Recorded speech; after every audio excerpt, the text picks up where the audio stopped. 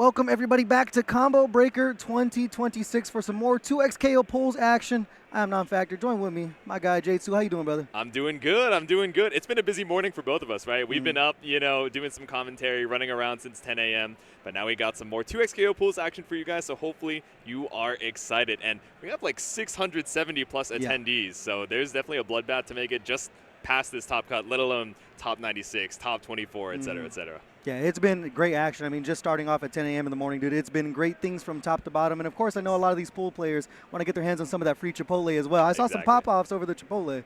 Yeah, it's popping off. It's interesting. You guys are going to be excited to see our first match of this pool's block is actually going to be a 1v2. So you got the duo over on the side, the solo holding it down on player one. So what is this? This is ActionJacksonTJ versus Rachiroth and Brusselsprout.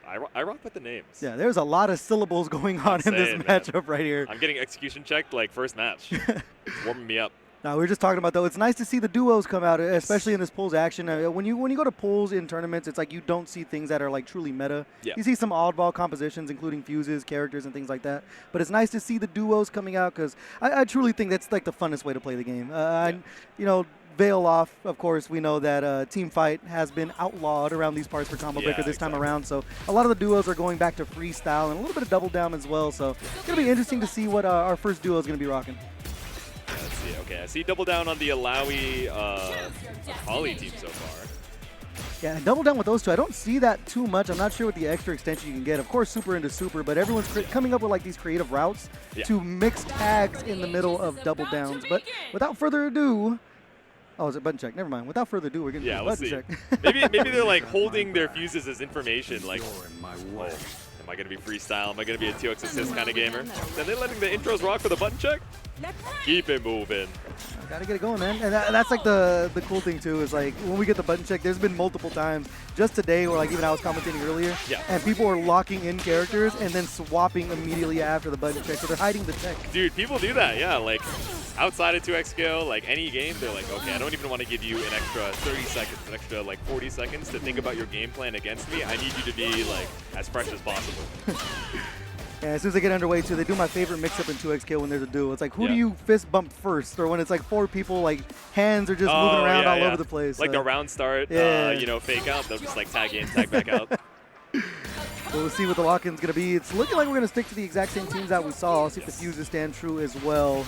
Looking like double down. So they gave us the real preview during the button check as well. But Yasuo Vi, not necessarily on Struggle Street, but a character that is, like, kind of been power crept by other characters. Of course, you know the 5L is such a good thing to mash out when you need to get yourself out of a sticky situation. And Yasuo, nerfs be damn, bro. That character is still so good at solo mix. Exactly, yeah. He's got the Swiss Army knife. He's been rounded out on some of the edges, but still a very sharp blade as we head on into things. All right, let's get into this first match right here. The winner side to start things off in our poll. And Illaoi, man, I think right now everyone's agreeing that that's at least like a top 1 or 2 character. Just do it all. And one of the only big bodies in this game that can truly play footsies because that 2M just the hurt box bro can reach all the way to Chicago. It's an excellent kind of stop sign button. Thankfully JS2 a little bit less powerful this time around, but fortunate drop coming out from the Vi. Coming back in now, though, our duo starting to look solid. Set up the Akali, smoke on the water. And this is where Akali becomes so dangerous as a solo character unless you're going to mash out. Like we were talking about earlier, man. Vi players got one thing in mind, and that's to put in damage. And a little too ahead of themselves, actually going to get punished off that Crater Maker attempt. Yeah, it's a couple of crucial drops coming out here, right? Even the non-super version just being a little bit uncomfortable. Maybe didn't have some time to, warm up before heading up to the stream match, but even sometimes just the bright lights that really get into your head. Yeah, we saw a bit of a happy birthday. Both players just, swinging for the fences early, not finishing a lot of food in their plates, but the openings are looking good. The game plan looking strong thus far. Yep. Chains tag it. You raw tagged through the overhead. Are we dead ass? That's pulls right there, baby. We just letting that thing rip. I don't know if it was like a messed up push block attempt, but just raw tag in the middle of the string. He just didn't let go of tag. He was like so nervous he didn't raise his hand off the button. He's like, wait, that works? Now left down to the solo Yasuo. We'll take it. Yeah. Oh, gets the full crumple from the tentacle there. I don't even think they realized what was going on right there. It took like 8 business days for Yasuo to hit the curve. They were like, did you let go of your controller? Oh, you're in crumple state. Oh, my bad. The JS2, my beloved. So not nearly as egregious of a button as it used to be, but by the time you hit the ground, still looking pretty similar. And especially when you got the assist behind it and Akali to seal out round 1. Yeah, you can start to see the vision with this team right here. It's just because the tentacles go down, and of course that's like Employee of the Month in this game. Is the tentacles do so much work, so you're able to get so much mix with Akali, changing in your air approaches with the stall, but right there, big time whip punish with the 5M. And we're just going to go directly into just anti-air, and again, we're swinging, man. Yeah, sniped up in the skies. Down tentacle. Knocked down in, running in for a little bit more. What a check there from ActionJackson to be heading over to the corner, and you're going to nullify that the tentacle as well. Yeah. All right, send out the Yasuo. Yasuo's still locked down. Got that lockout after the tag. Cool. That's great staggered pressure too you're seeing from this Akali. Gets the forward throw. Looking to charge up the smoke. The super isn't close enough, and that, I was going to say be a big time punish, but unfortunately dropped there. Sure you can have the happy birthday. Good damage on both of them. Tries to mash out of the corner here, but yeah, you got to spend that break. Keep that buy alive. Yeah, trying to recover that great health. It was a late break as well, but a good spot for that one. But right back in, our duo getting to work. Gets the smoke in the forward throw, enough to close it out. Looking pretty dominant from our duo here as the Yasuo left to their own devices once again. Yeah, while we have the solo mix, you still have your assist available even when they're down. Like, no break to your name. Lots of meter available for the duo. S2, not quite going to be the kill, but throw is going to take out both those characters. Game 1 to our duo. Yeah, and that's like the second time we saw them just sneak in the throw in the middle of the crowd. It just disguises so much, and I mean, that's kind of the objective. You want things to be so visually ambiguous that you can just start really doing what you want, but solid play from our duo thus far. Exactly. Are they going to run up 5L? Are they going to look for the cross-up or like run-through attempt? Are they going to send it with kunais, which can be so pesky when they're empowered by the Shroud as well, so... Looking solid this far and see how things open. Just immediately backdash, and there's that 2M we were talking about. Exactly. Such a great checking tool. We're just going to charge the down S1 there, right in the face, and the tentacle not close enough. Yeah, exactly. Just a little bit too far. The assist taking a little bit of extra damage here. Sorry, Akali, but trying to stop him where we can. Block super again. We're not in the morning pools anymore, but we're still a little late to the punishment. By the way, though, the end of the Crater Maker. Charging on inward, the forward throw. Yeah, I like the awareness from the duo there after the block super, right? It's like, okay, I also play double down. I know that you're trying to play off of the, like, you know, delay DHC mind games to frame trap me, but yeah, maybe leaving a little bit of damage on the table there. So Yasuo just, okay, tag launcher is probably not what you wanted, but at full screen, that whip isn't going to be too bad. Now we're getting to work here. Little car crash into the corner. Yep. We've been seeing this Akali player get so much mileage in the corner here. The tentacle still watching in the back. Run in, 5L. It's going to be a great opener here. Not too much damage on the board, but you can make things really plus if you come back in for a second helping, including that forward throw. Yeah, tentacle a little bit too far to find a throw. Kill confirmed, but dash on through with the S1. Backed up with Illaoi. Now down to the vibe. Got that emergency red button too with that level 3 just looming with the Crater Maker right here. Not going to be quite enough just yet, but now you're living in Vi's world. You saw the parry attempt there, but a timely break to go ahead and cover your tracks. Yeah, we've been seeing a couple of misinputs and drops from ActionJackson, but if that delay charge JH was intentional to bait out the parry, I think we're seeing a little bit more wind in our sails now. Pushed one from the overhead, and we ended up killing the assist. Yeah, hit the wrong character there, but still not able to finish the food on their plate as this Illaoi has a tentacle up. Didn't go for the anti-air, but still going to find the 5LL. Crater Maker not enough to close it out. So the question is, at what point do you just bust out with this level 3? Actually, they look for the S2 super. That's so unfortunate. Might have been a misinput. They might have been looking for the level 3 because you definitely don't want to set up all the tentacles just raw like that on screen. I think so. I think you had the right idea, and so did they, but sometimes the hands betray you, and you're like, oh, that could have been the round. Yeah, I mean, simple inputs be damn, man. Sometimes drops do happen no matter what. Now, our solo ActionJackson going to take advantage of that. Got themselves on the board. Ooh. 5L action after the whip JS2, but we're still gonna mash out post tech roll 2M, my beloved. Button of the year right there, man. Forward throw coming in. The mix is gonna be. Yes. Whip the button. Oh my goodness. Yeah, we're getting a little sloppy here, but the staggers. We got staggers at home is working out right now for ActionJackson. That's what I'm saying. We left so much damage on the table. We got a couple counter hit 5Ms, but we weren't believing in the scramble. Oh, QH Erin. Very preemptive to look for an Akali jump, but instead. Just gonna run up with the 5L, the infinite dash speed. Yeah, just getting mentally overwhelmed from the Shroud. No! Look for the parry off the jump. That's super unfortunate, but the break, just to keep the offense going here, you can look for the chip. That's exactly what they're gonna do. So the duo now, striking back, looking very strong, but I mean immediately off rip. Yeah, exactly. Oh, he's standing still for a second there, but maybe looking for a jump. Either way, that counter is going to go straight on through. Attack on a little bit of damage to the Illaoi too, which is a a little scary, especially when you got that sway straight into the Hyper Crater Maker. It was a rough game one for Action Jackson, but clearly has some wind in the sails now. Yeah, I mean, still a little bit of a drop here and there, not committing to like the 5Ms as you mentioned, but I mean, they're getting their damage in where they need to, and that is so important, especially when you're playing against Illaoi, because Illaoi is just kind of the MVP of the team. Akali's more there to annoy you and change the angles and find different approaches, but you want to get the muscle mommy off the screen. That should be the main objective. Exactly. It's like the Rage Bait Ninja to like wear away at your mental stack, and then Illaoi gets back on the screen, she's playing footsies with 2M, and you're like, dude, how do I hit her? Yeah. Akali's just the ganker. Exactly, yeah. Just poking in and getting out. She's there for visual noise. Okay, ran straight into the command grab. It's a good opening right there. Gonna spend the super for the damage. No break online just yet, and there's another forward throw. The duo's been so good at just sneaking in throws every time the Shroud's down. Yeah. Okay, a couple back dashes. Snipes up the approach, right? Because now you're like, oh, I have to deep dash to catch out your backward movement, but Akali can so quickly just cancel back out of it. Something like a whip punish there. Sword not close enough just yet. Break on point for our duos. We're just gonna match out the lights, man. Let's go. Blade Rip to the top of the sky, maybe being tricky with the air stalls, but brought right back down to earth by Akali. Just gonna let it rip. Unfortunate there. I'm not sure exactly what they were looking for, but no punish, so I mean, you're gonna take that any day of the week. Yeah, we'll take it. I mean, some of the misinputs coming out, maybe thinking Yasuo was gonna dash up for meaty, but you know, had already committed to the option before they realized, wait, Yasuo has not moved on the screen. Yeah, speaking of meaty, that was a meaty there to open things up now. Yep. Back against the wall, low on health here. There's another throw snuck in, and now our duo on set point. Yeah, there we go. I mean, Action Jackson does have that one game on the board, but we need one more round to try and tie things back up, bring us to the final game, final round. Holding on strong, but you're a little too far for that 5L mash out. Slowing things down here, getting back to the neutral, but of course the slam. So good from Illaoi, and now full screen, just trying to set things up or negate this incoming movement from Vi, but cannot be denied as we open things up there. The slide through, timely break. There we go, caught up with the 5M. Getting our damage in here, and now we're setting up the S2 super. I mean, it's full screen. You can kind of just hold down back and wait for it to go away. But it's we're gonna roll through a match as well. I mean, that works out. His full screen pollution, he was like, ooh, you want to sway so bad, and he was like, I actually don't think I do. Oh no, you can't get away with that. Yeah, big time back throw there just to break up the monotony. Looking at a good spot here. The JS2. Yep. 5L, no challenge from Illaoi. Staggering our offense here, but there's 2M.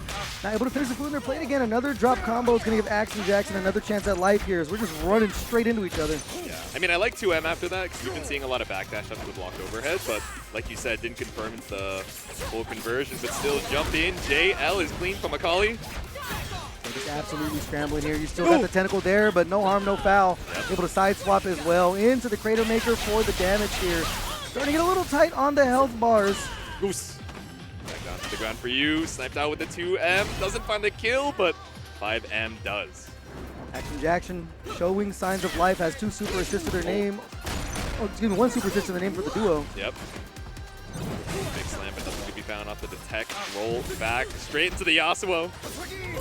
Oh, the tentacle. Almost close enough. Looking for the Rekka series as well, but the big time berry coming in from Action Jackson. Reach. Single hit confirmed. Not enough to close it out. The Fury still in line for the duo, but the back throw, of course. Now 1 round apiece. Yeah. Final game, final round. 1 game, 1 round apiece. 1-1 right now. Yeah, this one unravels. Action Jackson, a great start there. Yep. Setting up the projectile, just trying to see if the rollback was going to be an option to go to get the meaty frames off of that, but now just, these are 2 movement characters, man, especially from the run. They're just going to be dashing back and forth. And speaking of movement, Vi, of course, trying to get tricky with the footwork, but got clipped low. Oh, it's such a good conversion as well, right? You set out the Illaoi assist, puts the tentacle down, and then off the Akali S2, you get a full pickup. You get too much damage on the board, though. That Vi's still looking quite healthy. Oh, with the parry. I'm not sure they're looking for. They look for the parry, but this time you are going to get clipped, but still not finishing the combo, and you're going to have to pay for it now. That was like a DBZ auto combo. If my 5L whiffs, I'm just going to 5LL. The rock, there's the back throw. Time to get to work for Illaoi. Yep. Breaks to 1 point for Action Jackson. There's a 2M. They're going to do it to save the Vi. Yeah. Damn, send out the big slam, get Akali back in. Send this guy, take the damage once again. It's going to be about 50% down. Ooh. Yeah, a little bit too far for the neutral trump to punish the command grab, but finally sliced back up. Yeah, and with the cloud, you get that wall bounce, or that ground bounce, rather. Super enough to clip Akali out the air. On their last legs now, still trying to check low, but the assist coming in. Vi being the MVP. Now the solo Illaoi for the duo. There you go. Oh, I don't know if throw is what you wanted there from the full screen, but Illaoi still got a decent amount of health. It's going to be a while till you build up the Fury, though, but we do have that level 3. Yeah, not sure if you're going to have a chance for the Fury, but you do have that emergency red button. If you look for the gap in the screen, you could take out the Yasuo. Bit of a trade there, very close, just walking back. You got to watch your movement. Oh no, again, that's not the super that you're looking for. You have the 3 bars, and I know you're thinking about it, but at least you still have one to spend for the level 1. 1 hit apiece, no break on the board, and level 3 available for Action Jackson. Action Jackson, you could just run up and look for a chip kill with this level 3 here, or just dash up and sock him in the chin. That's going to be Action Jackson. 2-1, right? Yep, taking it 2-1. So that was looking, it was looking pretty dominant for our duo, especially starting out, but Action Jackson, oh my god, I get tongue twisted every time. Say that 5 times fast, but yeah. Actually, no, it's One Piece. Wait a minute. Hey, we got a little mix-up right there. Oh, you know what? I think because the button check, they put the score there? I'm not sure. Oh, maybe. Yeah, but it's one apiece. I might have lost track this entire time. I apologize if that's the case. Yeah, 1 apiece now. Action Jackson, though, was looking solid. Forcing the scrambles as well was very good for him. Oh, tricky stuff there with the Yasuo assist coming in. Crater Maker for the damage. Stop me if you heard that one before, but 50% down again. There we go. With the big knee, no assist behind it. Yeah, we're going to match out. Got the tentacle just chilling there. Not going to worry about though 2M conversion. Forcing the break from the duo here, but good old JS2, man. Ooh. Yeah, big whip from the 2H there. Yeah, it's still challenging with these mediums. I mean, of course you are if you're Illaoi, bro. It's some of the best buttons in the game, whether it be the 5M or the 2M, and now getting sniped out of the air here. The break still on deck for Action Jackson. They ripped the super. Now able to get a conversion off of it. Looked like a trade with the tentacle, so worked out well for the duo. Okay, JS2 from downtown. I love the sway back, but yeah, you still have the Akali to worry about in the back. There's the Shroud taking in another forward throw. We've seen that all set long. Yeah, break doesn't reach the hook of the command grab there. Coming back in for a second help. He's just running at them. Is this duo here? The emergency super not going to work out here, and this time we are going to get a fully optimal punish, and that's going to be a dead. Never mind. I thought he was going to kill too, but there now we go. 5M Yasuo reaches the skies and able to secure the kill on Yasuo. Solo Vi now. One thing about Vi, man, you got some defensive options with the parry and things like that, but now you don't got to worry about it. Swap sides in the middle of that combo, so now you got to Illaoi back into the corner here. Oh. Can't imagine that's the super you're looking for, but again, these missed input throws have been so rough for the Illaoi. At full screen, on looking for the punish. All these chances are just given here, and Action Jackson's going to take it all the way to the bank. The blocked Crater Maker, though, another drop, and another drop there. We got food all over the place, J2. I mean, we're seeing the nerves back and forth, right? Especially when you're on the precipice. You're on that set point finally. Yeah, just spaghetti all over the place, but Action Jackson now, in the blink of an eye, man, in the middle of all this chaos, now on set point. Okay, finally finds the triple reco, but just rolls forward, was not ready to catch it. Oh, but ready to catch JS2. What an anti-air, man. That thing's big. It reaches to the high heavens. Coming back in, though, able to jump out for free. Of course, the cross-up off the JS2 going to be working out there for Illaoi. Now the Akali coming back in. Still has the tentacle to back yourself up. We're trading. Ooh, swiping at the skies to try and catch out a jump, but instead whipping 5L. Still able to falling button on the way back down. But again, we've been looking for a lot of these commandos, so instead we're just going to roll through and look for our punish after. Yeah, great work there. Now back to the wall. There's another Shroud. At some point, we might see another forward throw, man. It's one thing. They've just been sneaking it in so much, dashing through. Oh, the backs away. Oh, my goodness. Yeah, really leveraging the projectile angle super well. I mean, the Kunaz can be super tricky when you have the Shroud ready to empower them, but now we're keeping it with the basics. Illaoi looking for the slam. The 2M forcing the break there. Yasuo coming back in. Oh, that not reaching. It was a good jump in, too, over the big tentacle slam, so unfortunately just whipping right behind the back of Illaoi. Still slowing things down here. Neither player really committing until the JS2 again. The cross-up. Yeah, we're getting a lot of stray hits, man. The game plan is working to get your hits, and we are just not finishing the food on our plate. Yep. Ooh. Back down to the ground for you. Again, we're just doing a lot of these roll forwards, right? We're not doing kind of the neutral dash button to see where they're looking for, so we're swinging at ghosts. I mean, we're almost dead even on the health bar here. 30 seconds left to rock. There's the tentacle slam. Akali coming in to finish the job. There we go. Yasuo left here as we're getting very low on the timer. Yeah, Yeah, 25 seconds left on the clock. It's pretty even on the combined life totals as well. Hard to kind of tell here. We're sending it with the JS1. Both players are so close to building up the level 3 as well. You know it's got to be looming at some point as we get the dash with the Akali. No, confirm the forward throw. Here we go. Level 3 online. Yeah, health advantage for the duo right now. 10 seconds left on the clock. Level 3 available as long as you don't drop the shuriken. Keeps you alive and brings us for real this time to final game. Final round. Yeah, the buzzer beater there, it's just been absolutely scrapping, man. It's been a bar fight between these 4 characters. Yes. And you're just swinging for the fences, sometimes at nothing, but either way, it's entertaining to watch. Yeah. Damn, after the tag, we just looked for the throw. We were like, I don't believe. Oh, but didn't punish on the whip parry.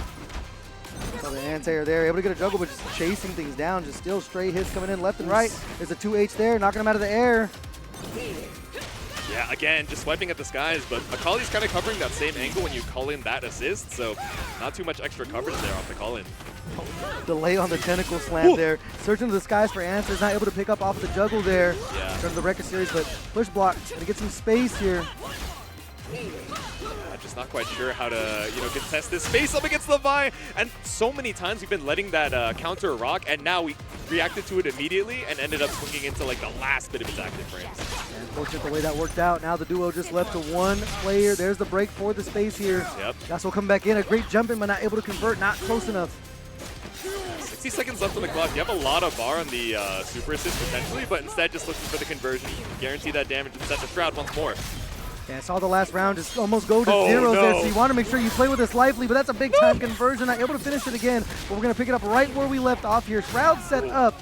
How do you do now? Just Vi with a sliver of health for a nice little chunk there to make things work, but also sitting with that level 3, and there it is. Is it going to hit the cease and desist from downtown? I'm not sure it's going to be enough to kill, but it's going to hurt.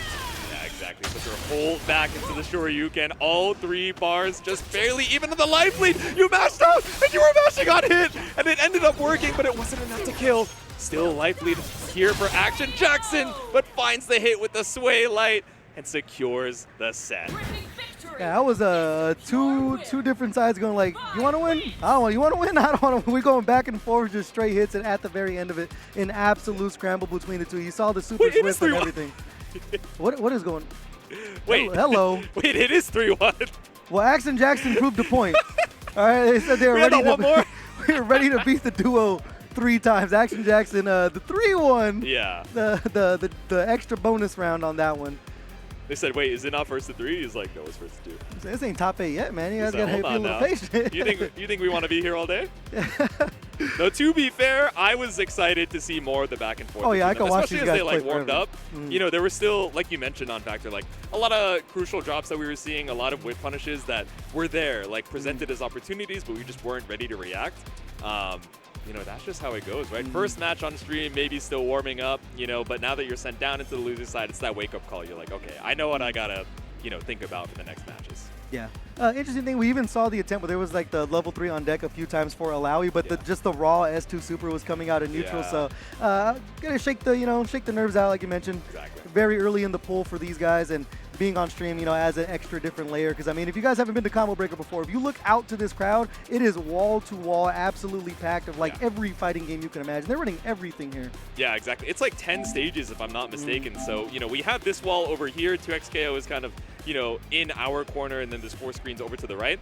I walked over from the other side of the venue that's hosting, like, Grand Blue, Uni, Invincible Versus, and so many other games as well. And, of course, there's a BYOC area where you guys can see some of the indie devs bringing some setups, of course, some folks trying to run side brackets and just run a bunch of casuals that they'd like to play as well. Yeah, you can see Uni, Type Lumina, Invincible Versus over there, and also all the booths in the middle. So if you guys are watching from the hotel room, make sure to stop on by the venue when you get a sec, because there's just so much to explore.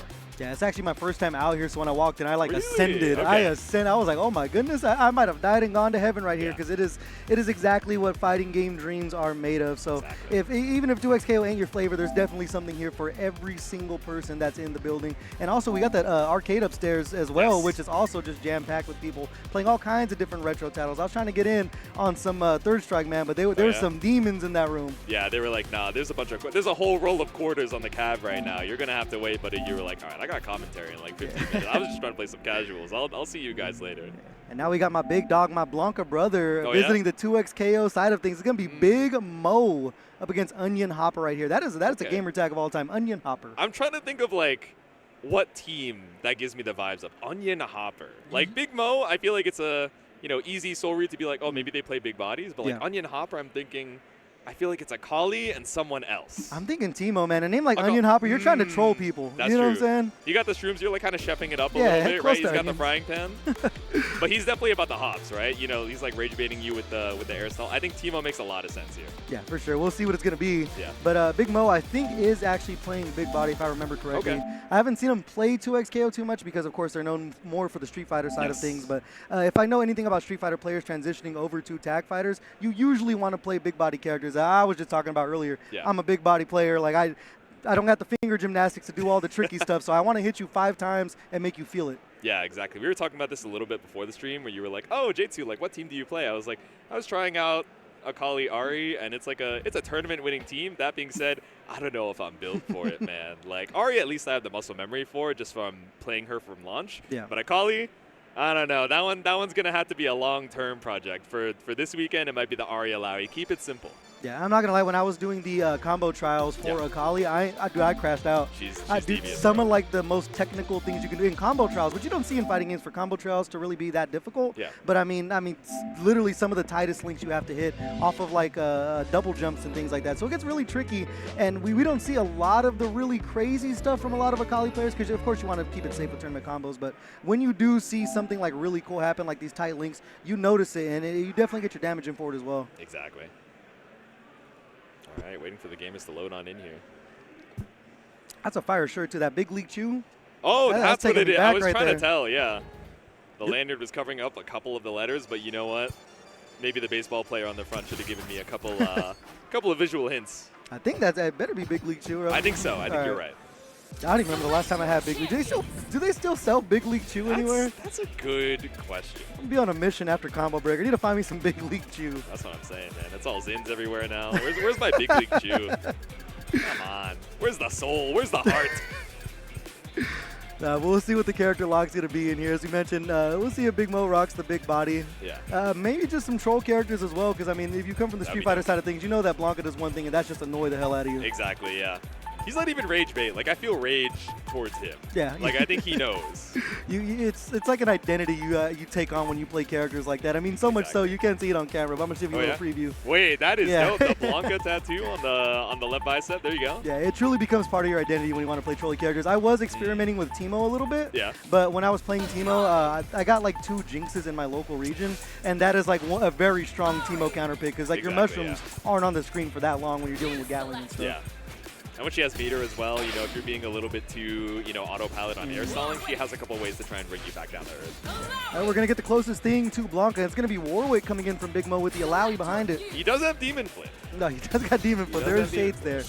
And I'm not going to lie, man. There's been a lot of talk of Warwick being like bottom 1 in this game. I'm not going to fall for the propaganda. I'm not going to fall for the propaganda. That 5M still hits a country mile. That's what I'm saying, man. Like, the overhead is a reasonable move now. Oh, no. I'm sure this character is awful. Like, I'm 30. I ain't reacting to it anyways. It's 21 frames, 27 frames, 32 frames. I'm still getting hit. You make it a 60-frame overhead, and I still got a 50-50 on it. I block or I don't. All right, let's get into it, though. And it's going to be Big Mo coming in with the 2x assist with that team as well. Onionhopper, the Akali Ahri freestyle, which a lot of people think that's probably the best team in the game right now. You're able to change your air approaches so much between the two, whether it be air dash or the double jump. But right now, Big Mo doing a good job of just corralling the ninja currently. Yeah, I mean, this is such a difficult team to bring back down to the ground, but that's if you're properly being tricky enough with your air movement, right? If you go for a lot of IADs, a lot of like double jumps that are predictable, you'll have a way to bring it back. Thus far, Big Mo doing a great job of just sticking to his guns. It's been one track mine, and the track is damage right there, the S1 Super. That thing does so much damage. It does not scale at all, so definitely with the Doctor Order there. And now, Big Mo on the verge of a perfect to start things off. Yeah. I mean, just been keeping it clean. Okay, hold on to the run. Looking for the command grab. You did roll out of the corner, but it didn't let you escape, so a perfect for Big Mo to start things off. I think that might be the first perfect of the day as well, so Big Mo gets to take that one home with him. But now Onionhopper back online here, looking a little bit stronger, but check with the 2L handshake tag. A little too late there. Oh, yeah, you can't be looking for wake-up attack up against the Demon Flip. It's so high in the sky to look and bait it out. Coming back in for a second helping, trying to go air to air, but of course the air superiority coming in from Ahri here now. You have to pay for this limit strike. Didn't set up the projectile behind it, and they put themselves in the corner, forced to use the break. That feels bad. Yeah, tough stuff. And you went straight to the projectile. Yeah, so smart run coming out from Big Mo. J2H there, the cross up, but it's not going to matter because Big Mo, the Warwick, going to be able to take Ahri off the board. Now, we'll say Akali not necessarily struggles as a solo character, but the damage just isn't quite there unless you spend a lot of meter. Yeah, exactly. Ooh, yeah, trying to be tricky, looking for the air stall, but that is a lot of recovery on your way back down. Warwick is going to chomp on through. Yeah, and of course, it looks for the tag out. Let Warwick get a little bit of that great health back. Yeah, just slowly coming back online. There's the S1 Super again, as we mentioned. Just so much damage coming out of that thing. Staggering the lights, the push block to get some space, but a big-time anti-air. It's going to put Big Mo up one game. There we go. Keep it simple. And we talk about the air mobility from both of these characters, but again, if you're being predictable with the approach, I am always IDing with Ahri. I'm always jumping in JH with Akali, then it just gets so much more linear to bring you back down.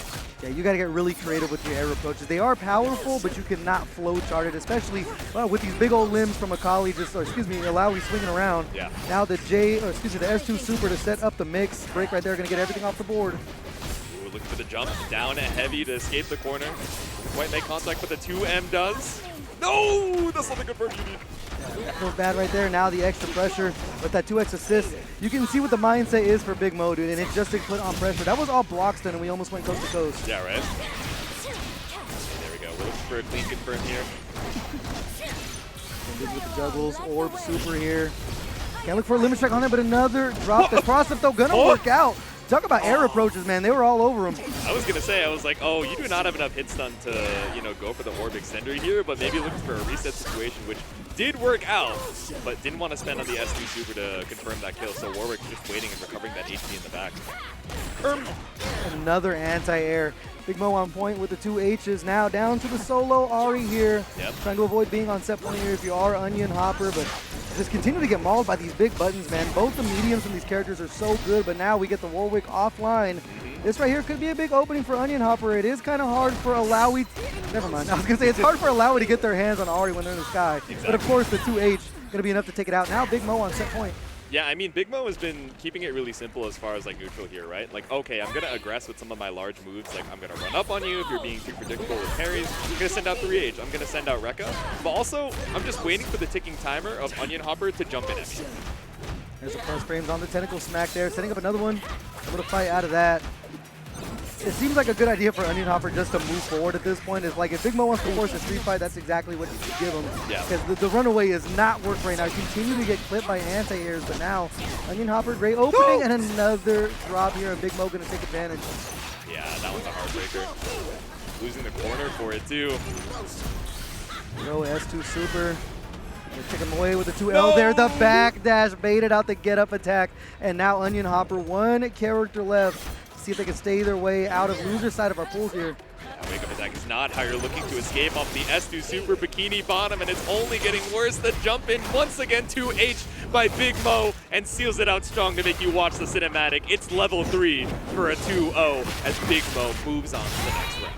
Yeah, I mean, just the game plan worked to perfection there. They were just going to swing their big normals and catch these flying characters out of the sky, and that's exactly what happened. Yeah. As you mentioned, just keeping it simple. Even the pressure was simple. It was just a lot of Warwick Rekka with the Illaoi assist behind it just to keep the block string going and really start making you second guess. Both of those characters necessarily don't have like the best mix in the world when they work together, but solo with Warwick, you can still force the high lows and things like that. So well played by Big Mo. Yeah, exactly. And I mean, good recognition that like my opponent has all this air mobility, but they're not doing air backdash and stalling out with like air fireball on Ahri. They're not doing, double jump, call assist to safely get some space or see if I'm looking for an anti-air. So every time they jump forward at me, I'm just going to 2H. And not having to deal with any of the mental stack of are they going to bait me, are they going to not, just made it so consistent throughout that set. Yeah, I was just Big Mo, just 2H. Like, if you say so, bro, I'll do it again. Yeah. We'll launch you in the air, but going to move on to our next match here. I think we're going to have Tay and Trace Legend. Actually, it's going to be another duo. Ooh, okay, so another 1v2, so Trace Legend and Vanni. So I haven't gotten to see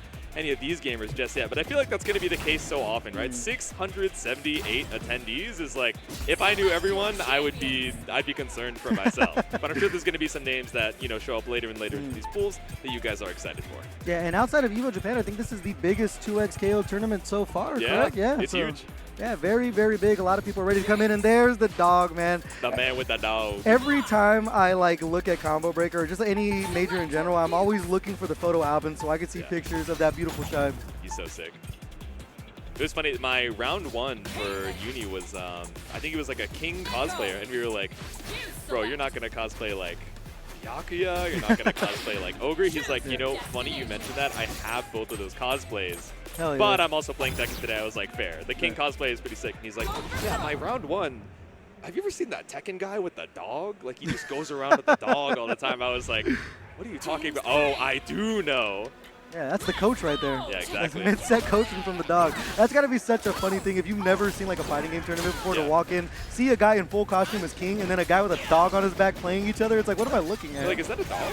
Is that like an animatronic? Is he like pretending that it's, no, it's actual dog. Oh, that's what's up. Getting the button check out of the way now. Going to see what the character lock's going to be.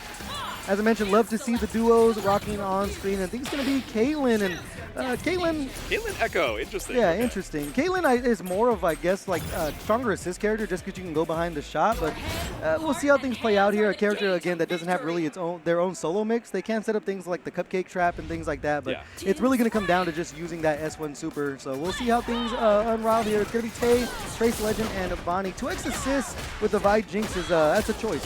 Yeah. Interesting. I mean, really nice for Jinx, right? If you're focusing on Vi here and you just want double rocket assist, like, I think that makes it. That's like 2 happy birthdays! Yeah, thankfully you fell out this time, but look at all the damage we've gotten in just 15 seconds. Duo looking solid thus far.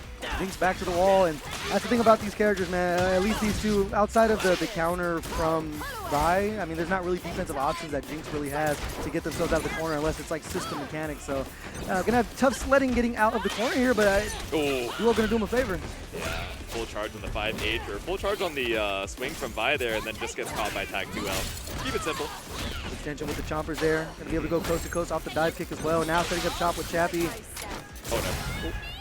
Oh, we caught the Jinx behind, but we actually slid right under Sway to go past the level 3, and now it's a 1v1. Busting out the tricks here. See what the Ekko has in store. Just immediately swinging the 5M, retreating guard there, getting some breathing room. But you know, Vi players, if they're backdashing, they're plotting. Exactly. They're plotting the incoming. Right there, the incoming swing. Yeah, but I love the rewind there to catch out the whip on the S1, just waiting for that opportunity, and now level 3 secures round 1. Yeah, gonna use the animation, do a little talking, reconvening with your duo there, but well played from both sides. Even in the middle of the scramble, still able to find the hits, getting in, and really lock down Tay in the corner for a majority of that round. Yep. Pretty even on the break situation here going into round 2. We're just gonna back up, set the trap, try and snipe out the assist for some extra damage. There's a launch there, drop their combo. Yeah. That's another thing. We were talking about technical characters with Akali. Yes. Caitlyn, surprisingly, one of the most technical characters in the game to like really get a lot of her stronger combos off. Yeah, which is very funny because for any of you guys who have played League, Caitlyn is a very straightforward character like in League of Legends. She's like, oh, I have mad range, but otherwise there's not a ton of mechanics I have to worry about. Meanwhile, Caitlyn in 2x KO is like kind of the opposite. That is another combo trial that made me crash out. That last advanced combo, I swear I was doing it for like 27 minutes, and I was like, all right, man. But so far, our duo looking pretty solid. Almost equal on health here. See the run M come in. Now to save the space, and this is what you want to do if you're Jinx against Ekko, is use a lot of the Skybone to create that space. But the duo so far has done a good job of closing distance. Yep. Ooh. There we go. 5M start. Send it on the timeline. Oh no. Yeah, not quite the combo that you were looking for there off the double bar spin. Now no parry opportunity either. Bennett all in the wake up attack. No! I need you to block. That's big in the Ekko off the board. Caitlyn, not a good solo character at all. And then there's no super assist to defend yourself either to get some space. So it's going to be tough sledding here for our duo. It all, unfortunately, and left so much damage on the table. So now Caitlyn struggling to find her way back out. Like, Caitlyn versus Jinx is not the worst in the world, but knowing that the Vi is potentially in the back definitely makes it a lot more scary. But we got the slide. No! Oh, yeah. I was like, you better hit that shot, man. It looked like me looking down A main, bro. You better hit that thing. Exactly. Don't miss.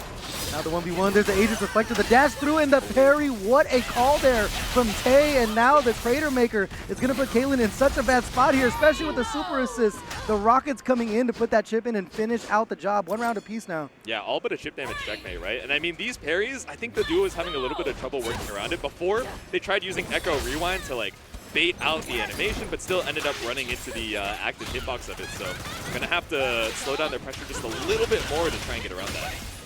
Yate handles it here. Gonna be able to get the tag launch as well, and now you can really set up shop with Jinx here. There's the chompers. Keeping Ekko in jail there. Just dashing back in. No one punish off with the dive kick. Yeah, hold on to the minigun, but still not able to keep pressure with the Vi. Just goes a little bit too wide, so now the duo able to find a hit with Ekko. Set things up here, get the knockdown. Should be at the limit strike into the cupcake. There we go. And oh, he just right back to the well. 6S2, 6S2, 6S2.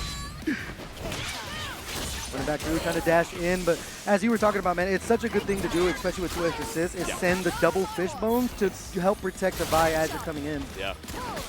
Vi's definitely going to need that protection. A little bit of time needed to try and get that gray health in the back. I know it's going to be tempting to send out the double lariat assist. And this is where Caitlyn dropped the combo, but that's where Caitlyn really thrives, is when they play at that life advantage, then they can start playing keep away with the rifle and really start giving you a hard time coming in, but it's not a hard time there with the 2L opening things up. Yep. Oh no, just barely didn't dash far enough, so the 2M is not going to get you the full confirm that you need, and Vi shot off the screen as the duo takes game 1. Yeah, a bit of a scramble there, but still able to keep things under wraps with the Caitlyn.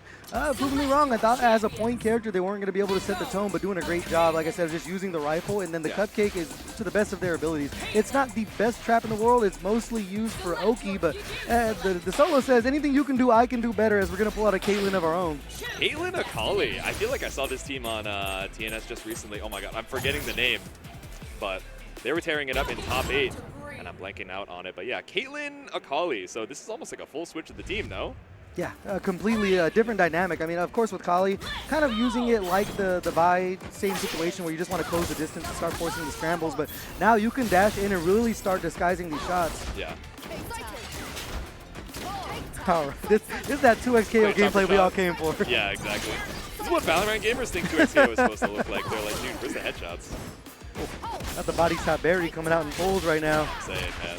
Dancing with the cupcake here. We're going to go S1 super for the shot. No! That dropped? Oh, no. I can't believe it. Yeah, ping too high on that one. Yeah, I guess so.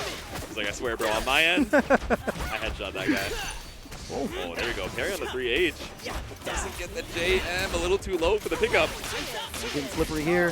Ekko coming in to close the distance, and now just disguising all of it. And the shots coming in, but unfortunately, you are going to get clipped now. Tay going to be taking down Caitlyn. Their Caitlyn's looking pretty solid. The character swap working out this far. Yeah.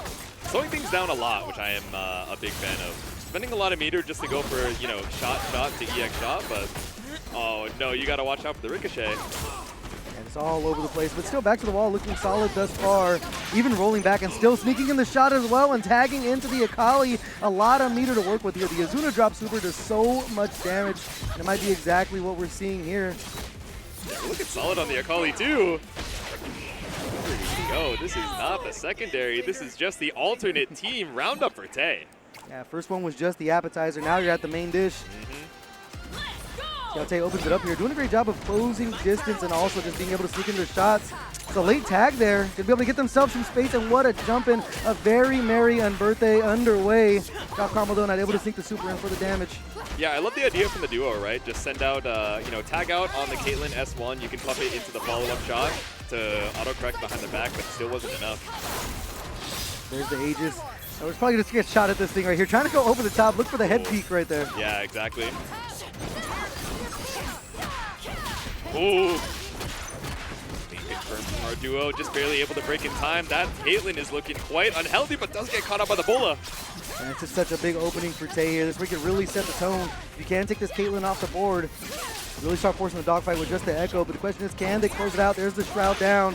Able to send in the Ekko as well. Just making sure you get some of that gray health back on the Caitlyn, but the parry is going to put in a world of punishment for Ekko unless you drop it again. Yeah, off the 3H and just panicked in the parry. That's one more meter down, but still one more meter available. If the parry opportunity presents itself, it's scary to put Caitlyn there. So you ran into body block, and now you're eating even more damage for him. Yeah, what a check with the 5M install online. Time to get tricky with it. We're going back to back. Little fancy footwork there is going to be able to close it out. Doesn't even need the headshot, but it'd be extra damage to boot here. And now Caitlyn left to their own devices. Yeah, and like you said, right, this is a character that can be definitely pretty tough to play solo. Not only because her movement can be okay, maybe with the air dash we're moving a little bit crazier as far as the footwork or the air work goes, but still not having the threat of being able to tag into another character just makes that movement just so much more linear. Yeah, the leg shot enough to finish it off, but now, I mean, the objective obviously is just to play keep away here. Able to get out of the way of the super. Gotta watch out for the chip here if you are Tay, but in the middle of the chaos, getting sniped out of the air. Now our duo on set point. Yeah. Like the idea, try not to give up too much space and challenge with the Bola air dash, but it's not going to work out. That being said, we send it out with the double shot. We get that burst out, catching you on the way back down. Yeah, early break, do not want to hold the damage, especially when this round is so crucial. Now we're just filling up the screen, able to go ahead and convert into another S1. That's a collateral shot. Yeah, the double headshot. The Kilimanjaro. Okay, break available for Tay. I have not heard that in so long. That's what I'm saying, man. It's a nostalgia trip. Not quite the double kill, but again, more collateral damage coming out here. Set point for our duo. And it's smart there to pop the Fury as soon as possible. There's so much gray health on the table for Caitlyn here. And now, I mean, you're getting the damage in, but you're also wasting time getting your gray health back here with this combo. The S1 super, not enough to close it out. But of course, that super assist, man. Akali's assist, not the best in the world. That super assist, though, is a different story. Yeah. I didn't even realize it did OTGs as well, so a lot of good synergy with folks that have great moves that end up bouncing off the ground. Clean pick up with the Akali super assist. Every spend of that meter got you so much. Tay clutching up right now. Now Caitlyn beat Caitlyn. Gonna be a lot of shots popping off here. Now you're just getting out of the way in this part. This is like the 1v1, dude. A-Long, who's gonna get the shot first, unless you're gonna clip him out of the sky. And the duo gonna be taking it 2-0 over Tay. There we go. And I like the switch. It was working out really well, and it seemed like both having the mobility of Akali to, you know, switch things up as far as, okay, I have double jump, I have incredibly fast movement that maybe wasn't working out well compared to, you know, my Jinx, which is kind of like more burst but more linear movement. And the Caitlyn as well, which I think was doing a really good job of like, oh, you guys are right. This Caitlyn is an incredible support assist, so I'm going to have her in my back pocket as well, but damn, the duo was still able to clutch it out, even with some extra wind in their sails. Yeah, just doing a great job of playing the keep away game and then also closing the distance as well with the Ekko. So, I mean, well played from the duo, man. Yeah. I love the synergy. That's like the cool part is like you can see when a duo is like, let's have fun, let's register as a duo, let's play a combo breaker. But you can tell when a duo is like these guys play together all the time, and that's kind of what you saw. The synergy was definitely on point between those two. Yeah, exactly. When you see the sync rate just increase live, you're like, oh, they are in each other's head. So it's super sick to see. And 2xKO has been super sick to see. So hopefully you guys have been enjoying this pools action. And don't go anywhere. We got some more right after these ads. What's good, what's poppin'? And we are back with some more 2xKO pools action. Once again, Jetset and Non-Factor bringing you the commentary goodness. How you doing? Hey, it's been great stuff thus far, man. I'm having, you know, I like to be in this seat right here instead of on the other side because I get to watch the chaos happen. We've had some chaotic matches, to say the least, from what we've seen so far. Got some duos mixed in, some characters we really don't see. We saw some Caitlyn on stream just before we took a break, which is nice to see. I actually saw 2 Caitlyns, and one of them was part of a duo team, so it's nice to see the character spread and all the different things that we have going forward. But next up, we're going to have Zane and a Dr.Fraudulent. Yeah, so this is going to be a winner's qualifier match, too, so lots on the line here to try and stay alive on the winner's side. Yeah, I always love it when some Chipotle's on the line right there. The Chipotle match always better than the money match. And I think I was looking at Zane's badge right now, and there's like this weird drawing of Beerus on there. I can't see exactly who it's supposed to be. See. What is that? There's no way. Oh, Sage and Beerus, the new one, the holographic, just lost. I got what's it called? So that same artist, I think they go by Jelly. They were like, "Oh, Jates, are you pulling up the combo breaker?" And I was like, "Yeah." And she's like, "Who's your main in your fighting games?" I was like, "Oh, I play Lene and I play Zeta." And they were like, all right, I got you. See me before my Grand Blue pools. I was like, word. I can't show it on the camera right now. It's like in my bag, but I got a very similar Jetsu Lene waiting for me to put on my badge. It's crazy. They have a lot of them too. Like I checked into their bag and I just like rifled through. I was like, you got mad stickers, dog. How does it feel to like have a sticker of yourself? It's excellent. I can only imagine Sejam being like, yeah, my face is everywhere. Yeah, bro, people use that as their PFPs on so Twitter. Funny. It's got to be the weirdest thing. And then there's that one guy that got a tattoo of that picture, which was like a whole different level. That one is crazy. I don't know if I've ever had the thought of tattooing my favorite commentator's face. Maybe one day, maybe when I grow up, I'll be like, you know, maybe it's time. Yeah, you got to be a little different for that one. Exactly. But let's get into our match here. It's going to be the Ahri and Akali, as we mentioned. Definitely agreed upon, unless it's button checking, the best team in the game right now, especially coming off of that freestyle. And Dr.Fraudulent with the Ekko Warwick freestyle, so it's going to be mixes galore. The high low is going to be very important here, but Zane off to a great start. Limit strike and the fireball setup. Ooh. There we go, little JL action out of the skies. Didn't find a full confirm, but instead jumped one more time. Didn't get the OTG, but oh no, what's happening? Okay, we're still getting the hits, but definitely a couple uncharacteristic draws from Zane. And it's rushing on in there. That's going to be a very quick dead Ekko, and Zane looking in the driver's seat right now. Yeah. But he didn't even have assist to back up that spear rush. He was like, no, I believe. I'm going to put my whole back into it. It's the power of friendship right there. No anti-air attempt. The 2H is going to come out of there in the air stall, but no harm, no foul. Dr.Fraudulent back to the wall here. We're slowly getting over there. Going for the low on the Warwick. Still has the Fury as well if you do get the life, you know, a little more even out. Oh, yeah, just a little bit too far for the throw.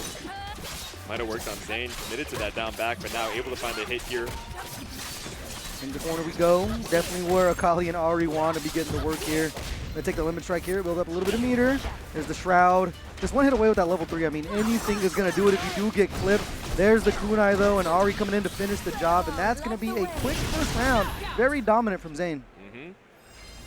Keep it simple, didn't even have to spend the break. Good chilling. See how Dr.Fraudulent reacts here. Didn't really get a lot of the Warwick nonsense started, and unfortunately going to be caught with the big opening. Force used the break early there to keep the Ekko healthy.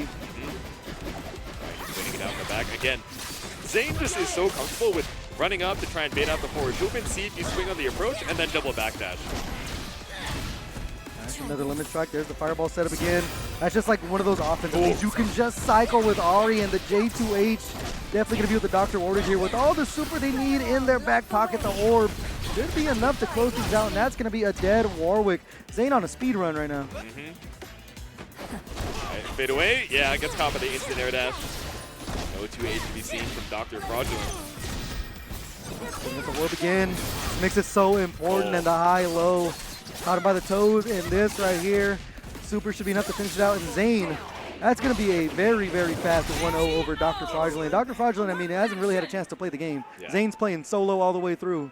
Exactly. Off that last Oki setup, he was like, all right, I have all the frames in the world. Like, you know, I have my lockdown behind me. I still have one more freestyle attack. He got hit by the mid, and he was like, all right, I guess I'll just find my kill. Game 1. Simple and clean, just like that. See how Dr.Fraudulent tries to show a rebuttal here. It's a good opening.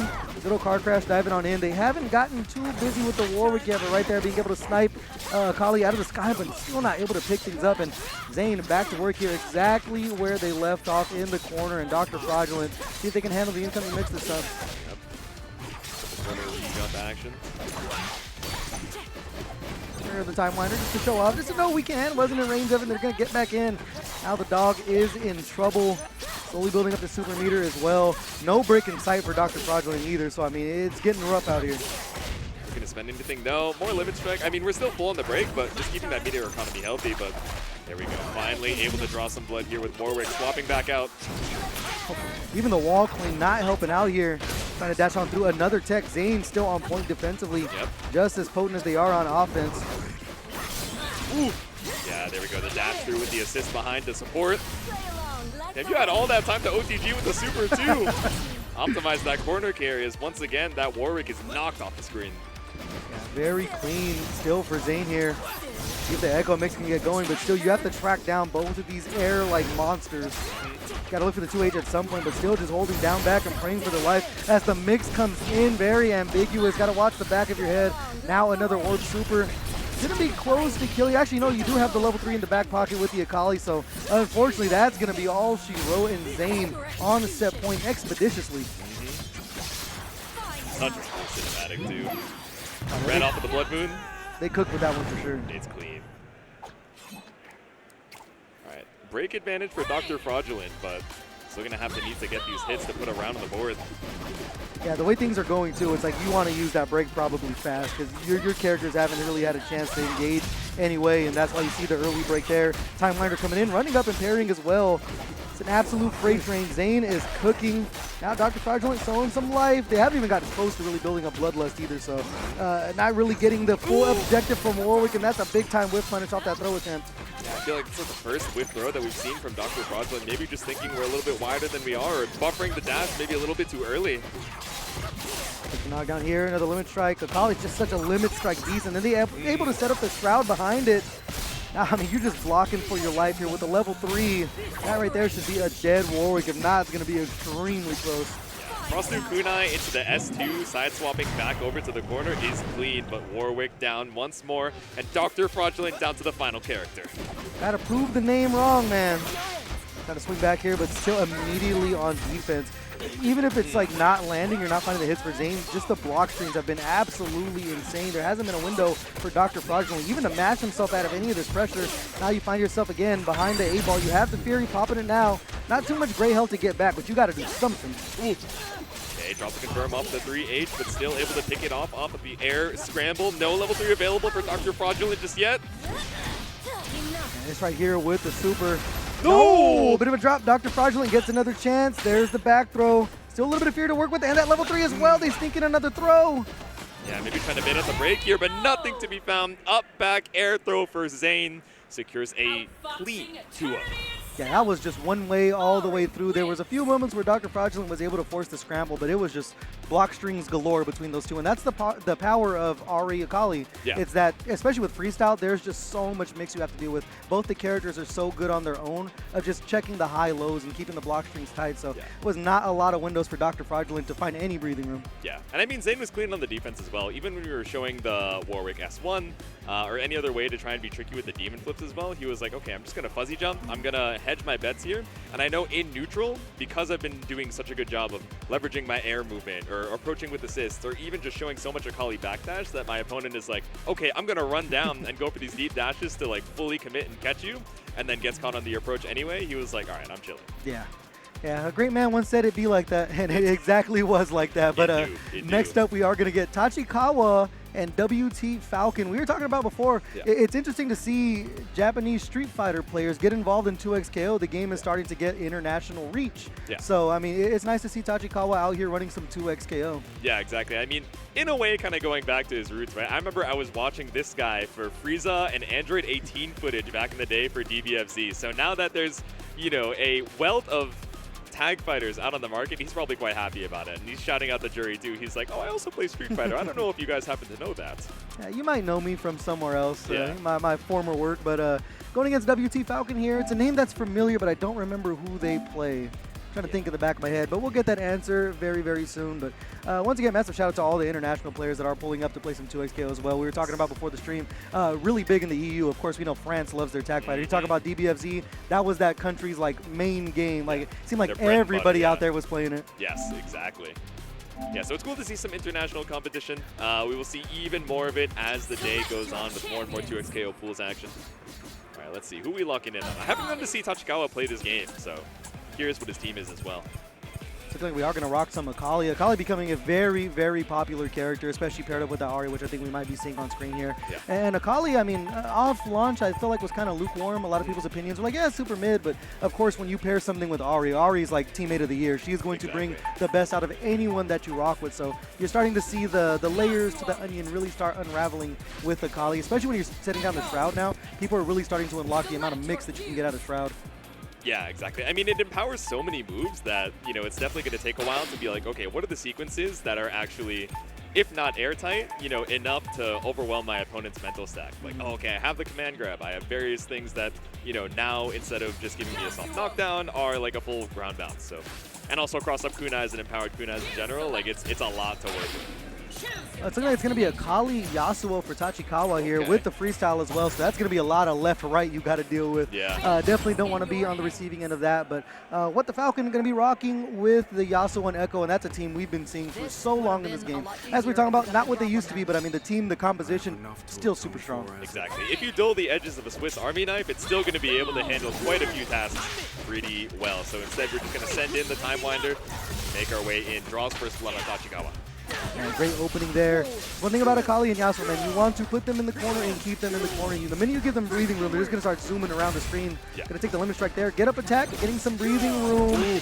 Yeah, that's big time right there. You're able to juggle the Akali again, but a drop combo. Yeah, I think we were trying to delay to try and make sure that happy birthday stayed consistent, but a little bit too long of a delay and left some damage on the table.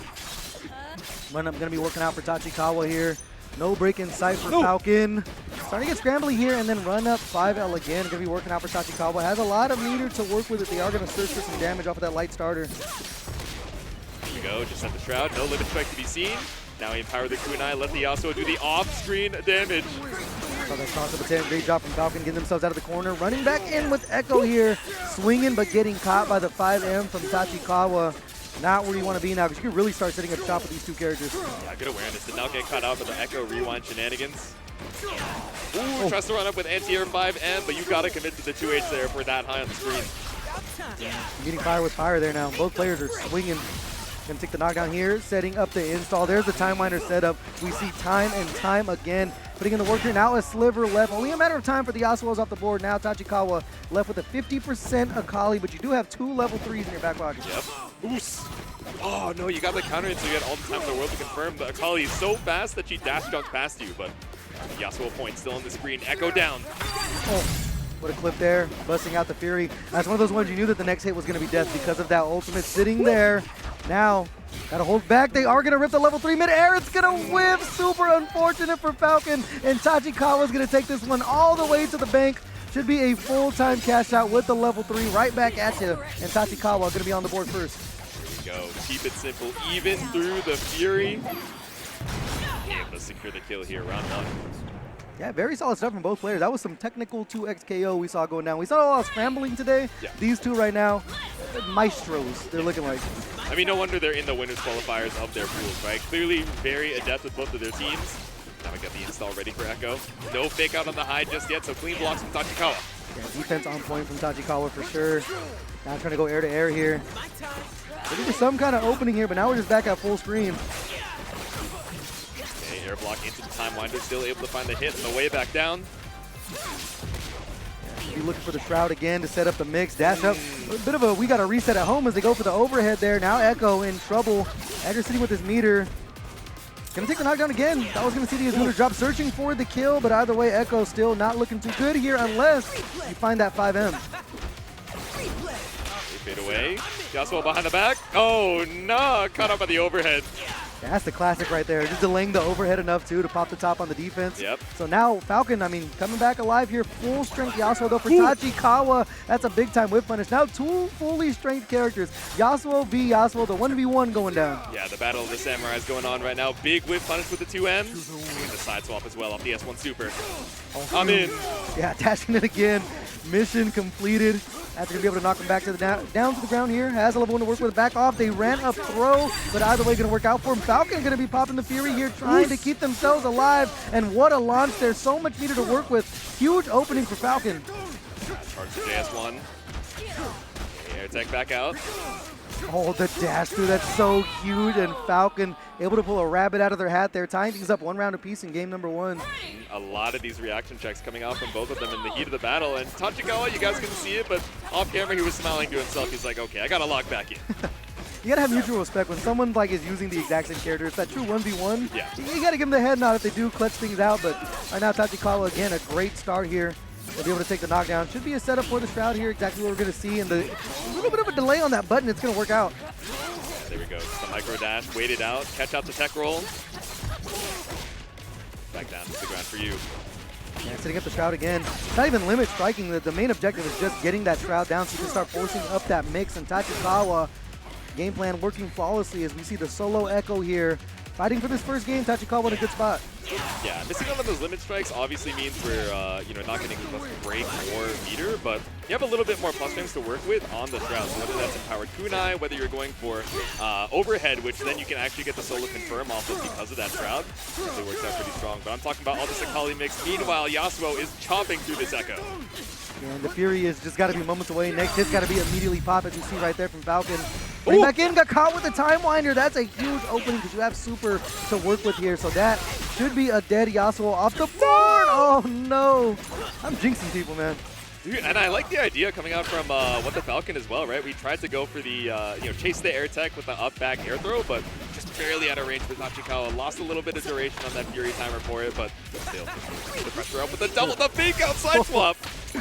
Left, right, left, right. That's what we were talking about here. And now you get the full extension. Not going to be able to kill here. You are going to get the Limit Strike, setting up the install. This next interaction is so huge. Look for the throw, but 2+ for their own good is the low lands for Tachikawa, and they're going to be taking the first game. And smart mash out from Tachikawa as well with that whip throw. I'm assuming the idea there is, okay, I've lobbed the Time Winder. It's right on top in the middle of my character model. If you mash 5L, you're going to mash into the Time Winder, and at worst, it'll trade. If that's how it goes, maybe it's cleared when you hit the Ekko, but you know, just going for the low to avoid that entirely was so smart for game 1. Yeah, minding their P's and Q's here, but another great start for Falcon. Over the corner now, taking a Limit Strike, and here's the install. Not going to use Time Winders, using the install raw for the pressure here. Delay there, getting tricky with it as Falcon. Yeah, there we go, finds the break point. Break right back, we're trying to hold on to this quarter pressure as much as we can, but so much range on that Akali has too. Not wanting to hold that Shroud either, just to get up attack to get some space here for Falcon. Looking pretty good in the driver's seat right now, just throwing the Time Winders to fill up the screen, chasing down Akali to 2H. That is a huge conversion into the Yasuo there. Now a solo character for Tachikawa as Falcon is striking back pretty well. Yeah, actually got you with the off the backboard, man. He was ready. Little solo lob, NBA Street out here. Yep. Now staggering their buttons coming back in with the Ekko. The mix has started to become on point. The layers are unraveling as we were talking about earlier. Falcon really starting to bust out the tricks here. Ooh, behind the back. And the JS1 as well. Damn, and an extra juggle with the Time Winder as well. It's getting chaotic. It's a DBZ episode out here. Did you mash? Oh, you did, so you got caught up by the Slice Super. Coming back in for a second helping though. Something going to the stance, that's a big time whip punish off the anti-air attempt. Tachikawa still showing signs of life. It's a bit of a mountain to climb, but you got a little bit of meter to work with here. Build up to level 2. Not that it's going to change whether or not this kills, because the level 1 is lethal. 1v1 time. Emergency button on deck for Falcon. Actually, never mind. It's just super assist all the way through, but that throw is going to be a great start. Hey, so nice, we'll show it twice. Able to get the extension. Time to guess for your life if you're Tachikawa. We're going to slash back down again, and now Falcon back on the board with the round here in game 2. On the break now. Right. Looking for the jump forward. Does avoid the slash from Yasuo, but still ends up putting you right between the assists. To be able to take some form of Limit Strike here. It's going to take the knockdown raw. Little dash up, 2L, reset, tick throw. Breaking it up.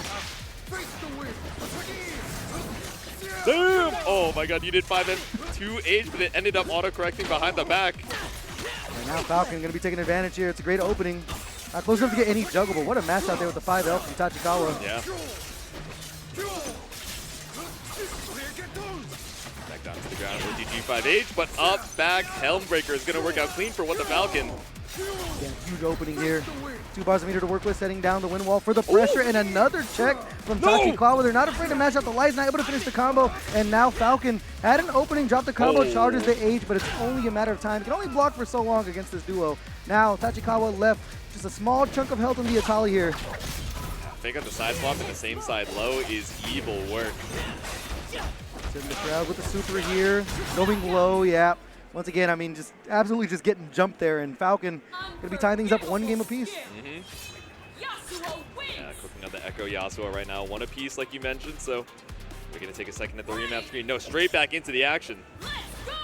These guys being very high octane right now. The offensive pressure is definitely pungent from those two in there. The cross up again coming from Tachikawa. Both players doing such a good job of getting all the mix in from the short hop of Yasuo, but now Falcon, I mean, the scrambles just continue to turn out his way. Now you get the side swap as well to make it even better. Yeah, the dash under was clean. Secure the corner situation. I say as Tachikawa fights right back out. Again, up back. Helmbreaker has been giving Tachikawa a lot of trouble. Time Winder extension, that's big. Able to get the combo off it, but still running back in for a second helping. Great defense from Tachikawa. Yep. Didn't land in time for a 2H.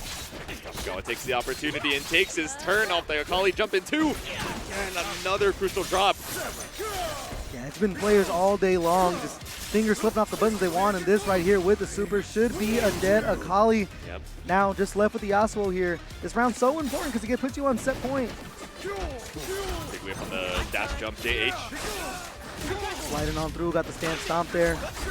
Trying to run back in. There's a Time Winder just looming on screen. Not going to matter here. Don't even need the extension. No Fury in sight with the super. Oh, going to take the reset here. They dash under the 5L into the tick throw. Going to work out either way. Wtfalcon now just 1 round away from sending Tachikawa to losers. Yep. For JS1. for the assist call, but nothing found when Akali is taken to the skies herself. Run up by them. Yeah, enough time to run all the way up and just bonk him in the back of the head there. Tachikawa heads up play. Yep. Fade away. Oh my god, I can't even tell. It's all the tags. back and forth. There's the extension with the Time Winder. Should be able to go over to the corner here. The break's still online for Tachikawa, so you do have that emergency eject button. If you want to get through the dash through, it's getting chaotic here. Yep. Oh, swiping through with the 2M. Didn't find the stance off punish, but still able to cross you up behind the back. Tachikawa's got some mix of his own. There's a limit strike as well, building up the meter. Tried to run through, ended up putting themselves in the corner, but still able to escape. So heading towards back to neutral as Falcon mixing things up. We saw them get so much mileage out of the clone this far, and even that 5M has been swinging. It's just a stop sign button, and right there, able to find the opening on Tachikawa, the timely break to keep the Yasuo alive. I thought we had jumped forward to try and bait that out, but maybe not the case. Wtfalcon now able to knock out the Yasuo. Tachikawa down to potential final character. 2 bars of meter to work with. Should be able to build up that level 3 at some point here. Also has a couple of super assists to come in. That's a great opening there. Break on deck for Falcon. Gonna pop it early here. Gonna keep the Yasuo, or excuse me, the Ekko healthy, sending the Yasuo out. Keep the Ekko alive. You want that freestyle pressure as much as you can. Sliced up Tachikawa once more, but drops up the stance heavy. That's a big time whip punish there too. This could be the opening that Tachikawa needs. How much meter do you spend? Do you just set up the Shroud again? Something like that's going to be the option here. Incoming mix. Great defense just zooming on up out of there. Ekko unfortunately getting caught, but your point character is going to be able to finish the job here with 3 bars of meter to work with. Wtfalcon has sent Tachikawa to losers. There we go. Such similar teams. Incredible mobility and mix galore. But Wtfalcon, especially after that game number 2, right? It was like, okay, I'm warmed up. I'm not afraid anymore. I just got to run my game plan, and as soon as I get my hit, my offense is nigh unstoppable. Tachikawa trying to hold on as best as he could, but with a team like that, it's, you know, Ekko, Yasuo freestyle, it's just so much to look out for on the screen. Yeah, I mean, doing a great job as he closing on the duck there. Doing a great job of just even the solo mix as well. We saw a lot of work from the clone, from the Ekko there, from Falcon, but that team composition, man, I don't think it's going away anytime soon. Still very, very strong, as you guys can see all that mix there. Tachikawa, I mean, it was literally just neck and neck the entire time, getting a lot of work off of the Shroud as well, but just, you can only block so long against that Ekko Yasuo duo, as we were mentioning. Exactly, it's tricky stuff. You're, you know, whether you have install or not, as long as you have that volatile clone up, it's like, oh, okay, I'm going to threaten side swap, but actually I'm going to go same side low, and then eventually I'm just going to send out the overhead, and you're staring at the volatile clone waiting, oh, how is Wtfalcon going to bait me now? And you've already been overheaded as soon as you get to the, you know, last part of your sentence. Yeah, I mean, I have nightmares about that team, man. Especially, like I said, playing big bodies. It's like that Akira meme where I'm like, leave me alone. Like, all I hear is my time in the back of my head when I go to sleep. But next up, I think we're going to have Erin and Oberon walking up on here, and this right here is going to also be a winner's qualifier. So, as I mentioned, some Chipotle on the line. Yeah, I'm excited to see. You know, folks are walking around with their Chipotle, you know, just showing it up. I feel like some folks have not factored. Do you know what an Ita bag is by any chance? Does that term mean anything to you? Okay. Okay. So there's how do I describe it? I don't know if you've ever seen people walk around with like bags that have a clear cover. So it's a clear plastic. You can see like kind of what's inside, like that top layer. Some folks will do that for their favorite like anime character or their favorite idol. I feel like I've seen at least one person like stack up all of their Chipotle gift cards in the same style of an Ita bag. Hell yeah. You got to flex on them, man. That's the thing is like, because I'm a commentator, I always have to keep a couple of the Chipotle cards on me from like the Evo pools because I'm like, I got to prove that I got my card. You know what I mean? I know what I'm talking about here. I pull them out. I pull them out to like a Yu-Gi-Oh card. I put it up to my face, put it down in defense mode. So you thought I don't got hands? But we'll see what the team composition is going to be. As you mentioned, it's going to be that winner's side qualifiers. We start winding things down over in this pools block. A little bit of technology for you guys. Just last note on the Chipotle cards, if you guys want to hold on to them as souvenirs, you can load them into the Chipotle app and then use the code to claim your coupon code because they do eventually expire, but you get to keep the physical card. Yeah, that's the tech right there. I know if you try to use them at the register, they'll want to take them away from you. And I'm like, I earned this, all right? It's like you can't just like mark it with a Sharpie or something. It's like, no, nah, we gotta yoink that from you. I'm so sorry. Yeah, that's the tech. That's the inside of baseball right there. Exactly. See what the team composition is going to be between here. We've seen a lot of Akali in this pool so far, so it continues to be a popular character going forward, especially Yasuo as well as another character we've seen rock left and right. So we'll see what we got here. Some more Caitlyn on screen. That's always a treat. Okay. And Ahri Vi. Okay. I'm waiting for the Teemo. I'm waiting for the Braum and the Blitz, but, you know, maybe not just yet. A pretty hyper-mobile team on both sides. Yeah, I'm not gonna lie to you, I'm glad we haven't seen Teemo yet. I hate that Oh, guy. yeah? I have a passionate, deep hatred for that little rodent. It's an evil character. But without further ado, let's get into it. Winners, qualifiers match. I think both of them were rocking freestyle, if I saw correctly. Yes. And the intros rock as well for the winners qualifier.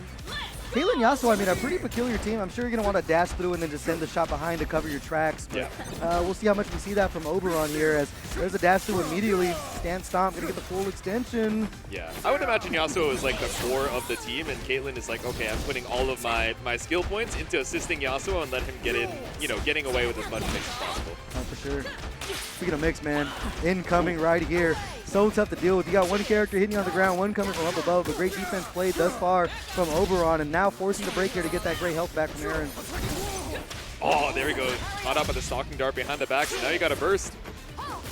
No! Oh, that's unfortunate there. 5L punish there. Both players just landing in the middle of it. A little bit of chaos, but Erin going to take advantage of it here. He's going to use the Crater Maker. He's going to take the limit strike to build up the meter little by little, especially with that Ahri assist behind. You get so much mix with the projectile. Yeah. Look for the JL frame kill. Went for empty low this time. Was able to block it out, but not after the pressure from the Orb Super. Now with this level 1 on deck, this should be the kill. I actually don't even think you're going to need it right here. Ooh. The limit strike kill is going to be exactly what they needed. Now the Caitlyn off the board. Solo Yasuo having to get things done here in round 1. Yep. See the quadruple backdash from Erin, said, all right, yeah, we're neutral here, but I'm not trying to play neutral with you. I'm trying to give time for my assist to come back out and then snipe you with Sway Light. That's the big old rope-a-dope right there. Now with the level 3 on deck, it's going to hurt. Cease and desist from Vi, and this right here is going to be a boatload of damage. Should be enough to close things out. Survey says you are dead. There we go. Yeah, that's the one thing I love about 2x KOs. When the level 3 happens, the health bar disappears. Yeah. So if it's close, you truly are on like the edge of your seat sometimes to see if it's going to be enough. Exactly. You're waiting for the screen freeze. You're waiting for the KO, but clean round 1 for Erin. Vi just kill time for the stalking dart to pull up. Still matching out that 5L on the other side of the landing. It's an early break there. It's a 5L opener, so even the combo wasn't going to scale that much, but you do not want to give up the corner as we see here, because the Vi will get to work on you. Another great opening from Erin.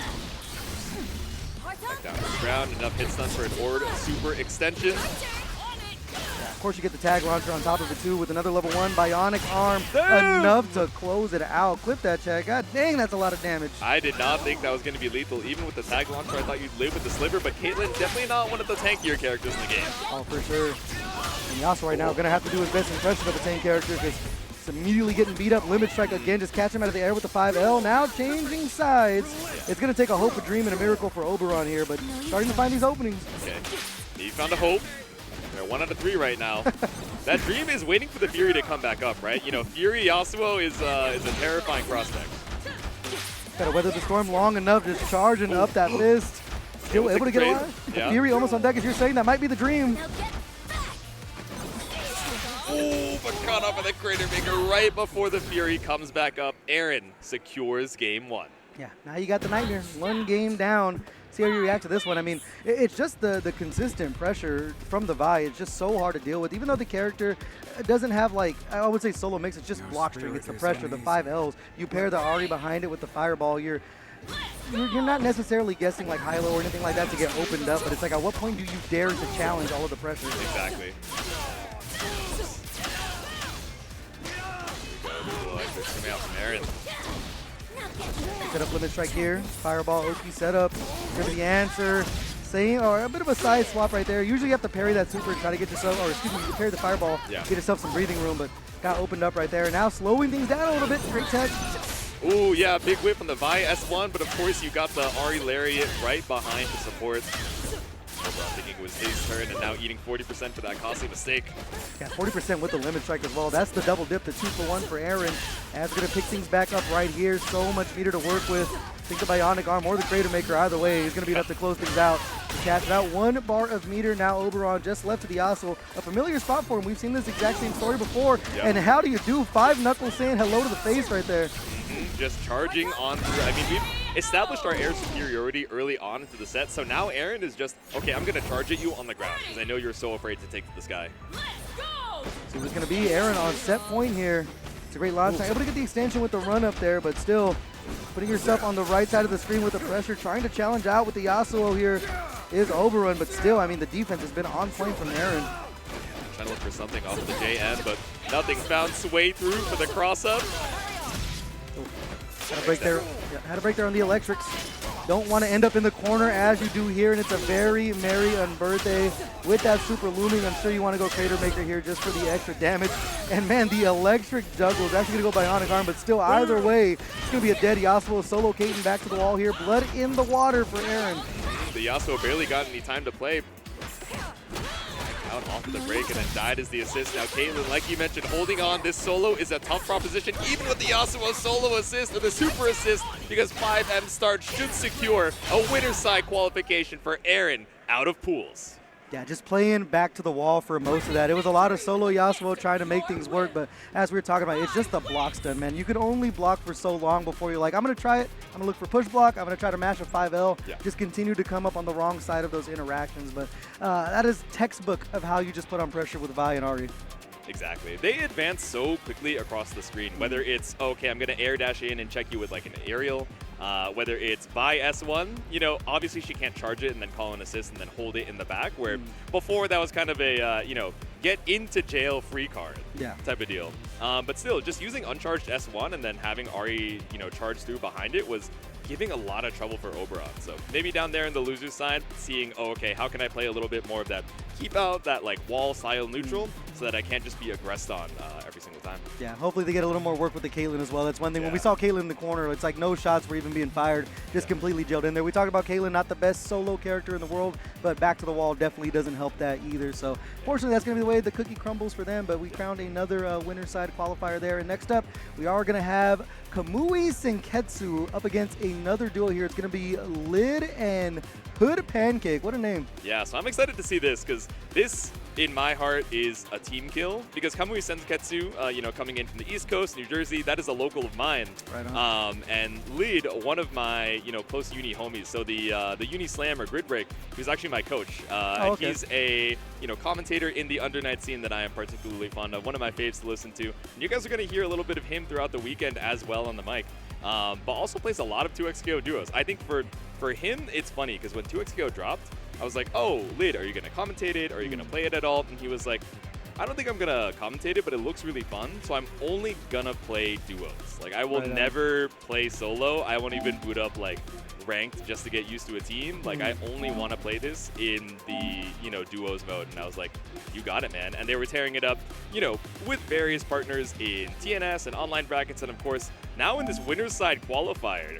So let's see if the duo is going to be able to make it to day 2. Yeah, you got any idea what the team composition is going to be for the duo? That's a good question. I know Lid was playing Yasuo for a long time, and I know that character has changed a slight bit, but I mean, oh no. Oh nah.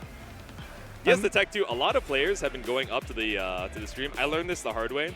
If you have your phone on full brightness, because you're like, oh, I want them to see it on stream, with the lights on the stage, like it'll just be washed out. It'll literally just be like a white screen. They're like, I have no idea what he's trying to show us. But that 40-50% mark, it's like the perfect balance. I see that smile on Hoodpancake. He's so happy to be here, man. I mean, just showing off the phone, showing us a very interesting image of Falco. I mean, still a better design than the last one we just got. That is true. I'll take that one over Ultimate. Oh, for sure. I'll take that one over the latest Star Fox. We'll see what the team comp is going to be from them. As you mentioned, it's just good vibes here at Combo Breaker. That's the thing. Obviously, the competition is fierce, but this is just like, it's another family gathering for the FGC. Just so many people in the building, people that you normally don't see like in your own region and everything. You get to say what's up to the homies on the whole other side of the United States, or sometimes on the whole other side of the world. It's a great spot to link up in. Very glad we still have these majors coming through and giving us a spot to, you know, just really share and celebrate the FGC as well. Absolutely. All right, I'm seeing the Akali on the side of the duo, so I want to say that's Hoodpancake. I think Lid is still assigning some of the buttons. I was going to say they have him on the assist, but like you said with the duos, right, it can be so tricky, like, oh, who are we going to have on point playing the fake out? He does have the Darius. Okay. How many matches have we seen Akali so far? I feel like it's been like almost every single match this character has been in these team comps. It's like 90% minimum. We've seen folks that are like not starting out with Akali and then swapping back over to her, which to me is crazy, right? I feel like if you're playing this character, she's got to be your main. This is a character that like kind of demands execution. Very strong, but you know, I feel like that's hard to warm up in the middle of a set after taking a loss. But here we go, starting off things. Darius, Akali, Ahri, Ekko. Yeah, forward throw there to start things off. 3-0 reset now. Back in the corner. And there's the same pressure we were seeing last match with the Vide. The Ahri Fireball assist is such a great way for pressure. Then sliding through with the Ekko makes it even sweeter. Blinking and miss it. The Akali's almost dead. Yep. Now the install. Coming down this Darius, but the throw there, that's a great opening. Said, ooh, you want to wait up my reversal so bad, I'm going to throw you into the corner. But every single up back from the duo has been caught up by Kamui Senketsu. Yeah, looking strong thus far. 1v2 working out. Now the Orb Super should be enough to get Darius off the board here. Left to the solo Akali. I will say massive shout out for the color coordination at least from the duo. I always love to see that. Exactly. Oh no, big whip from the 3H. I wonder if it was supposed to be 2 and got crossed up there because we were thinking you would spirit dash over, but you guys can't see it. Kamui Senketsu is like jamming out in the AirPods right now. He's got the kill theme like blasting at 200%. There is nothing more threatening than someone like in a winter qualifier from pools that's just having a good time. I like, know. there's nothing I can do to shake this guy right now. It's the mix of the serious expression and the head bob that's like, oh, he's having the time of his life. Just like ranked at home right here. Yeah. Gonna take the limit strike, set up the fireball Oki here. It's still the retreating guard. I mean, it's still back to the wall here. It's not looking good. See the push block there. Coming right back in, forcing the break, and there's the bait. That's going to be big time damage on this Darius here. And in a familiar spot, the Akali almost dead as well. So, I mean, you're really behind the 8-ball. Yep. All right, you have another meter as well here. You can set up Ekko, install the triangle one last touch on the Darius, but instead, time winder. Yeah, the attack assist here, you should be able to cash out the super. There's the Spirit Rush to close out the Darius. Now a solo Akali. Been seeing a lot of solo Akali tonight, but as we mentioned, it's just not a character that can like really cash out damage alone. As you see the super assist coming there, able to get the 2L though. Good start, but the bleed also on point, but a challenge there from Kamui.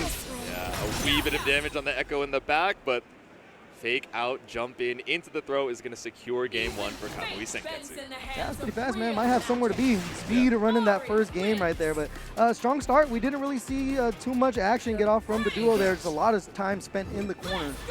Dude, Lid looked at the camera and he was like, oh, hell nah. After Hoodpancake, he was like, all right, we're putting you on point this time. He was like, are you sure? 100%? Pointed at himself like the Drewski me. He said me. He said me.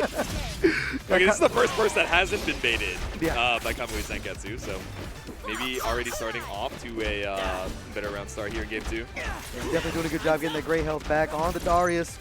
Still coming back. I mean, you're still facing the corner pretty much as you get put right back into it. It's just the block stun. It's just boot scoot and boogie you all the way to the other side of the screen. Oh, no. And now it's the mix, the classic from Ekko. Now you see me, now you don't. And the next thing you know, you're getting bopped on the head.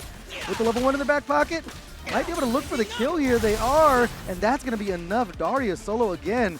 Kamui Senketsu, man, like I said, they got somewhere to be. They got a dinner date or something because they're speed running. He's trying to get food in between pools. Okay, up back to bait out the wake-up attack, but still not able to punish in time with Darius 5M. Come back in for some more pressure. And the thing about Darius, man, not a lot of options on defense. Again, the overhead coming through, but that's a good launch. Not able to get it, just buff it into the apprehend. Oh no, the air apprehend ended up dropping too. Heartbreaker. Awkward angle off of the 2H. Damn, but if it didn't work once, let's do it again. That was a very close one too. Going for the headless. Sacrifice getting the character in the Ekko off the screen. Ahri still sitting with the Fury. It's a good opener here. Almost having the level 3 as well. The damage is going to pile up soon. We're going to use the Orb Super and going to look for some form of Oki here and really force this guess for game. Yeah, I guess a guaranteed breakpoint as well here. So betting it all on the Fury with a big life advantage, but goes for the Fury pop, break for break, and now Kamui Senketsu on set point. I don't disagree with the break there, though. Yeah, you got to believe in your duo right there. You're like, screw it, let's do it, but unfortunately not going to work out for him, though. But that's a great start. The very merry on birthday with the bleed applied. You get both characters well below 50% here. Oh my lord. God. Okay, there we go. Wake up attack just to stop some of the momentum. Oh, no. I'll be heading over to the corner here. Extension with the time winder, dropped it there. 3-0 reset gonna work out for him. Now you're in the sandwich. Oh my god. Oh, okay. Control off the reset, but still not quite the kill. Available OTG doesn't kill, but yeah, even if you block that, I think chip damage would have been lethal there. So now onto the final character. 1 super assist available for Lid in the back. Parry there. Yeah, this is where you got to hype up your duo, man. You got to be patting them on the back saying, let's go, it's time to lock in. But unfortunately, right now, Akali getting absolutely worked on the reset there. They went for the overhead. Yeah. With the throw, could be an opening here. Should be a dead Ekko, barring a drop. Oh, no. Yeah, you're not going to build a Fury because we have all this bar of meters straight into the S2 Super as Kamui Senketsu punches his ticket to the winner's side out of pools. Yeah, I mean, just complete dominance right there. It's got to feel good being the solo player, taking out the duo like that. But I mean, it was just so much block pressure you had to deal with. And unfortunately for the duo, it's like by the time you were getting your big hits in, it seemed like it was almost too late. We had that great start with the Darius round, but outside of that, there wasn't too much going on. Yeah, exactly. And it just seemed, especially from game number 1, it was a big difference in terms of like, oh, okay, this duo is being predictable about their breakpoints. They're being predictable about how they're jumping in. And while Akali has that air mobility that we brought up multiple times before, like for Darius, it's a lot harder to, you know, look for air stalls that Ahri and Ekko aren't going to be able to cover with their pretty good 2Hs. Yeah, for sure. That was great stuff from both sides. So next up, we are going to have Richer, and I think we got another duo. I think it's going to be Madruru versus, do you want to say that name? Yeah, we got Madruru and Mrpoopies coming in from the USA up against Richer. Again, another, oh, this is actually going to be the loser's side qualifier. All right. Let's see if the duo is going to be able to survive for one more day, or if a solo is once again going to 1v2. Yeah, if you lose out on Chipotle from a duo, or you're just like, dude, you owe me dinner now.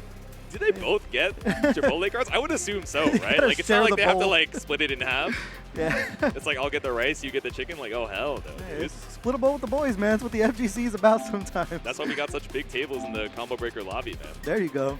Yeah, but it's going to be Madruru and Mrpoopies, so we'll see what the character composition is going to be from both players. But massive shout out again to everyone that's following along with the action over here at Combo Breaker, man. Shout out to everyone that's viewing at home and everyone in the building as well. We praised this building multiple times, but until you've seen it, you don't truly understand the experience of what it is to walk around the floor here at Combo Breaker. Exactly. It is massive. And every single time we pan out to the crowd cam, this is only like a small section of, you know, the entire Combo Breaker venue. And even just saying that, right? Like, you can see so many folks just in the crowd looking at all of their various games, piling up around Pools matches that they're like, oh, who's going to make it? Is it going to be the upset? I'm so curious which one is Madruru and which one I was just is thinking that. Mrpoopies. Which person looks more like a Mrpoopies kind of guy to you? I'm trying to think. They both look like pretty reputable, put together individuals. It's hard for me to say. Chat, I'm curious. Who do you think? I'm betting on the Madruru beanie. is? Oh, the beanie? I'm betting on the beanie for Mrpoopies. That's Mrpoopies energy for you? Okay. Yeah, the beanie just screams Mrpoopies. I don't know why. You don't think Madruru would have a beard? Interesting. That's a great question. Huh. Although I guess they do both have. They're both rocking the facial hair, just at different varying lengths. Oh, we got the Braum too. Oh yeah. I'm gonna bet that Mrpoopies is the Braum player at least. That seems on brand. Okay. But the other side, Illaoi. yeah, Warwick Illaoi. I was gonna say Warwick. A lot of people say the worst character in the game, but paired up with one of the best for sure. So gonna see what the mix-up's gonna be. I think that was a freestyle fuse as well. So see what kind of notes we can take here on it. Actually, not gonna be freestyle. That's gonna be. I'm not looking on the name. There you go, 2X. There we go. Let us see their spirits.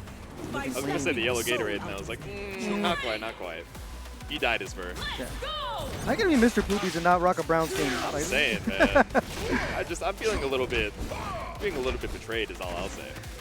Got the oh, Mrpoopies is the one with the hat. We just got Wait, word right there. Breaking news. Is that the one in the beanie? Hey, how dare me live up to I was thinking it the whole the time. beanie stereotype? How dare me think the beanie was Mrpoopies? Mrpoopies.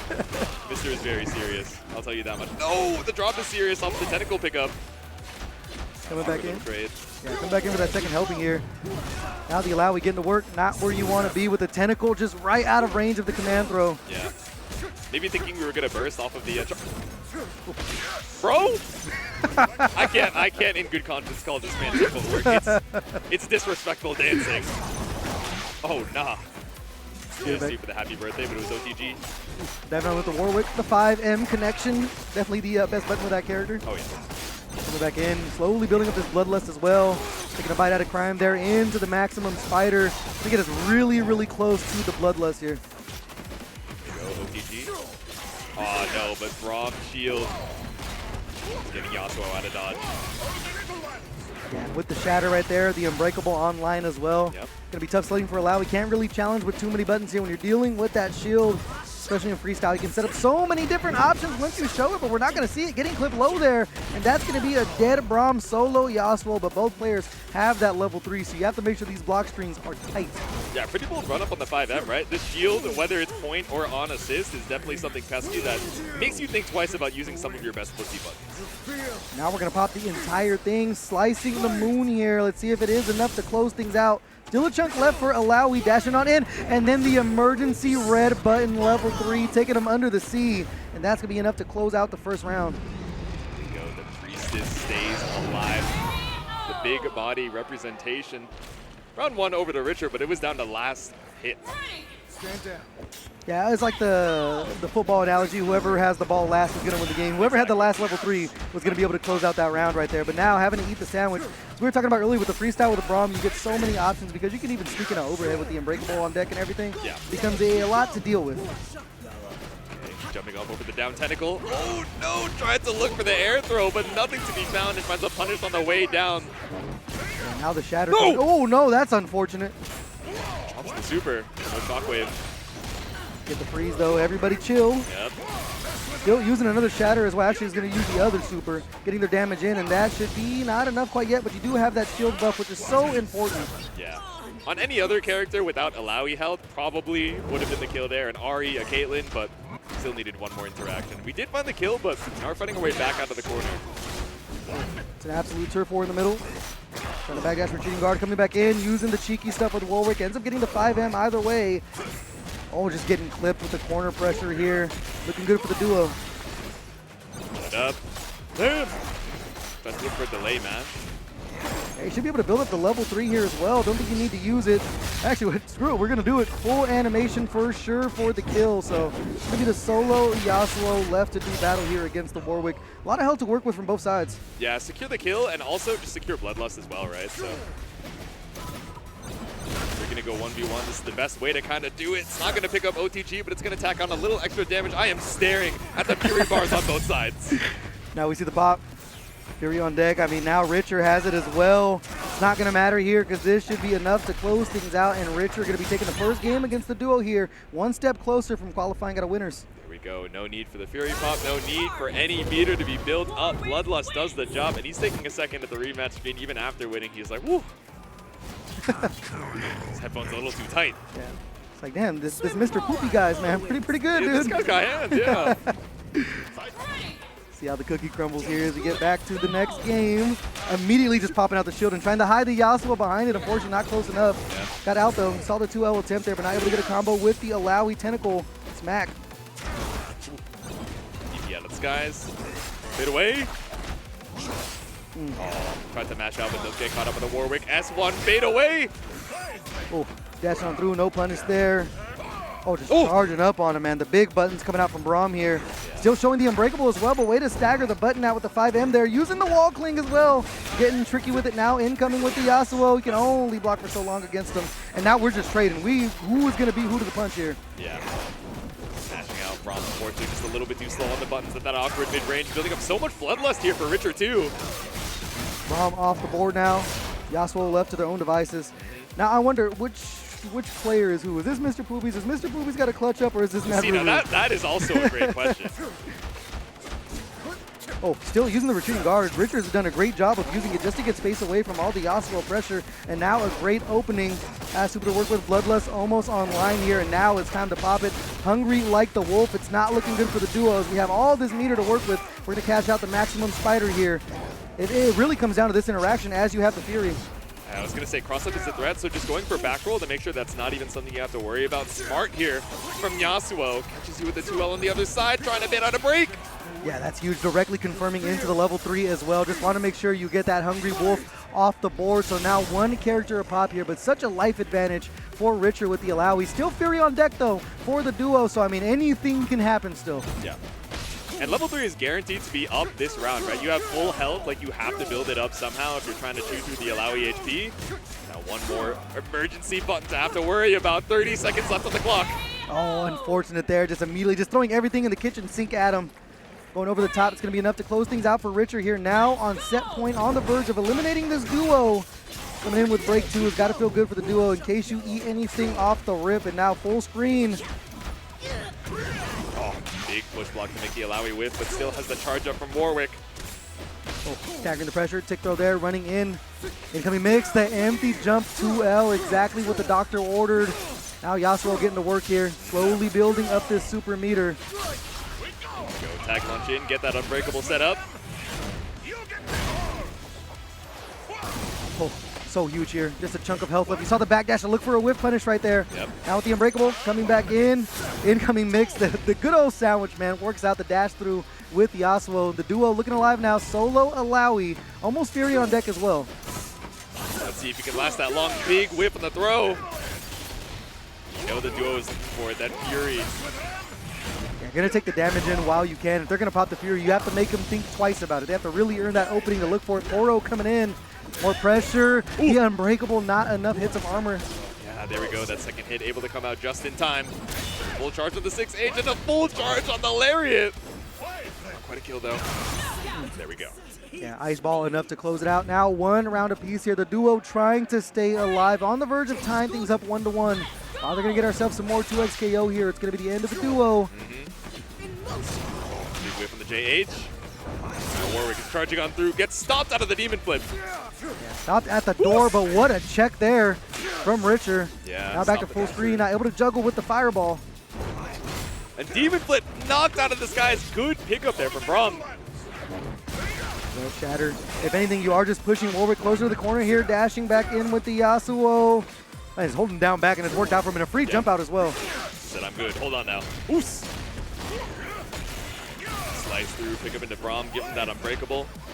Looking rough for Richer right now. With punish with the maximum spider, but still able to recover in time off that full screen travel. Illaoi left to their own devices. See if Richer can close things out, but right now the duo coming in strong. The Ice Ball. The reset here coming back in, going to take the damage with the shatter here.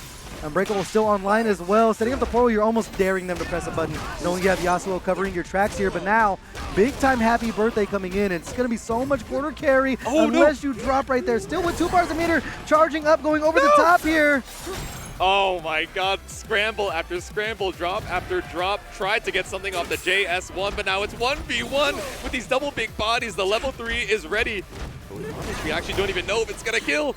You cannot afford to get clipped here. That ultimate just sitting there for Richer. The 2M, the MVP button directly into the level 3. Oh no, it whiffs. The Fury's still online for the duo. They're not going to need it. Oh my goodness. Why did that whiff? Going for the shatter, looking for some form of chip here. Right. Trying to get something done before Fury comes up for Richer. 35 seconds left on the clock. And with the combination of Braum dive bombing and Yasuo covering the ground, the duo stays alive for 1 more game. I gotta watch the replay. I don't know how that level 3 whiffed, but luckily for the duo, that's exactly what they needed.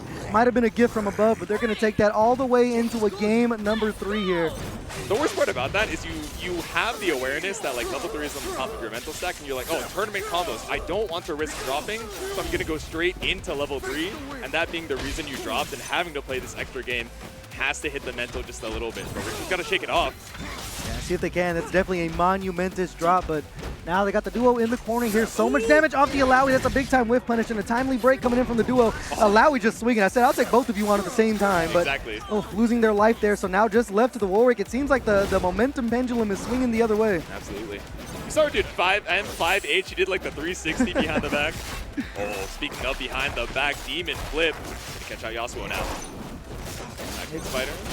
Objective now, I mean, just try to build up this bloodlust. You become a more dangerous character. But as you mentioned, there's the maximum spider right there. Not enough to take out the Yasuo just yet, but you do have that level 3. They are going to throw it out. No bite. That's going to be a block. Spent 3 bars a meter, so now you have no more super assists. Down to 1 character versus 1 character here. Such an important round to win. Knowing it's going to put you on set point, but that's a great opening for Richer. Yeah, that was an excellent bait on the level 3 too. The S1 recovering in time. I would have level 3 there too. Completely understandable. Now Braum coming back in, setting up the buff on the shield. This is so important on this incoming mix. The cross up right there going to land for Richer. You're so close to a level 3 of your own, and there's the Fury from the duo. Oh no, yeah, we sent it with the DP and we did frame trap super evil work. Of course it's not going to be able to kill with Braum HP and the Fury damage reduction, but we run up with the 6H. No! Oh no, another drop super. That's so unfortunate. Now back to the maximum spider. Not going to be quick enough to catch the Braum, but that's going to be it. The duo is making magic happen in the scramble and is now 1 round away from taking this set. Dude, they're all laughing with each other on the stage right now. They're just like, dude, why is this dropping? And they're like, all right, tit for tat. Drop for drop. Now set point for the duo, like you mentioned, just trying to air stall with the Blade Rift and see if we can bait a swing. Coming in, sneaking in the throw here. Yasuo looking strong. Another empty jump 2L. It's the second time we've saw them. They're going to force the break there from Richard just to try to steal some of this momentum back. The shield doing the heavy lifting, though, and this right here is going to be huge. You can look for Shatter to go for the corner carry or also just build up the Unbreakable. 2M star coming out from Braum here. You have the Unbreakable for the mid-screen extension. Super is ready. And now you cash it out for the kill here. It's a lonely wolf in a lonely world, but can they make it happen here? 50% through to that Fury. The question is, are you going to have a chance to even use it? That's a big swing to start things off here for Braum.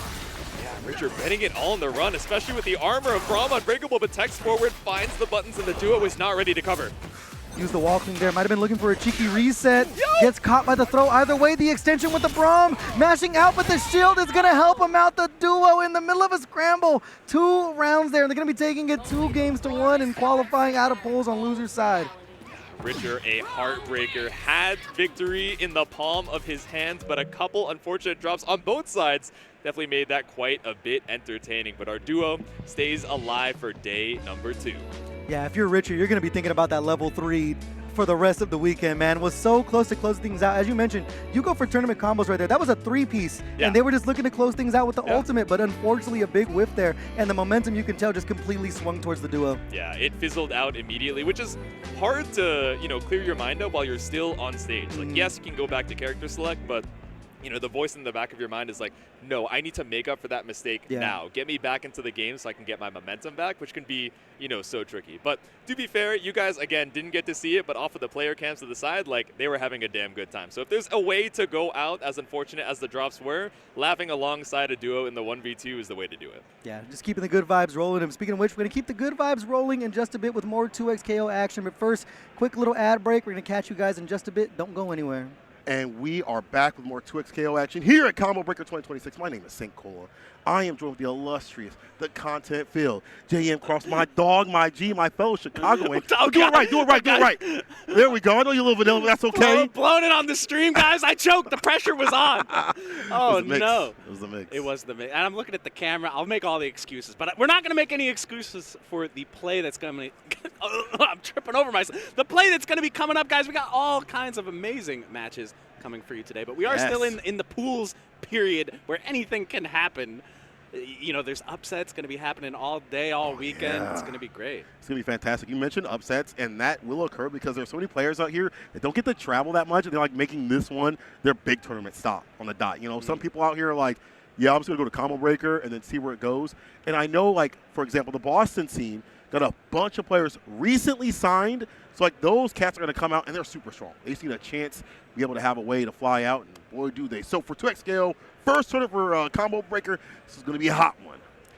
Yeah, I think the players are, really excited. We got new updates to the game, new balance patches. We got a certain fuse, which will not be played here, the team fight fuse. But other than that, and we've got, are we allowed to say Akali is still a new character? Are we still knocking the dust off with that? I know I am, so... Yeah, the game definitely feeling fresh right now. Yeah, it very much is. The way that people are starting to play and how the tiers are getting condensed, it feels like there's more teams that are represented. Sure, there are certain characters that are more represented than not, Ahri. But the overall variety compared to how things began, when it was like Team Rush Hour continuously, guest starring a few other characters here and there, is so much better. Certain characters, I think, we're starting to see the real strength of. I mean, like, Braum. It feels like Braum has kind of become the problem, at least. The unofficial problem, right? For me, recently, as a support character, I think he's really good. And then, the usual suspects may have been taken down a peg or two if we're looking at, like, Ekko, Yasuo, but obviously they're still really good. Ridiculous. And then, Ahri, maybe the #1 persona non grata in this game, but I definitely think anyone can hang if you just get things going, especially once you get your team synergy with your fuse and all that. We got a lot of crazy stuff that you can do with freestyle. Freestyle especially. I've seen some other ones, like obviously like 2x assists for like Jinx and things like that. Some other characters like play double down, like the bigger boys will play double down for more damage. But however, I do think, yeah, obviously freestyle is the best fuse, but we will see some variety, I do feel. And who knows, this tournament could be, being as big as it is, a place where kind of people can showcase their new stuff, their new tech. You know, we might see some shakeups because I'm not ready to fight a Juggernaut or something like that. Like this cat's playing the singles, you know? Juggernaut is, I saw Tyler one playing Juggernaut yesterday. He's not only 3 characters? Juggernaut is serious. I'm a big Double Down fan. Yeah. I like Blitzcrank, but Blitzcrank Double Down is cheap, guys, if you don't know. Who's your other character? I usually play Illaoi. Illaoi? Yeah, that's a good character right there. That's also a proxy team. Blitz and Illaoi. Yeah. Yeah, that's a very good team. I mean, Illaoi's amazing. Still, even with her nerfs like S2 stuff, like, still very good. Yeah, well, Illaoi I think is pretty good on every team. Hey, speaking of Akali, we were talking about earlier, going to be making an appearance here along with Ahri. Okay, speaking of flex assists, seeing it on my screen right now on the left. Yo, they are locked in. The amount of, there was like barely a smirk or a smile on that face. They're about that combat. First match the block. Gonna see some Vi come back in the cut. Footsies are amazing, so. This is first round pools. There's a lot of pressure on this because you don't want to get sent to losers bracket. Hell no. Right at the start, you know, you got to make quite a run if you're coming in from losers. So these guys want to win. We got some mix already happening with Akali. Heavy combos as well. Oh, okay, a little going for a trickier variation there. Drops the combo, unfortunately. You got Ahri behind you though, especially with this character. I think like this has been like a mainstay for a lot of people that are high up there, like Hikari, Zane, and them like that. You play real lame, and she on when you want to do. Down heavy, able to hit the anti-air. Yeah, getting the full combo here. Gonna end with the super. Getting the follow-up here. Wanted to get that knockdown, but misses it. Unfortunate. Not able to hit the assist. Just the dash up button's going to be able to open them up. They've got bar at the bottom to spin. Get an Azuna drop follow up. We're going to go for the limit strike. We miss another combo right here. But they're so close to killing. All it takes is one touch. Yeah, we're going to have to shake some of the rust off here. First round, hands aren't warmed up. I said that's one idea. I mean, that's such a good tool for Akali. Such a smart thing to kind of send out. It's like the only neutral skipping tool that she has, really. Yeah. Vi coming in. I do like Vi with that Illaoi assist on backup can be really good to back up your long range S1. Exactly. Way to get in. Ooh, that's a punish, though. We got bar at the bottom as well. Nice. Yeah, it doesn't even need to go for a follow-up there. Let the hits rock. Round one going to Merp here. However, Kamui does have break to spin. S1 right off the rip. Yeah, we let those skip that neutral. Far away.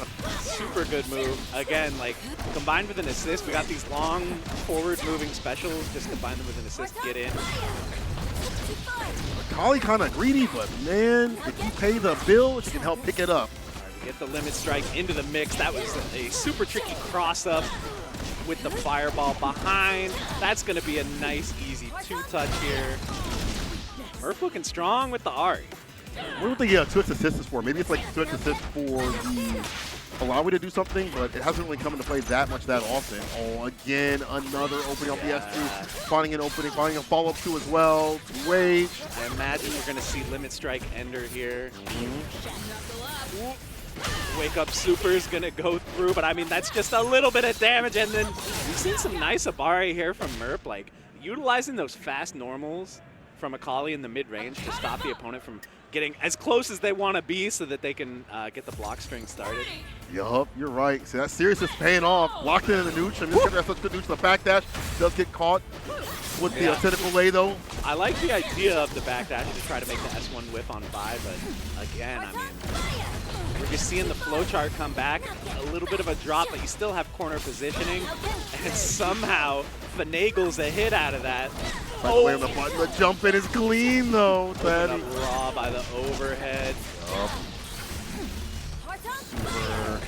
This sucks. The routing is real good here. Yeah. Wild Flame again. Of course, the limit strike. Set it up. Yeah, rolled back into the corner, but got opened up low this time. Very tricky stuff from Merp.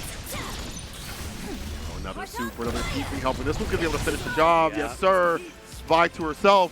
Solo on the Dolo kind of hard to use. Such as this might work out, but it's not going to work out right now. Immediate to him to stop them. Oh, I lied. Yeah, Over. tech out of the corner, but I don't know. This is looking like a tall hill to climb. We're going to match point. Oh, rolling down that hill, unfortunately. We We're are. tumbling. We're not running up it this time. I imagine, you know, one of the ideas that you can do with Illaoi 2X is this: you can set the tentacle and then activate it like one after the other. Yeah. It's actually pretty good, but the problem is Akali just hasn't been able to get any room to get anything actually started with it. Just constantly on the back foot with this Ahri. Merp has been so good about dealing with their defense too as well. Wake up options getting blown up. Yeah. First it was the break, now it's a get up attack, sit him down. Yeah, I mean, Akali has done 3 different wake-ups, which that's what you're supposed to do, right? Mix up your wake-ups. Yeah. But Merp has been one step ahead, you know, on layer 3 already of what's going to happen when you're waking up. Oh, that's good spacing right there. Went for the flame. Just in case they went for a follow-up button, wasn't able to convert in full. Will break immediately. Merp has such a big lead. What was that hitbox? That was crazy. Yo, let's talk, right? Let's have a conversation. Beat out the Vi, but it's fine. I mean, we're cooking here. Vi going to the other side. I mean, got a little bit going, but didn't get the open up. Attack again. Couldn't hit the cross up, unfortunately. Dust him up in the corner a little bit. Was able to convert in full. Definitely needed to get more off of that. You got to make every hit count here. Yeah, it looks like wanted to go for some electrics, but not finding it. Extra damage, extra carry, extra openings. Ball right back in there as well. Okay, lay it down once again. Nice, gets the grab. Okay, wait a minute. It's in reach now. And Fury is building up. Hopefully they won't have to use it, but it's a possibility if we can get it built up before that happens. Mercedes are blown up. Merp hits the low. They deal with that defense as a 2-0 defeat. Our friend was starting to warp a little bit. I would have liked to see Akame get some of those 2Hs. You know, there was just a lot of dash jump. And it can be tricky against Akali. She has the double jump. She can punish you for that kind of thing. But I think defensively it was just a tough situation. Always getting rushed down, always on the back foot. Not where you want to be in this game, which is obviously a very offensively rush down oriented game. It is. It has some defensive stuff, but obviously we saw that blown up. And man, Ahri's so good about that. Laying down the Spirit Bomb, backing up and looking what they're going to do. There's obviously the cross-up element and the fact that she has such good air movement to blow you up too as well. Such a good character, but it takes a good pilot to runner. Merp, well done. We move on as well. Yes, indeed. We're going to be getting matches all day here for 2X. I mean, this game is so fun to watch, right? It actually is. Especially nowadays where it's not the same teams over and over again. You're like, oh, great, here comes Ekko and Yasuo for the 100th millionth time. You're going to see more things like we just saw right there. 2X Assist was on the deck. Obviously, Freestyle was the one that won that. But you do get to see more variety overall. And I mean, people are like, oh, like yet another Ahri, but it's like when you get to the ultra high level, you can really see the way the players differentiate themselves just based on how they play. Yeah. I mean, I remember at Frosty Fastings this year, seeing Bleed, it was like, okay, yet another Ekko. We're tired of this. Here we go. But it was like, bro, like this guy is doing some stuff I haven't seen before. Wait, hold up. Right. His footsies overall were like really good too as well. So yeah. It's just really cool to see like the development of the game. It's still very new. I mean, this game just came out. It still has a long way to go as we figure out how to play it. Jetset on the sticks and Kensou, yo, my bro, on the content. Good to see him out here in the cut because I know he's been kind of hard grinding this game and many other fighting games, but I feel like this has been like a mainstay for him right now. Nice, we love to see it. I think Jetset might be from Street Fighter as well, if I'm not mistaken. I think they played Street Fighter before. I might be off my rocker because I have seen that name quite a bit in terms of Jetset, so. It's good to see a variety of people playing the game. A little melting pot action going on. Yeah, there are always those games that happen, right, where it's like, you know, sometimes it's like, oh, it's, you know, a new 3D game. You know the Tekken players are going to play that, like, whatever. But some games, it's like you kind of just get a sampling of every community coming together. I know for this, we've had, like, Marvel players. Obviously, we've had, like, Sonic Fox, Skullgirls, MK player. Like, we've seen, you know, Diaphone coming in on this as well. Lots of different communities trying the game, and I mean it's super accessible, right? You don't even have to buy the game. Yeah, it's free. Like you can just try it out, see if you like it. So you buy the characters that you want to buy, which is such a accessible thing. I think after the AT&T Annihilator Cup, it'd be cool to see like what people do when they pick up the game, like how if they're from League or something like that, how they approach it and such. So I'm curious, and it being free is a very easy access point, and the buttons and the commands being very easy to do as well, instead of just doing like Dragon Ball motions and stuff like that. Yeah. Like, it might help people get in. I'm interested always to see like what characters, non-fighting in people or people from just like a totally different genre. Like which ones are they drawn to? Yeah. For what I've seen, I've been surprised Darius seems very popular. At least watching the Annihilator Cup, seeing people like Tyler One playing him. I maybe part of it is like Darius has a very easy to understand game plan, like land the S1, go from mix, S2, that kind of thing. But yeah. Also, I just think he's like a satisfying character to play, and he's like a big body, but he's not slow. He's like super fast. You're right. He's got a projectile as well. Yeah, you and know? a reversal. He's a very well-rounded character. That also is another thing is like having reversal might be good for like newer players. Yeah. Plus, again, he's so cool. A dude with an axe just slanging that sucker out. You know, that's sick. That's sick. So one character you don't see a lot from beginners is Caitlyn, who we're seeing selected here. I really like Caitlyn. I think as a support character, she offers a ton. Like, you know, her being able to just shoot guns while tagging, like having the second bullet come in behind. Kind of like what we used to see with Teemo. Teemo's been toned down, like his held S1 plus tag has been nerfed, but but I feel like Caitlyn has a little bit of that going for her as well, and she can solo double super, which is just generally really strong in this game. I feel like anyone who can do 2 level 1s in one combo, they tend to be really good just because they can get more damage when they need it. Without like having to access like another team member, you know, like that extra bit of extra juice that she's got. And you mentioned her being a good support character. There's some good nukes that she has. Like, you know, her catapult kick is pretty good as like an anti for being able to use it. She's got a little bit more combo ability on wake up for like new scenarios too as well off the cake. So like there's more she can do. I feel like even by her lonesome. You have 2 characters again that I feel like if you have an initiator, you have good neutral with Akali. Oh, this is a good team. Yeah. I like this right here. Yeah, I need to try this team out actually. I've been trying to find good partners for Caitlyn. Akali is good. Just don't get hit. That's the problem. You get hit, that's like 40% of your life. That's how it feels to play Caitlyn as a point character too. You know, she is really strong as a support. She has some incredibly strong moves, but yeah, if you get opened up, if you fire a gun in the wrong direction and they just like dash jump over it, smoked. Yeah, you're gonna be having a bad time. And so nice. Yeah, that was really good. Just taking the initiative there, not letting him get away with beating up the assist. Well, it looked like going for kind of a cheeky combo there. Gets the drop, but ends up finishing the plate regardless. Okay, one more character remains. Gotta come through with the Vault Breaker. Nothing doing. Can't even punish because again, in the back, shooting shots from the block from afar. Like, you gotta worry about the assist and the tag out from that. Freestyle makes it even worse to have to deal with. Yeah, 100%. Caitlyn gunshot, like combined with tag, is just insanely strong. One of the strongest mechanics in the game. It's actually really good. Yeah, there's just you know that downside as well of defensively being a very dangerous character. I like the cool to blow up our armored option right there for the assist for Braum. That's pretty cool. That might be like also the thing. Unfortunately, blows it up. Burst bait. Yeah, those are not free. Not at all. You got to pay the toll. It's your life. Limits strike, looking for some mix, but just goes back to neutral. That's fine. Okay, big parry. Commitment stocks up with the ice. Overhead. Bless the dome. I couldn't even tell that was ice with this skin color. I was like, wait, he's hitting him with dirt? Yeah. I thought this was an ice character.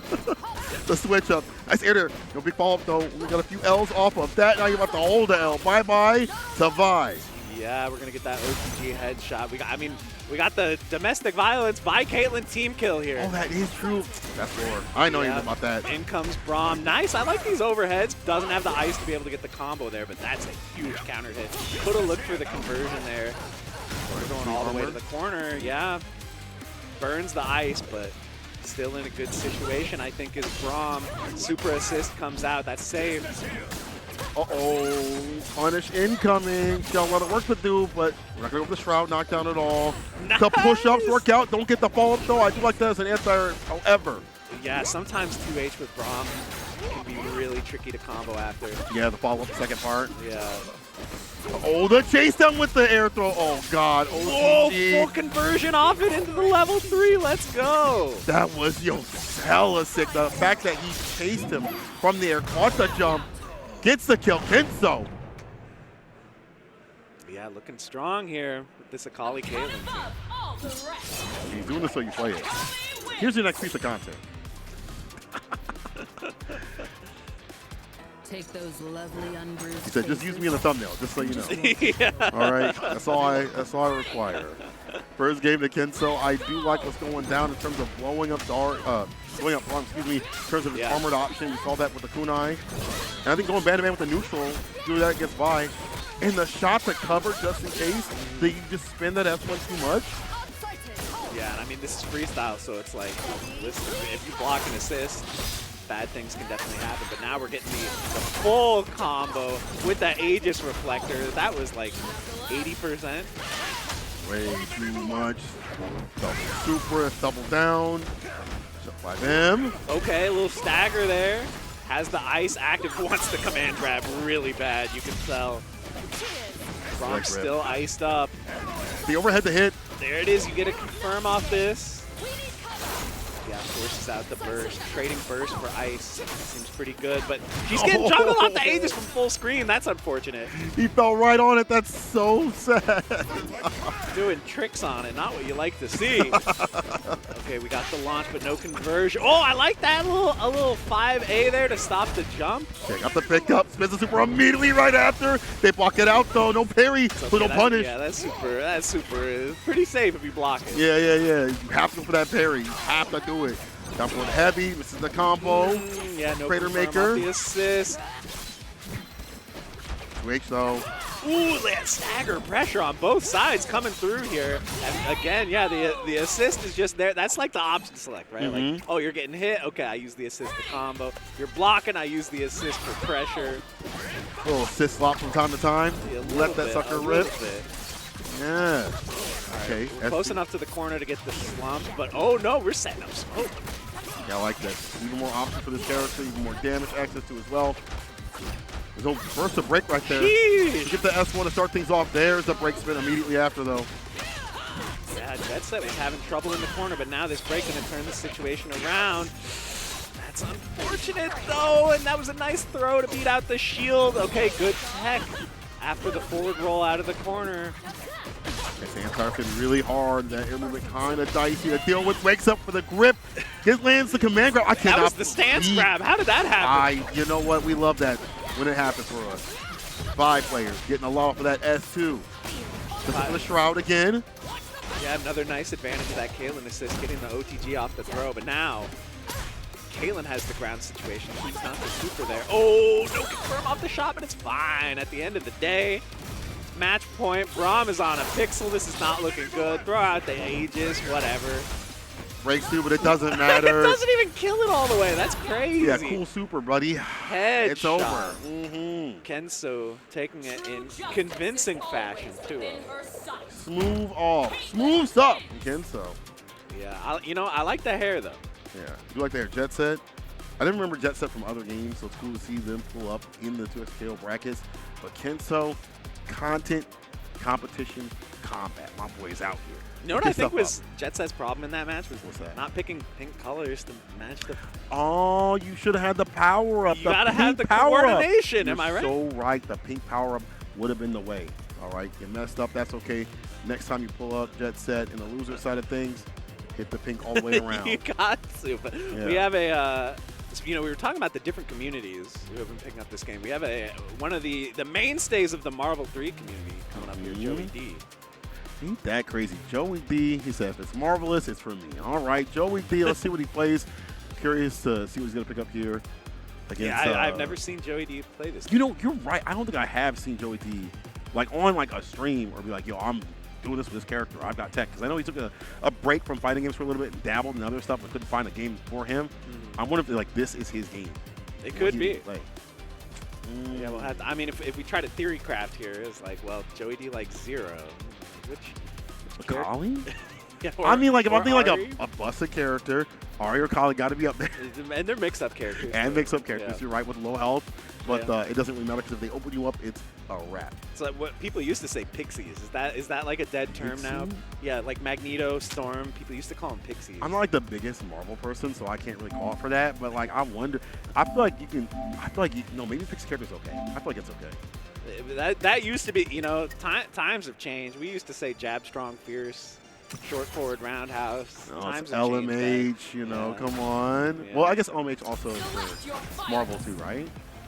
Yeah. Well, Yeah. yeah. True, from Marvel 3.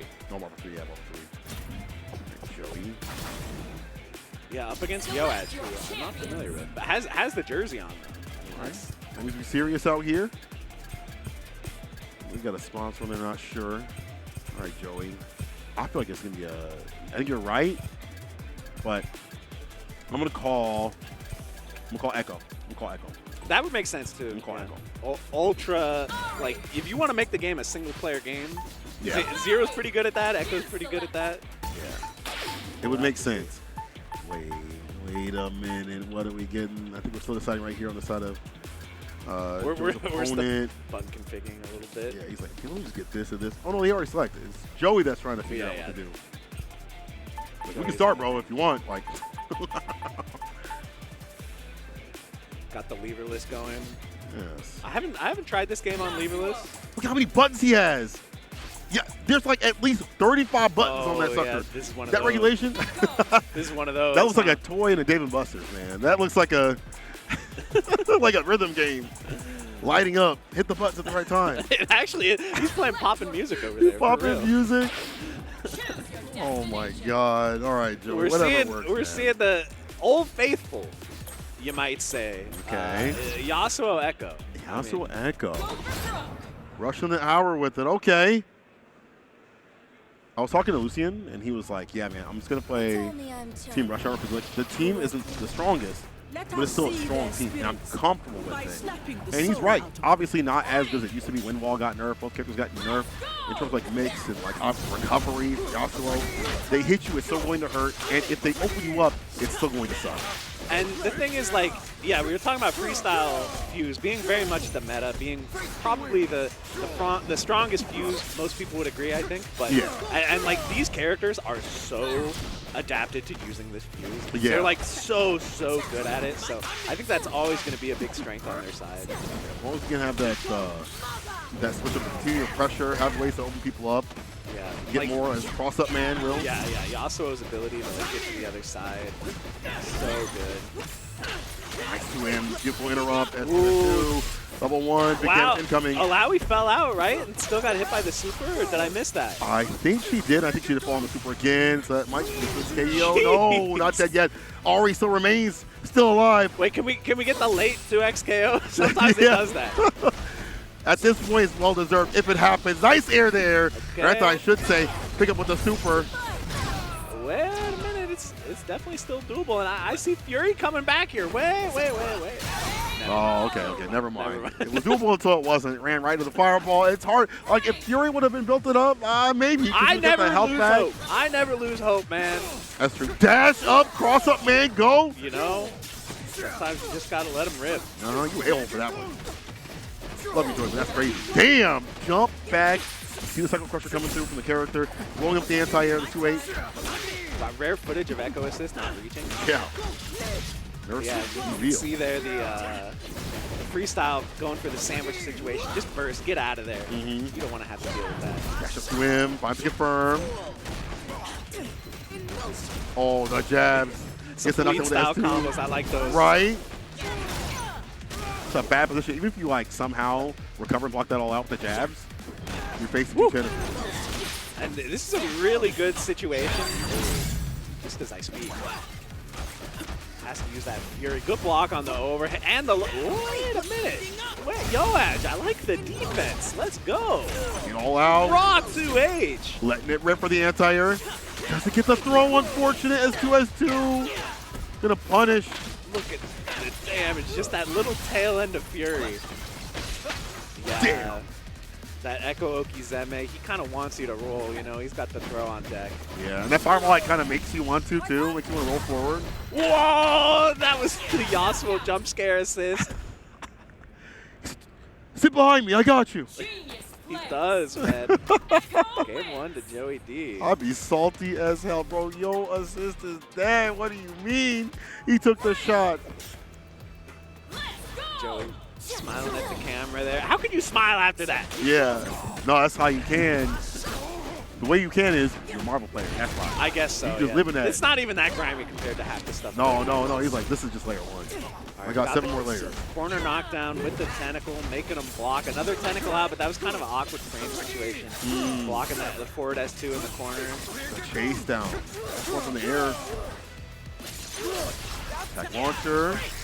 Gonna work the setup right here. Knockdown. Jeez, just hit raw overhead, has to burst to survive that. That's unfortunate. Now you're stuck in the corner, but the wake-up attack works out. I think you're still going to eat the burst, Yeah, had to. Wake up super though. Nice, raw S1, 2 in a row, working out. Trade. For a second, I was like, oh, he's going to get staggered. Yeah. I saw that last round. Get a follow-up, but not this time. Joey B's going to have the knockdown for this. Take a chrono. Break. Limit strike ender incoming. Oh, no, just kidding. We're going into the install. Second time we've seen that roll forward after that knockdown, right? Okay, Joey D. I mean, really making it happen with this solo Ekko in a lot of these rounds. Bad work. You're right. Entire? Oh, 2H, my beloved. Definitely one of Illaoi's flaws, I feel like, is once she hard commits to the jump, it's like, okay, what do I do? Like, I can S2, but that's still going to lose to 2H. So right. definitely be scary leaving the ground. And now you're in the corner. Yoaj gets the limit strike, going to put out the orb, ponder this real quick. Yasuo escapes with the air S1. Gets stuck in the Okizeme. This is tricky for Joey. I mean, we've seen solo Ekko do a lot of work here, so I'm not ready to count him out, but this is a good start for Yoaj. 2 characters fully healthy. Got a lot of break gauge to go with him as well. Gets the pickup. And you have a character that also, if they went in for like limit strike, can throw up that bar if they spin the break early right now. Oh, trying to go for the parry. It's slightly baited right there. It's a big punish incoming.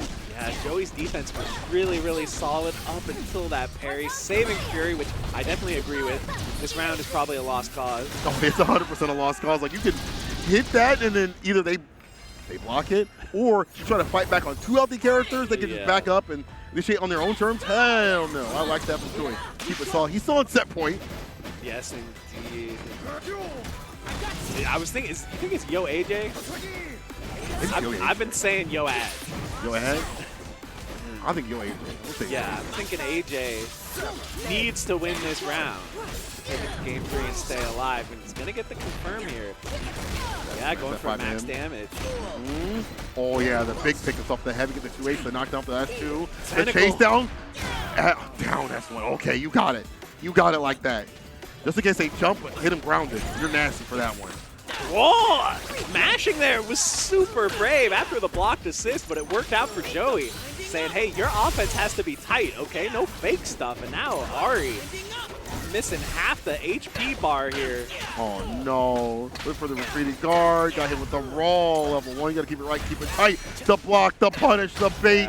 Put him down. That's one more character that remains. They have to do everything in their power to stay alive and help build up Fury. Okay, avoided the Yasuo jump scare, but it might be curtains. No, just kidding. No meter, but it doesn't matter. The throw. Joey D. I mean, how many of those rounds with Joey D like, all right, just solo Ekko. That's all I need. Whatever. Made it work. Again, I feel like that vibing that he has with like Zero maybe moves on to Ekko. I feel like they're not like the same type of character, but like the idea of like I'm a mix-up character. I can't do a lot of damage. Well, Zero can do a lot of damage. But Ekko, in reverse, the idea of like I will break if I die. Or maybe he's hyper-focused on the character. I don't know. I don't really know what the reasoning is for him to play Ekko besides like mix, but it works out for him. You know? It was solid, and yeah, Yo AJ definitely had trouble like getting knocked down and just kind of dealing with it. It's so tempting to be like, oh, I'm knocked down. I need to wake up attack. Yeah, I need to roll forward. I need to do something. But usually against Ekko, all you can kind of do is block and pray. There's no easy way out. You got to guess right at some point. So that was, I think, really the thing that made that Ekko so hard for AJ to deal with. Yeah, we'll see how Joey does as he moves on. I'm glad to see Joey just in the cut. More of these players out here that maybe have taken breaks or haven't been as consistent in playing, maybe like bigger games or whatever. Maybe they've been in the background, something else or whatever. But they're out here in the cut for 2X KO. Yeah, it's bringing people together. 2X KO. Maybe making friendships shatter too as well. Depending on how they do in the duos. Bringing like, them together, tearing them apart. Why did you break? Why didn't you break? Yeah, I know that's something that Sajam's talked about is like, you know, how hype it's going to be when like we see like a friendship just die on stream. Right? Bro, you didn't burst. Screaming. You can't hear them. Why didn't you just see them burst? screaming at each other. Yo, what a name. Forever Base versus Prism 22. Next match. You know what they should do? So you know they have auction tournaments where it's like, you know, they pull the character out of a hat and then people bid. Yeah. They should do that with people. Oh. Like we pull like Diaphone out of a hat, you bid to be his teammate. Oh, hell. Put me in the backpack. Let's go. Put me in the damn backpack with Diaphone. And then they pull out JM Crofts. They can get that for $5. So then they can stand to win a lot more. I don't think You're going to have to carry me. Well, St. Cola, you ain't nobody bid on that one. They like, you know what? Is there another one y'all can do? Or anyone? 5 cents? 2 cents? We'll pay you at this point, please. Yeah, it's like, listen, I'll pay you. His allowance kind of dusty, but he can anti-air sometimes. Like, come on. Come on. He doing like beginner and intermediate combos. Got intermediate combos. Is that okay? Listen, I'll just say, Rick, if you're watching this, we're throwing out some good ideas. You might want to pay attention. Patent pending, though. Let me get a little bit of that. Let me get a little bit of that cash so if you decide to use it. But that would be cool. Make people play random duels. They have that in the game right now, so you can kind of duel up with people on random. I think it's only on the casual matches, I think. Yeah, it's only casual matches. But you do have like the audio with people. You have the mic with them, so you can actually talk to your duo. You can say something crazy, you know. Yeah, speaking of Diaphone, I've seen him doing that. And like, it's funny, that's right. There's some it's funny because people know him, right? So they're like, oh, hell see yeah, like I got Diaphone on the team. Let's go. I would not reveal myself. You're not going to know it's me. Yeah. Like, this guy's an idiot. Sometimes I have to admit I do have an incognito account that I play on. Because I just know I'm going to get clipped. I don't want to get clipped, bro. So make content out of you. Yeah, especially when I'm learning a new character. It's Watch like, my YouTube. Yeah, bro, I don't want to get double perfected in, you know, super art cancel into the clip. No, not Have like that. people clipped you actually and be like, yo, I beat James Crofts in a match? No, not really. Not really? Y'all should start doing that now, though. Or like, you know, sometimes they're like streaming, you know, and it's like, bro, I can't hop in the chat and say, GG, that was me. I lost. Yeah, but they do that to you, though. They're like, wow, GG's big fan. They D-rank you like, yeah, big fan, bro. Worst, man, you were a fan, bro. All right. All right, we got, again, Forever Base, Prism, 22. I see my boy Cry in the back. A lot of these homies from the Midwest pulling up as they are very close. But a drive for some, maybe a couple hours, an hour. For me, it was like 45 minutes and good traffic, so not too bad, not too bad. Yeah, we've been pretty lucky. Obviously, I think a lot of people with flights did have some issues, unfortunately. I've seen a lot of delays and stuff, but for folks like us who drove, it was nice and clear today, and the weather is just so nice today. I mean, we're just inside all day, but for the 5 minutes that I was outside, I was like, damn. It's like 65. It felt so good. Even yesterday, like we were doing the merch shoot, as y'all probably saw during like the intros and stuff like that. You guys shot that yesterday? We shot that yesterday. And they have it in the production today? Oh, hell That yeah. is crazy. Come on now. That is ingenuity. Combo breaker ingenuity. Bro. Yeah, we had that. Yeah, it seemed like you guys were having fun down by the riverside. I didn't know, like, if you shooting a video, you know what I'm saying? Obviously, this is in hindsight. But, like, if people are behind you or they're around, you can't just, like, blur them out. Like, you don't want to get them in the shot and stuff like that. So I'd shoot something sick, and they'd be like, redo it. I'm like, all right. I mean, because the weather was nice. People want to be out. Like, go away. Go home. Go play 2XKO. It's free, bro. Go back inside. Go buy some skins. Like, what are you doing outside? Ooh, touch the grass. Boring. I'm on a date. Good for you, bro. Get out of here. You know, usually the only time, like, anyone ever, like, recognizes me or knows who I am is at tournaments, right? At tournaments? But one time, my sister was visiting from out of town, and like my brother-in-law and my little nephews and everything, and we were over there by the riverfront. Yeah. And someone straight up came up to me and were like, "Oh, don't you do YouTube?" And I was like, "This is the greatest." Like my sister thinks that I'm successful now.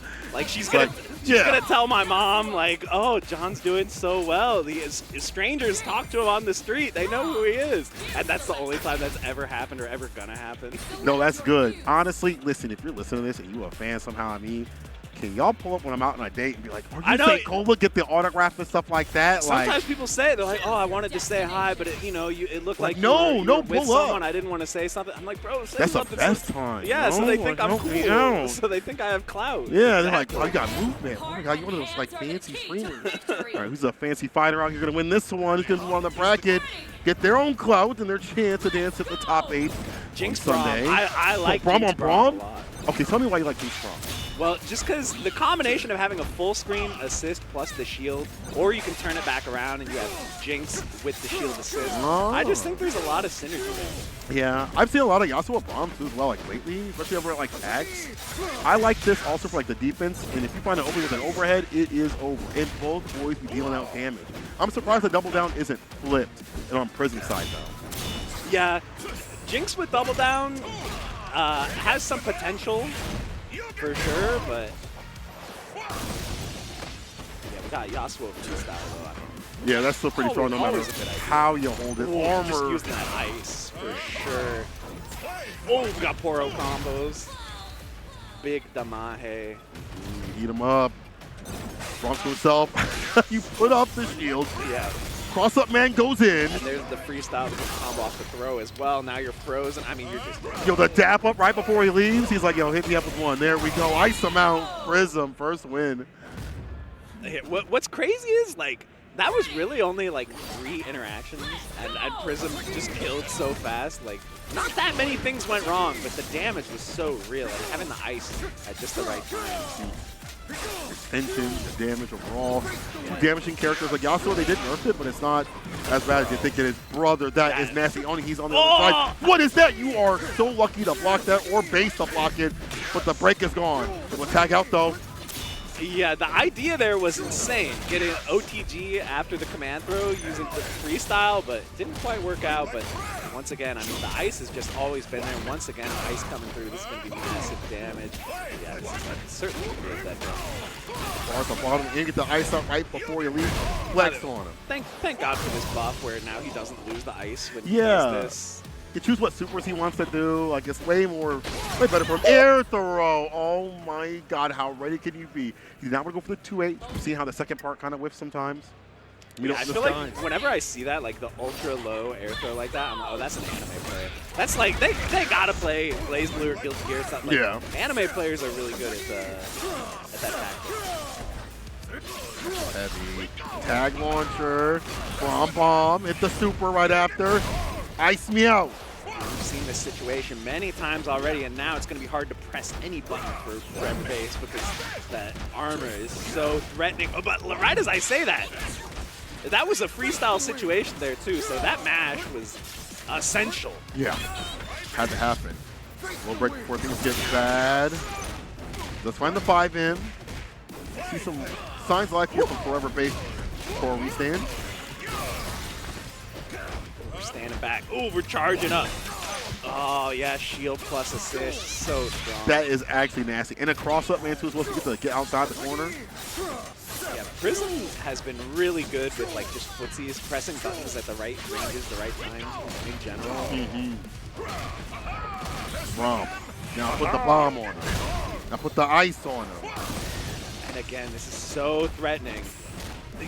Look at this, The man. staggers. I'm telling you guys, Braum is a problem. Hey, I believe you. I've been believing you. You know, I've seen some people put him Okay. A little too much dip on the chip with that one, I did. Yeah. Full screen run up, but. Takes the chip. Ooh, how did that? That was crazy. The armored option coming through to save on the 5, and unfortunately wasn't able to get what he wanted right there. Skated towards the corner. The carry into the level 3. Yeah, we got Poro snack time. What do those cookies taste like? What do you think they taste like? Dog treats? Poro snacks? Yeah. I don't know. Good question. Yeah, because as a kid, I always thought Scooby snacks sounded good. Yeah. And then I was like, wait, are they just dog treats? That's probably not actually good. Yeah, it can't be good for us. We broke the armor. Oh, you know, the empty jump after, it looked like there was a bait attempt there. But at the end of the day, Prism does end up taking this round. Hand goes in. The team near full second button for the break. Oh, knocks away the assist. Usually cross-up man from the high and the low from the other character is painful to deal with. If you stay solid.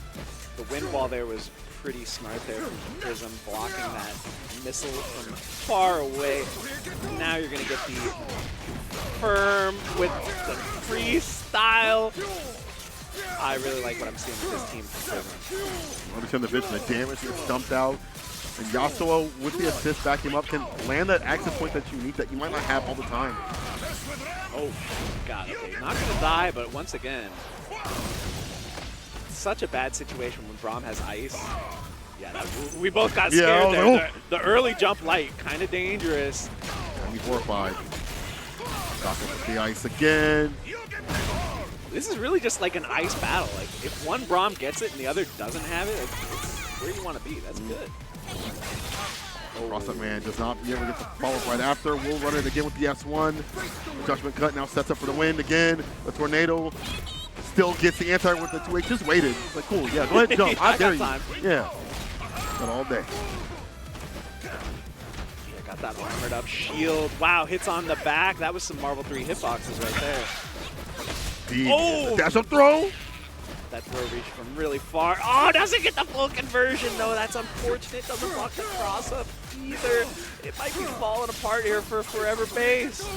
It definitely looks like it. Gonna go for the level 3 in full. Gonna spin every bit of bar at the bottom, at least for Yasuo. Do as much damage. Not that just yet. Dash up S1, so the assist behind it. I really thought it was going to be dash up cross up. It didn't even need it. That chip, was enough. That chip was crazy. Ooh. Nice. Gets the throw, the one-hit follow-up. Whoa, Braum said, let me take this chip real quick. Holy cow. Uh-huh. My man ate 15 missiles to the face. Let me get like 5 packs of Doritos real quick. Yeah. A little bit too much. That's going to sit down the losers, though. Yo, Prism moving on. I like that. The flex. The flex flex. on. Flex on. Big boys out here with big boy things, all right? Big boy damage. Yasuo, Braum. I like that. That was awesome. That was a great team. That. Yeah. Again, it's not just like Ahri show, Akali coming through a little bit too much too often, showing up a little bit too much at the door. It's other characters. I like that. Oh, it stays like that. It stays like that. Knock on wood. And it probably will. The game's well balanced. Yeah, doing good out here. I think so. Mm-hmm. So we got our players already coming up here. Damn. Oh, it looks like we are going to have a duo. Oh. I wish they had like duo names. Like I feel like if you're gonna become a good duo out here, you have to have like a duo name. It's like Brian H 342 and B How 3518. What are these numbers? Like, can you all combine to Brian B How or Brian How? We got first name bunch of letters or first name bunch of numbers coming up to the stage. Yeah. I mean, I think you gotta have a team name. Man, Yeah, I mean, maybe gotta they do. combine. I don't know. Like on StarGG, you have to put in a team name. Right? Yeah, So maybe. Yeah. They should. That's what they should do. We don't need human names. With numbers behind it. However, those are like the most dangerous cats. Like those are like the Twitter followers that you just don't have to see because they're gonna say something crazy. That's what I'm saying. That's like, whoa. First name bunch of numbers. Whoa. That's what you gotta watch Whose out burner for. is this? Yeah. No, for real. You gotta keep an eye on those. Yeah, guys. you do. Going up against LK Blue on the solo. Don't you think it's sad when it's 2v1? It's Yeah. like, bro, he's all alone up there. Get this man some backup. I'll be your friend, LK. I got you, bro. Let's do it. Maybe you don't want that. Actually, you lose faster. However, it is kind of like there's the pluses and minuses of having a duo. You have somebody to bounce ideas off of, be able to help you out. They don't have to focus on their character. You focus on yours. But again, you be holding to their mistakes as well. Yeah, it's really, really hard to get to that optimal level where you guys are just Yeah. perfectly in sync, doing exactly what the other person wants you to do at the right time. I mean, when I do it, usually we're having some disagreements. Yeah. Usually Light way of saying that, huh? It's like, what, hey, why didn't you tag me in right there? It's like, 'cause I thought I was going to win. I thought I was going I thought I was going to clutch it out without you. They're like, you didn't win. Well, I thought I was going to. I don't know. Maybe next time I'll tag you in. We'll see. That's why I'm so afraid of playing with like good players like PCH. He's my homeboy. He's so great. He's like, yo, let's team up. I'm like, you don't want that. Your money that you're going to be spending at FGC meetups, which happens, by the way, y'all can pull up if you're in the Skokie area or Chicago area. He's like, yo, let's team up. I'm like, dog, we're going to lose faster. The money that you spend to enter is going to be, I have to pay you back type thing. You know, I'm sorry. You know what sucks is like, yeah, so I definitely want to second the motion that you guys got to go to FGC meetups. Yes. And people would ask me, they're like, hey, like, you should come more. Like, why aren't you here more often? And I would always say, like, well, you know, it's up in Skokie. I don't have a car. It's kind of tricky for me to get to. Yeah. And then I finally was like, fine, I'll just go. And I went, and it was actually, like, super easy to get there. I just took the pink line, and it was, like, right there. Yeah, just, and I was like, I don't have an excuse anymore. Also, like, at least from where I'm at, the Uber isn't, like, too much. Yeah. You know, it's like, I think in total for the day, people might see us as like a lot, but I don't think so for like a local. It's like $40, like 20 there, 20 back. It's okay. I could take the train. I'm just being lazy though. Unlike you, I'm being very lazy. The train leaves you right there, which I didn't expect. Like literally, you could walk to the venue from the train. It's not the pink line. Is it the yellow line? Yellow line, yellow line. But you can get from the pink line to the brown line to get to the yellow line or red line. Yeah, yeah. If you guys live in Chicago and the L is accessible to you, I promise you can get there. It's super easy. I have no excuse to not go every week. Every other week nowadays. Yeah. There are other ones that are weekly that you're right. That we do have in the Chicago area, but like that's the main one is FTC meetup. So you're definitely right. You can definitely pull up a little bit more people. You should too if you're in the area enough. Hope this action. LK Blue. This is a team I like. Teemo Jinx. Let's go. Double projectile team. That's what I like to see. I thought that would be the duo team right there, being hella annoying with the zoning. Yeah, actually, good point. Yeah, Darius Akali is going to be our duo. Nice confirm. Okay. Uh-oh. Foul, no big deal. No parries at all in this pressure. Now you have to hold even more to charge up heavy. Ooh, you know, I was just thinking, like, I'm curious to see what the idea is with freestyle on this team, and we're already seeing it. The rush down, I mean, with the instant overhead mix as well. Found it. Wow, and that's going to be dead. Teemo is a privileged character, gets the full combo off of a throw. So Teemo Shoryuken right there as the ender. Nasty stuff. Break the 5L or jump L. Nothing to do it to him though. Still reaches. Still has a great range in my opinion. So they nerfed it. This is a nice combo. Look at that with the tag launcher, setting up some monkeys. Charge up. S1. Significant though. This Akali lacking a little bit. Yeah, here comes that hopping shroom. He just presents a problem. You're gonna have to deal with it. I mean, you're almost dead to chip. You gotta do something. You can't just fly. Oh, you got poison on you. I don't think you can die to poison though. Yeah, it looked like he was still alive, even though he was like at a precipice of like a single little bit of health. Yeah, you can die to chip in this game, but I don't believe you can die to poison dog. That'd be way too cheap. Don't give them ideas, please. Teemo is already so You know, Teemo players would be like, you know, I could have that. Bro, back off. And again, we're seeing the freestyle with this rushdown Teemo. That's been working really well. 5L, they're gonna open them up. This could definitely be dead if you don't burst. But, I mean, listen, you're down a round. I feel like, okay, staying alive. Okay, it does lose the Akali. Yeah, I mean, I guess you can save for Fury. Yeah. Comeback potential could be here. Zap able to freeze him in place. Sets up for the choppers with the ricochet off the corner, too. That was nice. Didn't expect that one. Yeah, I was like, it's going to go off screen. Neither did they. All right, and then, you know, we talked about the power of characters being able to solo super into super. Teemo doing it to great success here. Yeah, watch out. Eventually, you're going to step on a shroom. Just like playing League of Legends, guys. I always end up stepping on the shroom. Yeah. Yo, Luke, who are you talking to? You talking mess. I can hear it from here. That's true. Yeah, no teammate. It's yeah, like Blue's just talking to himself. He said strategy. He said, if I got nobody to talk to, I'll talk to myself. Or maybe myself. That might be it. Singing to the music. Oh, you're right. Got the headphones in. Where do you think he's singing? I don't know. Good question. The new Drake? Yeah, possibly. He said, I'm an ice man, but I'm not a nice man. Those are probably the lyrics. I don't know. I didn't listen to that. What's that one that's like, I wanna say gracias to your madre. Your madre is something Have like, you bro, heard that? shut up. Yeah, I heard that one. That was garbage. That song's fire, bro. Get out of here. Oh, this is bad right now. It's Mi like garbage. Mi amor, shut up. That's godlike, bro. Just like LK Blue looking godlike with this Teemo, man. I mean, the float into falling M, it's a tried and true strat. It ain't changed since the day they added this character to the game. And only continues. So this combo with the tag launcher, sets up again. Nice check. It was fake. 5L was there. The Fury wasn't able to get anything off the backboard. Get anything going though. Darius gets stuffed. Stop, yeah, the backboard coming back. It seems like mashing after that setup, it worked mid-screen, but in the corner, no good. Here we got the level 3. This level 3 always just does like shocking damage on the explosion. Is actually insane how much racks up from that. Far well spent. You have to check in to see what he's singing.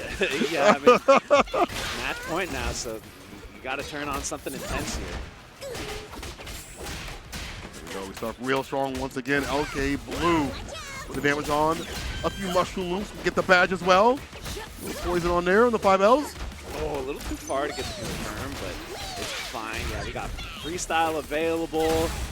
I imagine he wanted to tag back there with the double assist, or the double projectile there on screen. Yeah. With parry, I don't know, guys. Things are starting to look a little scary here. Yeah, it's looking a little frightening right now. Unfortunately, had to wait so far. Now we're down a character.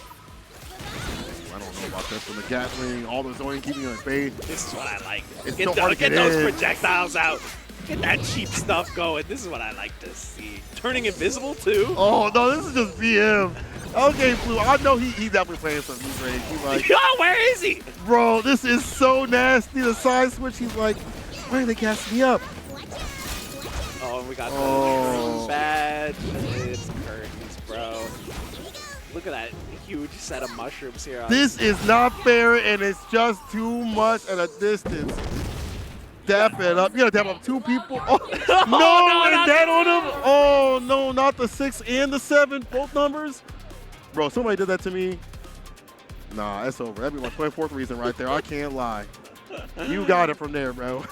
You got, if you play in Teemo in tournament, you got to be a little bit of a troll. I think it's a requirement.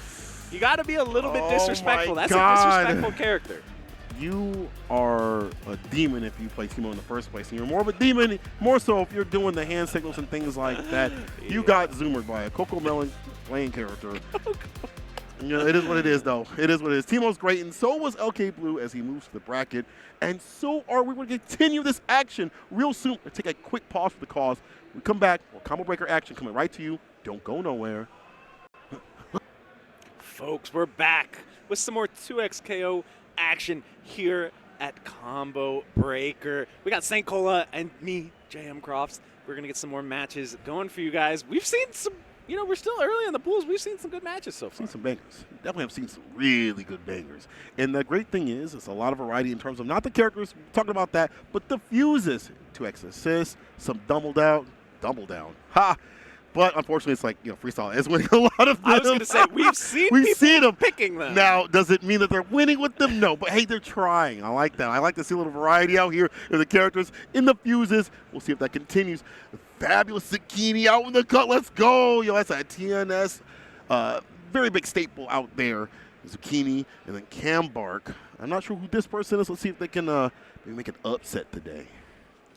Yeah, I mean, usually it's like, I feel like it's a little scary when you're in pools and like, oh, your next match is on stream. It's like, oh, that must mean that they found, like, it's a serious They found opponent. a real warrior, yeah. Yeah, they want someone they want to show off. Yeah. I got to fight them. Oh, no. Yeah. It could be a little bit scary, but again, we were talking, in pools, anything can happen, man. It can happen. With a game that's new, you don't know everybody that's godlike. Yeah. You know what I'm saying? Like, you have no idea who the person is coming up, if they're fire, if they're just like an online warrior. You can look them up, obviously, on Twitch.tv and stuff like that. But is that the extent of their power? Do they just train offline with their friends? Are they like in the lobbies a lot? How are they going to play when they're on the stage? How is it going to operate like that? That's the real deal. When you pull up to these sticks, the lights are on you, the crowd behind you, that's when it really matters. We're going to be jumping right in here. Braum Darius, I mean, the Braum army representing here. Ooh, a little bit of stagger there. Okay. I mean, this is going to be big damage. Oh, of course. I mean, you got double down, you got 2 burly men. Yeah, you're right. I didn't even notice. Yeah, hell yeah. Double down Braum is definitely got some damage potential. Still has the ice. Yeah, you lose the ice if you get knocked down, so you definitely want to avoid that at all costs. Swing on his own right now. Now reapplying. The super can spin that, as we mentioned. Such a good buff for the character. The follow-up. Are we okay with this damage? Like, that's just fine. It's fun if I'm watching it and I get hit by it. But you all be complaining on We're just fine with that. Although, you know, I do think a lot of tag games have had the issue where it's like, you know, tag games are known for having really crazy combos.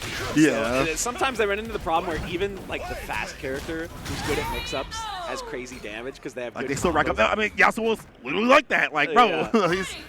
his speed was insane. So I guess I'm okay with Braum having high damage because, yeah, he is actually a slow big body. Same with this matchup overall. Like, if you come to the air with like the for air fireball, like it's really good to check 2H. So they've been doing a good job of keeping themselves grounded, keeping the other players grounded, I should say. But it isn't really a problem. Break. Dash up 5M. Says, hold up, let me get that shield out. Oh, yeah, the Poro actually caused problems there with the wall bounce. Following behind the super. Yeah, that is another advantage of double down. Yeah, the lockdown with the super is to get the charge up heavy right after. The side switch for a little bit of a mixed scenario. Yeah. Damn. Cam Bark. If you got some meter on Braum, you have like the ultimate neutral skip with the double down here. Oh my god. First time I'm feeling sorry for Ahri. I mean, listen, you got double down. Isn't she like Omega dead? Didn't Beyond. even need it. What the? What was? I was like, okay, he's gonna tag, he's gonna follow up off the super. She just died anyway. I mean, it is Ahri, low HP character. But still, yo, fabulous Zucchini dumping out the damage. Off the back four like Harlem Globetrotters, this is nasty. Hook, line, and sinker. Little drop there, but okay, we got some nice footsies happening. Spirit Rush being able to open them up. Hold on now. There we go. On the back, but we do have wake up options. However, this character is still good about looping different nasty looks. Limit strike, successful with the Spirit Bomb. We parry, and we punish. Yeah! That's what you gotta do. Oh my god, I think she's dead. No, just kidding. Just parry scaling. Oh, now she's dead. It's a second too early, but you were still right, though.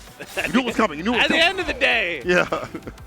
No matter how you get there. Wow, using 2H to actually hit a grounded opponent, that also feels very rare. Although I think they buffed that hitboxes. Oh my god, that's the jump scare assist. Bam, out of nowhere. Shoulder lead. Good rig. The dance of death gets a jump in. Heavy with it as well, chunking away. Uh-oh, fully confirm. Command grab. Yeah, I don't get anything. Oh, wait. Oh, you're in the corner? You get the pickup of the OTG. That's double down? Are you kidding me? You know. This double down team is looking real serious. I like it. Now we're going to see double down work out in the cut. Let's go. All right. No more fuses. Oh, that's besides just freestyle. That's a really strong aspect of Darius is that he has that long-range sweep that you can do multiple lows. It's like you always end up thinking that you can switch to stand block or retreating guard, just get clipped on the toes, and now down to just Yasuo. Typically deal with that at a range where it's like unfull or whatever, or even less punishable. It's hard. There's the delay. Bro, yeah, the delay. Oh, bleeding. Literally. Damage. And that was a good setup, too. The tech chase. Yeah, that's a dead character. Get him out of here. Zucchini with the quick 2-0. Perfection. See, now we talked about these other fuses working out. Just have to find the right team members and the right pilots to do so. There we go. Zucchini pulling up. We've seen him in the cut for a lot of online tournaments. Good to see him in the offline. That is combo breaker. Expect a deep run from him. Double down. Two big, burly, muscly men. A lot of meat. I mean, you can really see the idea behind the team there, which is basically, if I touch you, you're going to lose a character. Whether it's off just a normal combo, whether it's off command grab, which all of a sudden you can do command grab into super, tag off the super, plus neutral skip potential we saw as well with Braum. He's got that super that just covers everything. The magnetic. Full screen. What's the Magneto super called? Is it the Magnetic Storm? The Pillars? No, is that no, Magnetic Storm? I don't know, actually. I'm bad with names. Sorry, it's I'm fine. really bad. Regardless. Like that. I was going to make a reference. I don't even remember what the move's called. But yeah, you can just do that super tag. You win neutral. I don't know. That's strong. That's a strong. I like those strategies, though. It's not just the typical, I'm doing freestyle for your general easier mix, if you want to say easier, but you have like a different idea of mix on people. That's the power of the fuse system, right? This game doesn't have the biggest roster. Yeah. It's got like 12 characters or whatever by now, but with the fuses, that opens up a lot of different potential ideas for how you can build your team. I love that. I love the different looks that we're getting out here. We're going to have a different look in terms of a player. One of my favorites out here. Hikari back up on the sticks, though. Yo, I just saw the buddy. He was locked in. He was focused. He's clocked in. You've seen him conquer a few tournaments recently, obviously. You know, yeah, fresh off of Evo Japan. I guess he did well at Evo Japan. There might have been like a level up there or something like that he did well at, I guess. We're going to do so over at Combo Breaker. I think he's like obviously the strongest player. So like even outside of Evo Japan, people would list him in the top 3 easily. Yeah, 100%. Okay, cool, confident here. Uh-oh, he's going up against the Iceman. He's not an Iceman. But he got that Iceman. I'm excited to see this matchup, actually. I want to see how a player like Hikari can handle just the lameness, the cheapness, the annoyingness of Teemo. Oh, but then again, he's got a team that can also play a little lame. In terms of like projectile bandit, it might be kind of hard because Teemo can be annoying. Like Teemo's kind of like the anti-meta of some of these characters. However, the way that Hikari can play, he initiates on his own terms. You have Akali with a great neutral. You have Ahri with the backup with the assist fireballs from the skies. Easy way to get it. All it takes is one interaction, and it's a done deal. Yeah, and I mean, we saw LK Blue setting up, you know, the mushroom obstacle course in the previous match. But I feel like with this team, you know, you have Ahri, her forward assist can just kind of go through stuff. It just destroys a lot of mushrooms. So, oh, already we're in. And something that I've been impressed with Hikari as well is like, Hikari is not afraid to be like, I'm just going to learn a new team because I believe that this team is broken. I'm just going to pick up characters and dominate. We've seen kind of, starting out, I think he was playing a lot of Illaoi. Yep. But has moved on to some very broken characters here, Akali, Ahri. Greener pastures, you know? Yeah, you might say. I mean, obviously, Illaoi was really good for a time, too. She's still good, but you got, I mean, when you're trying to win these majors, like Hikari clearly is, you got to take advantage of every advantage you can get. Yeah. I like the tag in right there. Just to set up this Oki, face up and get up, attack again. That's going to be a win right there. Hikari is locked in right now. Teemo remains solo on the dolo. Jump L does hit. Nice. Yeah, not going to get too much here. We're just going to go for some Oki. And immediately snipes Jinx out. She's coming in with the rockets. Ooh, Zazuna drop. Great damage ender. In terms of like the super that you want to choose. And it's so cool to see the difference in terms of Akali's. We've seen some that go for like the Twilight Shroud, knockdowns continuously. You set up like a command grab or further extension. Hikari really doesn't do that much that often, I feel. At least, especially not right now. Gets the happy birthday and just no hesitation. Hikari insta burst. All right, we're setting up. We're getting some stuff going. First, okay, nice. I like it. Off the table, Raw tag out. Raw tag, let's go. Raw handshake, just hey, get in there. Wow, the kunais actually connecting against Teemo there, very surprising. Birthday, the break, Oh, baited, yeah, oh bait. brother. Yeah, Kunai follow up too. the tag was on deck to be able to bait that burst. All right, Shroud now set out. Lyman finds the confirm. I like the retreating guard Yeah. to get full. I mean, usually you don't want to be full screen against Jinx, but that's going to give Akali the opportunity to double jump and stuff like that, but it doesn't matter. Sonic spin action right there. Ahri. Soul with his character now. Does this hit? It does. We'll take that trade. Oh, I don't even know what just happened. You got a happy birthday. You lost the character. You lost the round. It's a 2x2. Brother, the super tag coming through from the air, dropping from the skies off the backboard. However, that was a lot closer than we saw the first game. First round, I should say. Yeah, I mean, really, I think this is just going to come down to can LK Blue just, like, defend himself against this onslaught? He's singing Marvin's Room from Drake right now. Yeah, it's... Up to the rose, man, is going through it. When you're playing, like, two kind of projectile-oriented zoner characters against two rushdown characters, yeah, you got to be able to defend yourself, which is really hard against a player like Hikari. Yeah, you have innate defense, and that's so hard, as you mentioned, even more so because it doesn't have the tools. It's all like the 5L trying to catch something, anything, but Hikari caught that jumping clean. That combo was ridiculous as well. Frame kill. Gets a throw. She's still there. She's still there, just waiting for her time. Parry and the super right after. All right, wait. That was good with the tag. Okay, some freestyle shenanigans. It's safe off the bottom though, unfortunate. It's a grip, nothing needed after it. Teemo remains solo. Yeah, the big problem here I think is going to be the burst meter. No Fury for a really, really long time. You're going to make this come a little bit harder. And you really cannot take any big risks. Uh-oh, drops right on the... That's one super unfortunate. Does get the pickup though. Wow, yeah, the tag cancel allowing the combo off the assist. This is not looking good because now you're going to have to guess. They're so far away from Fury. Oh, the blocks. Delay. That was a good block, man. Would have been really easy to fight and go for a throw tech there. But at the end of the day, I don't think it's going to matter. Oh, he got out, so there's a chance to get that Fury. It's going to be a very different one. And at that point, you probably want to expend it at this low amount of health. All right, we're bouncing slingshots off of mushrooms. We're trying to get that obstacle course going, but you see the problem here is you're down on health. Really low. It's invisible. What? The game's spoiling it. It put the P1 thing over him. It's like he's right there. let him keep the mystery alive. Come on. Tattletale, oh, Randall type beat. For real. Big shroom. I like that. Cover the grounded approach, right? Again, like, are you looking at the clock here? 12 seconds is not much time. Yeah, now you're like, I gotta go in, but it might be too late. Shoot, I don't even know if I would have spent that break, to be honest. He might not have been able to kill both characters, but he's going to keep it safe and solid. He believes he's got the lead. It's significant set point Hikari. Yeah, getting the break there is a nice little bonus for LK Blue. Yeah. Does have the burst meter advantage here.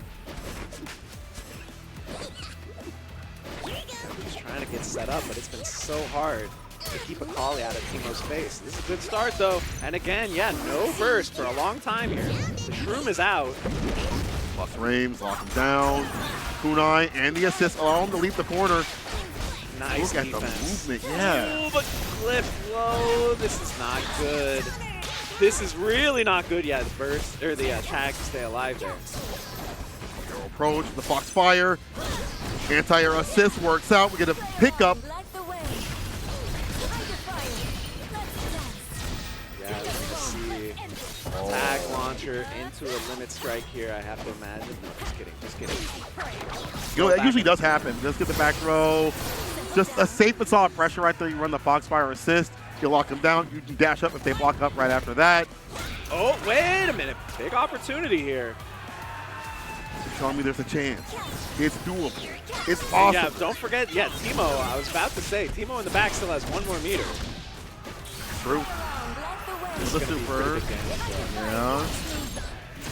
Heavy. Limit strike. Sets up for the Spirit Bomb. Wake up super. No way this hits. There's no way. Ahri was ready, I believe. Jeez. Whoa! It doesn't matter. Super tag assist again from the skies. Akali saves the day. Yeah, Hikari. I mean, to be honest, LK Blue, there were moments of brilliance in there. Yeah. Hikari just looks too solid, though. He's on his game right now. I think he's talking to him, looking for advice, or, hey, man, good game. And Hikari's like, bro, next game, next game. He's just so locked in. I don't think he's not being rude. He's not being rude. He's just so locked in right now. But if you're an EVO champion, if you're a champion of many tournaments with this game, if you've been at the top spot, you're going to be locked in. Yeah, no, 100%. I mean, speaking of champions, people who have been in those upper echelons for a long time, we're going to get ChrisG coming up to the stage.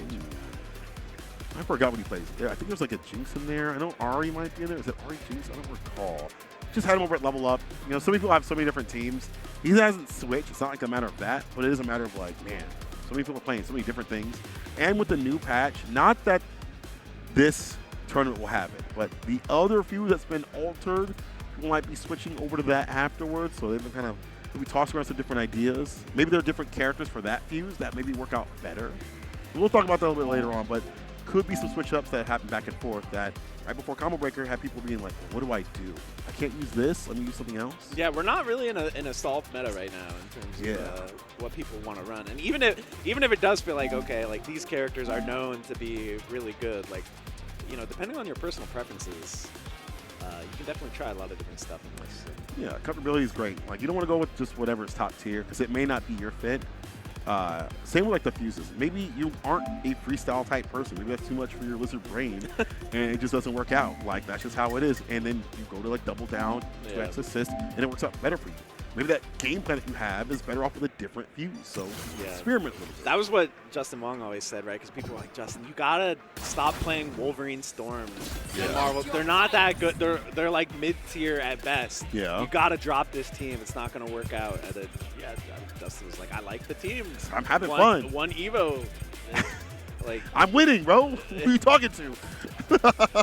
Yeah, I mean, for a while, people were like, oh, like, yeah, Justin didn't win Evo. It must be because he's running Wolverine. Like, you gotta switch. You gotta switch.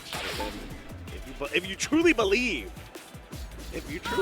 what's that quote? It's like, you know, you could never beat someone who's having fun or whatever. Yeah. Someone who tries hard can never beat someone who's having fun. Yeah. Baki has a lot of weird things, but that resonates with me a little bit, though. That's the one line I'm like, all right, Baki was spitting. All right, creator Baki was spitting. Yeah, you might be understating when it has a few weird things. Yeah, to say the least. Yeah, he's just like, yo, if you just like pretend like you're liquid and pretend like you're a cockroach, you go really fast. I promise you. Nah, bro, I don't think it's like that. If you are too strong, you'll lose. I don't think that's the case either. Someone like ChrisG is going to lose because he's too strong. He's going to lose because he wasn't strong enough, but that rarely ever happens. He's always in top spots of many tournaments. He's up on the screen right now against Storm. Yeah, I mean, ChrisG is running some fire costumes, I must say. Oh, yeah, it's true. I do like these spits, and it is the Ahri and Jinx. This is annoying, so of course he'll play it. Yeah, you got to frustrate the opponent. I mean, I saw ChrisG in Third Strike playing Sean earlier, so you got to... He's just a jerk when he plays. You know what I'm saying? Yeah, you gotta keep people guessing. You gotta. Oh, yeah. 8-bit Ahri coming in here. The beat boop. Oh, ready with the down head. Good. Fury spit right now, but it doesn't even matter. This might be a waste of bar, unfortunately. One more interaction after this, ChrisG. Look at the tag launcher after the super. Not sure. Yeah, this is the ideal situation. Got the opponent to burn their Fury. Just sets up for this. Yeah, more pressure after the knockdown with Jinx. Stomper, the tag. Just the single overhead into low there. Oh, I thought he was going for a chase down air throw. Didn't want to commit though. That's fine. Wow. Brother, Chip the pressure. up. That's a perfect. That was a slow perfect, man. Damn. 60 seconds. A perfect action. Avoids the S1 starter. All right, we're setting up. We're setting up the gauntlet. You got to traverse the chompers and the monkey and. It's a lot. It's a lot to deal with. A tag in again. There's the super zap. Also has zap from already too as well. Yeah, I would have got him with the 3. ChrisG, I think, famously has just really excellent defense in the game. Still not gotten hit? No, come on. No, there's been chips. You try hard. Just you try hard. Yeah, I think this is going to be a bit perfect. Bro, you gotta be kidding me. Pick him up the up the super. Down heavy. Okay, go for the tag launcher right here. Let's set up. Yeah, we're just going back to You see him push him back up in the corner. You thought you could leave. It is Dale No Bail in the bait on the break. Please tell me it's another perfect. I think there's a little chip on Jinx. Just a little. Yeah, I think that's the semi-perfect. Nah, we calling that a perfect. You're right, that's a hood perfect. Yeah. Didn't actually get opened up at any point. You mentioned the defense, blocking out empty low from Akali. We're back into the game right here, but so dominant from Chris. Storm got a lot of work to do. Yes, indeed. This is going to be the stop. Yeah, I've noticed that Chris is getting like the full jump going into just a single air normal a lot. I mean, it's something we see with Ahri a lot is she'll do like 3 air normals in a row. Yeah. Chris is keeping it simple though. Like that meaty right there, interrupting whatever Storm trying to do on Wake Up though. Wow. One remains. Uh-oh. Yeah, at least a 5 a little bit of damage. I mean, these are the kinds of things that you just see when someone is, you know, really confident in fighting games. Like, Chris just understands scrambles really well, understands these situations. Be able to whip punish too as well. We saw a whip punish from the 5M from Storm. That's a good sign. Well, it's always real bad from the corner of this knockdown. Chases him down. Doesn't even go for a throw. Goes for a button instead. Yeah, and tagging there was smart as well because she had whiffed the air normal, so it's going to be vulnerable coming down. But yeah, I mean, this is just a masterclass from Chris right here. Zoning, annoyance, and then defense, because we talked about it. You have to have that good, innate defense, especially if you're playing the zoning team. And you got much to your name in terms of health. Oh, dash up 5, 8. Yeah, freestyle confirmed. Nice, is going to go for a limit strike ender here. Just kidding. I've been wrong about every time I say someone's going to go for limit strike. I mean, it kind of makes sense to build that bar. You're so close to break, but I think Chris feels so dominant that he wants to like tag in and keep the pressure going. So I'm with you. I would have thought that too as well. Some of these instances, but again, that's a difference maker right here for some of these players to switch up. This is a chance here for Star. Really going to have to make this count. Oh, Wake up! I mean, ooh, Chris just knows. Chris just knows. Crazy. Wake up 5 after he backdash. What if he went for like a medium one? I don't know. I think it wouldn't have reached, but just the idea. He's like, I know this is gonna reach. I'm gonna stay solid. Great knowledge right here, Storm. So we're gonna come back. There's a limit strike that you were asking for. Yeah, the delay. Oh, bounces off. Nice. Yeah, you need the assist there to stay safe. Ooh, awkward drop though. That's not good. You can't let these opportunities go to waste. Now Chris gonna have to start thinking, wait a minute, this round might be in trouble. Solo Jinx.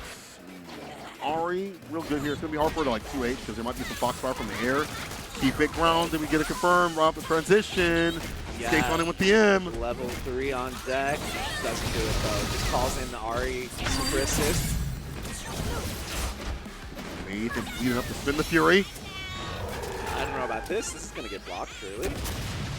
Yeah, I don't think they were playing something. Oh, no, you've got to be kidding me. It's crazy. The Fury blocked level 3. Oh, okay, burst right back. Fury active for Storm now. Get the health back. Gets the air there, the pickup. ChrisG going to take it. Very convincing at the start. At the end, though, we saw a lot of signs of life, but that clutch back there. It was There's always starting one to dealing with it, man. look a little scary, but Yeah, it in the was. end, Chris is going to take it down. Well played. Man, he's so annoying with that team. That team is diabolical. And then you got someone with Chris, as you mentioned, that has such great defense. The chips are down. You know, the timings that he has, reversal buttons, he's blocking out empty lows and things like that from Akali that could smoke you. He stays solid and moves through the bracket. It's good to see ChrisG again, the melting pot that is SwissScale, come even further and further together. Yeah, no, for real. Like, I mean, Chris plays every game. This was something James Chen was saying earlier. Is like, a TO, like every TO's worst nightmare is ChrisG. He's like, oh man, he's gonna play entering like 18 different games, and then the problem is he does well in all of them. Yeah, it's not that he like loses, goes like 2-2 or something like Yeah. that. See like top 3, top 2. If it's someone like me, I can enter a bunch of games and I'll go 1-2 in like half of them. He's pop monster. Yeah, you're just cheerleading. Yeah. But Chris is on the field. Yeah. Nothing wrong with that either which way, but Chris is definitely a difficult person to deal with inside and outside the bracket. So, you know. Loosen back up on the sticks. I haven't seen him play in like on stream yet or on tournament, but I was watching him play just like an hour ago, getting ready with like James and them, some other strong players, PCH. So he's getting solidified. He told me, as I mentioned previously, it's Team Rush Hour that he's going to play. Okay. Because again, that is what he feels. Now, players have said this to me and lied to my damn face, and they're just like, you know, I'll pick something else, you know. But I really do think it's going to be Team Rush Hour. We'll have to see. Who is Terry Bogard going to pick, though? Yeah. The Fatal Fury hat. Kazuma Volvener. Volvener? Kazuma Volvener? Okay, I hope we said that right. Yeah, Kazuma crossing up over. Volver. Okay, there we go. There's qualifier, so obviously maybe he's not in the right game, but he's in the right place, though. On the winner side of things. All right, listen, let me see some mix, baby. Let me see something nasty. Let me see a team that terrorized 2XKO for the first couple of months. How it's doing now, the hands of a top-level player. Yes, Rush Hour. You know, I was thinking about that. Do you think that Terry is the most represented character this weekend? Because he's in City of the Wolves, he's in KOF 15, SF6. No, he's playing 2XKO. Choose your destination. Yeah, you might be right. Actually, yeah, you might be right. I mean, I guess Mai too. Mai is the same thing. But I think Terry's a little bit more consistent in multiple games and platforming games out here. Now looking to play some 2xKO. All right. Lucen has been a really strong player of 2xKO. He used to play a bunch of other games and things like that, but I think this is like the main focus for him. Cook up. Let's see him cook up. Have you ever played KOF 12? KOF 12? Yeah, apropos of nothing. Have you ever played that game? Wait, is that the one with like they zoomed in on the slides and stuff? Yeah. Yeah. I played that game the other day, and I was like, oh, this game's actually pretty fun. And then I looked at character select, and Mai is not in that game. Yeah, that was your bread and butter to sell a dang game. And then Terry doesn't have Buster Wolf in that game either. Yeah, that was definitely one of those games that was like, we was on beta. Yeah, we were ready for 13 to come out. But I'm ready to see what Lucen's going to do. I mean, freestyle, Team Rush Hour, like you said, but we've got, is this like the new Team Rush Hour, you think, in terms of like us seeing it the most? This is like the third or fourth time we've seen this. Yeah, it's just like, Ahri Akali. You're the wrong race with the right type of characters to see on the screen. Lucen, though, again, like, you know, you have the comfortability. They have worked with this character for months upon months, so it's working out right now. Uh-oh, drop, but we get the pickup with the up kicks as a punish. I do like that. Lucen has tested one character. He's doing a really good job of keeping the pressure on. Oh my gosh, yeah, like a little in and out there. Saki side switch, cross up, man, go! Oh my god. Yeah, I mean, level 1 into level 3 here for the ender. Oh, just raw level 3. Let's go. I think you can do that, just either or, like, it's so great. But we get Spencer of the Super Lucen on point. Very, very dominant, I feel. I mean, that neutral was nasty. The pressure, getting that cross-up man to go through the S1. Great for himself, Lucen. I forgot. They also, hell yeah, they're 18 if I'm not mistaken. I feel like they are in that range. Wow. I mean, fighting games in general, we had a lot of young people doing really well. Strike sets up for the wind wall, dash up throw. Stop the roach. Yeah, I mean, the burst has to come out, but Harry Bogart in a tough situation. Oh yeah, and the long range 2H. Yeah, gets the opening right after. It's just a sandwich that happens with freestyle.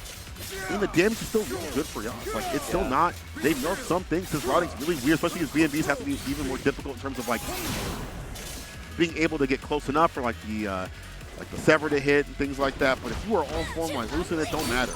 Period. Punish against a Foxfire, bruh. Yeah, that was convincing stuff there. Here in game 1, well played. Yeah, Kazuna gonna have to find something here. Gonna have to get that offense going with Ahri. Or the defense and the offense are at pins right now. Okay, there's the confirm. Pretty much all she can get from mid-screen like that. Yeah, it's a carry though. It doesn't matter. We're out of the corner. We're out of, and the backup dancer is getting beat down for a little bit. Ooh, got him. Replay, got him. Break had to be spinning right there. Time. Take a break. I mean, he just sets up so well. They have such a good ideation of like how to lock you down and then cross ups. I feel like you have Ekko to lock down and the cross up comes through. The sandwiching is really good from both characters. And then Lucen comes in and is able to pilot them so well. They are insane. One character remains.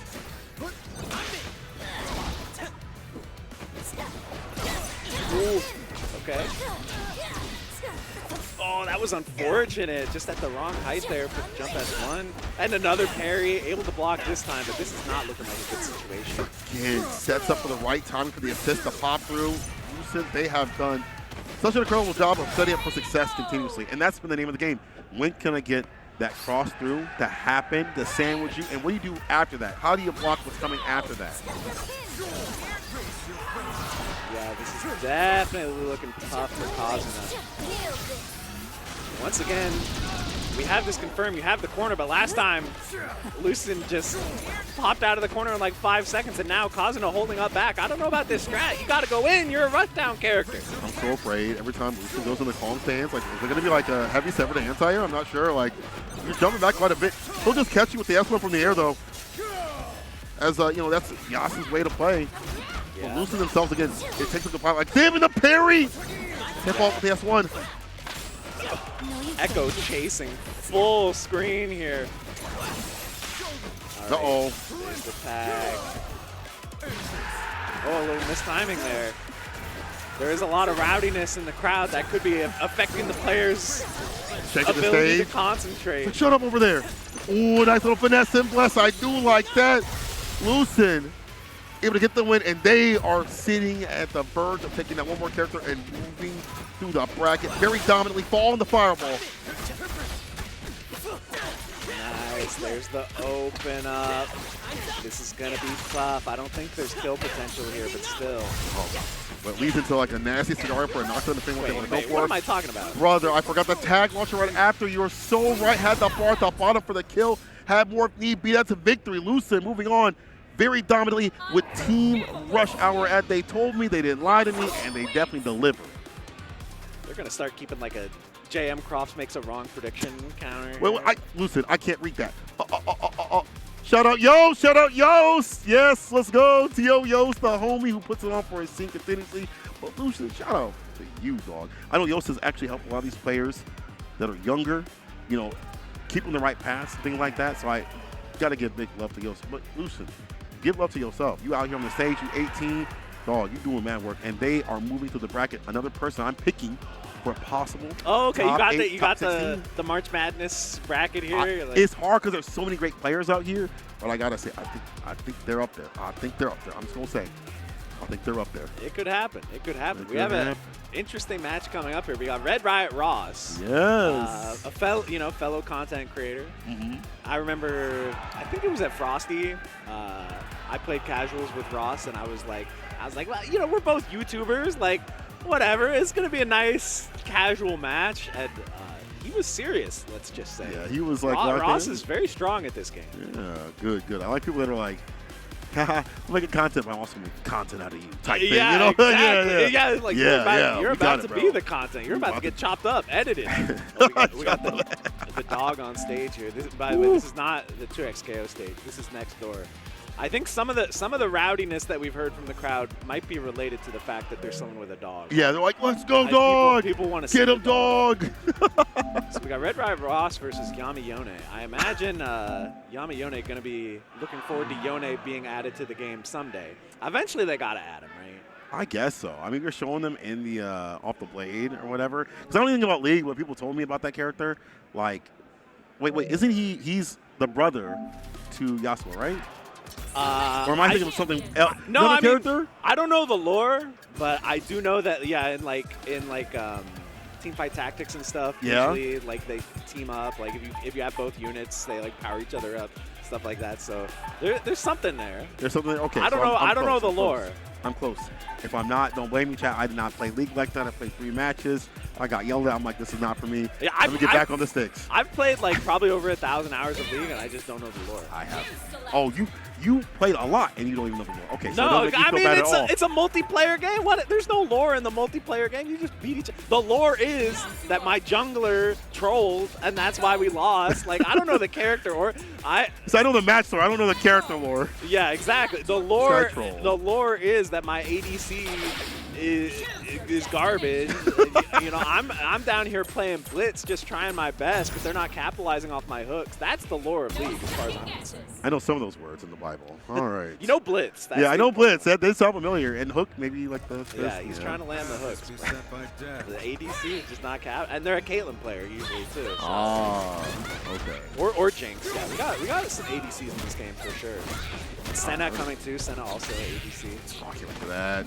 The chase down. No way you landed that Red Riot. He does enter a lot of tournaments, by the way. Like Red Riot's like in every damn tournament, I feel. Also within Twitch Rivals. I forgot who he teamed up with, but he was out there. Yeah, I mean, this team, Jinx, Darius, we talked about the jump scare assist. It's just really threatening to have there as backup. Oh, and look at that too, the tag. Yeah, both running freestyle, by the way. There's that low you were talking about. Damn near from full screen too. Yeah, I mean, It's kind of interesting. Like, it just feels like Darius has gotten nothing but buffs. I mean, kind of objectively, yeah. He's gotten a lot of buffs, like the ability to hold S1. He got his projectile, you know, ages ago at this point, but still, like, and even with all these buffs, like, he's very, very good. He's just not really in that, like, ultra top tier conversation. Yeah, he's still, like, outclassed because of, like, power levels, but not outclassed the way we cannot play it. Very, very much possible. I get such a big lead right now. This does hurt, but it doesn't lead to the worst scenario. Just gonna get the charge up heavy. We missed the charge up heavy. Trying for another mix right after. Wasn't able to open him up, and now you're on the back foot. I like retreating guard to get out of S2 situations. You know, sometimes you can force a bit like that. Oh my goodness. Chip him out. Yeah, chip days, making him bleed. That's a sick costume. Yeah, Darius he's looking dapper. Look at this. It's funny that Ross has red hair. Like, that's yeah, I think that might be the way, the reason. Yeah. He's gotta go for the parry. Now we'll go for the retreating guard to mix up the defense. Yeah, he's got the pre-program there on the tag, but Ekko pressing buttons to get out of this situation. Oh my god, I thought it was gonna come back, but he stays solid. From the sky, judgment cut. Knockdown, off the sever. Okay, that was a good guess on the wake-up attack. So many tags. Who's the active character? Who's the point character anyway, Ty? Yeah, for real. Ooh, the points don't matter. It's like who's line. We're in there. We're good. Well, the side switch 2L almost on the full opening, but the break saves the day for a little bit longer, saves the character as well. Oh, I thought give me a 2H, but didn't want to wait. Let him come down for the 5M. Bam! Yeah, Yamione having a good round here. Rachiroth is going to get a big damage confirmed here, though, and no burst on deck. Okay, just goes for the limit strike. Wake up throw, a little missed time there on the meaty. Wait a minute, the wake up attack whipping. There's a lot of meter here on deck for Yamione. Yeah, tag launcher. Get Bart the bottom. Level 1, level 3. That's going to be the round. Okay, we got an even match so far. Dude, we're fighting back. Yamione. Get back from the brink there. I thought it was going to be Red Riot Ross's game. Okay. All right, you know, I just imagined in my head, a Yasuo Yone team. I take it, okay, they don't need to add to it. They don't need to I just thought about it, like seeing Yasuo land that super, it triggered me a little bit. I'm like, we don't need this. Okay, the fireball to tag in from the skies. Blocked out and punished. Unfortunate, no tag to save him from that minus scenario. This freestyle combo. This is some cook. This is some cook right here. Let's go. Put the apron on. Gordon Ramsay would be so happy right now. Sets up. And the Okizeme. Yeah, doesn't get the punish there on the whip wake up attack, but definitely thinking ahead. The lockdown. And don't forget you can tag back. Okay. Got put in the block stun there. Wasn't able to freestyle it. It's off. Nice. Getting the mix going. That push block was super necessary. And again, there's the freestyle. You can see Red Riot Ross is really good at using freestyle with this team. Yeah. Like, get Jinx in, set up a couple projectiles, get her back out, and then Darius can have a lot of fun while the opponent's dealing with it. Yeah. Well, takes one of those big openings to get that big boy damage. Smashes the button. Almost got the 2-for-1 right there. Now backs off, avoids the 5M starters and the heavies as well, but the parry is there. Oh, doesn't get the full punish. That's so unfortunate. Trying to charge up heavy on him. Got interrupted. Okay, the tag. Again, yeah. Yo, the ambiguousness, yeah, the freestyle, exactly as you mentioned, is making it really hard. The read what's going to happen. Okay, level 1 is going to kill. It's solo Jinx. Jinx usually not the best solo character. Got some stuff to work with, you know, she does have some fury. Right about now, there we go. The Caitlyn rip.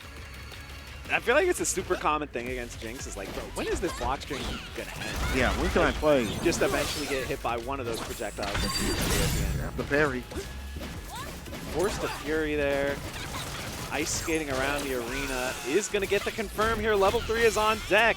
Goes straight into it off the 2H. This will certainly kill in fury. A ton of damage, as you mentioned, the fury buffing that out. A little conversation happening on stage. What are you saying to him, Brett? I think he was saying that was game 1, right? And Ross is saying, yeah, that was game 1. Yeah, it was a long game. Yeah, it was game 1. That's game 1, right? Yeah, I gotta go make a YouTube video from this. Yo, stream. He's like, see that chat? You see that chat? You like that chat? That's right. With the first win, gets the hook, doesn't get the pop the 5L there.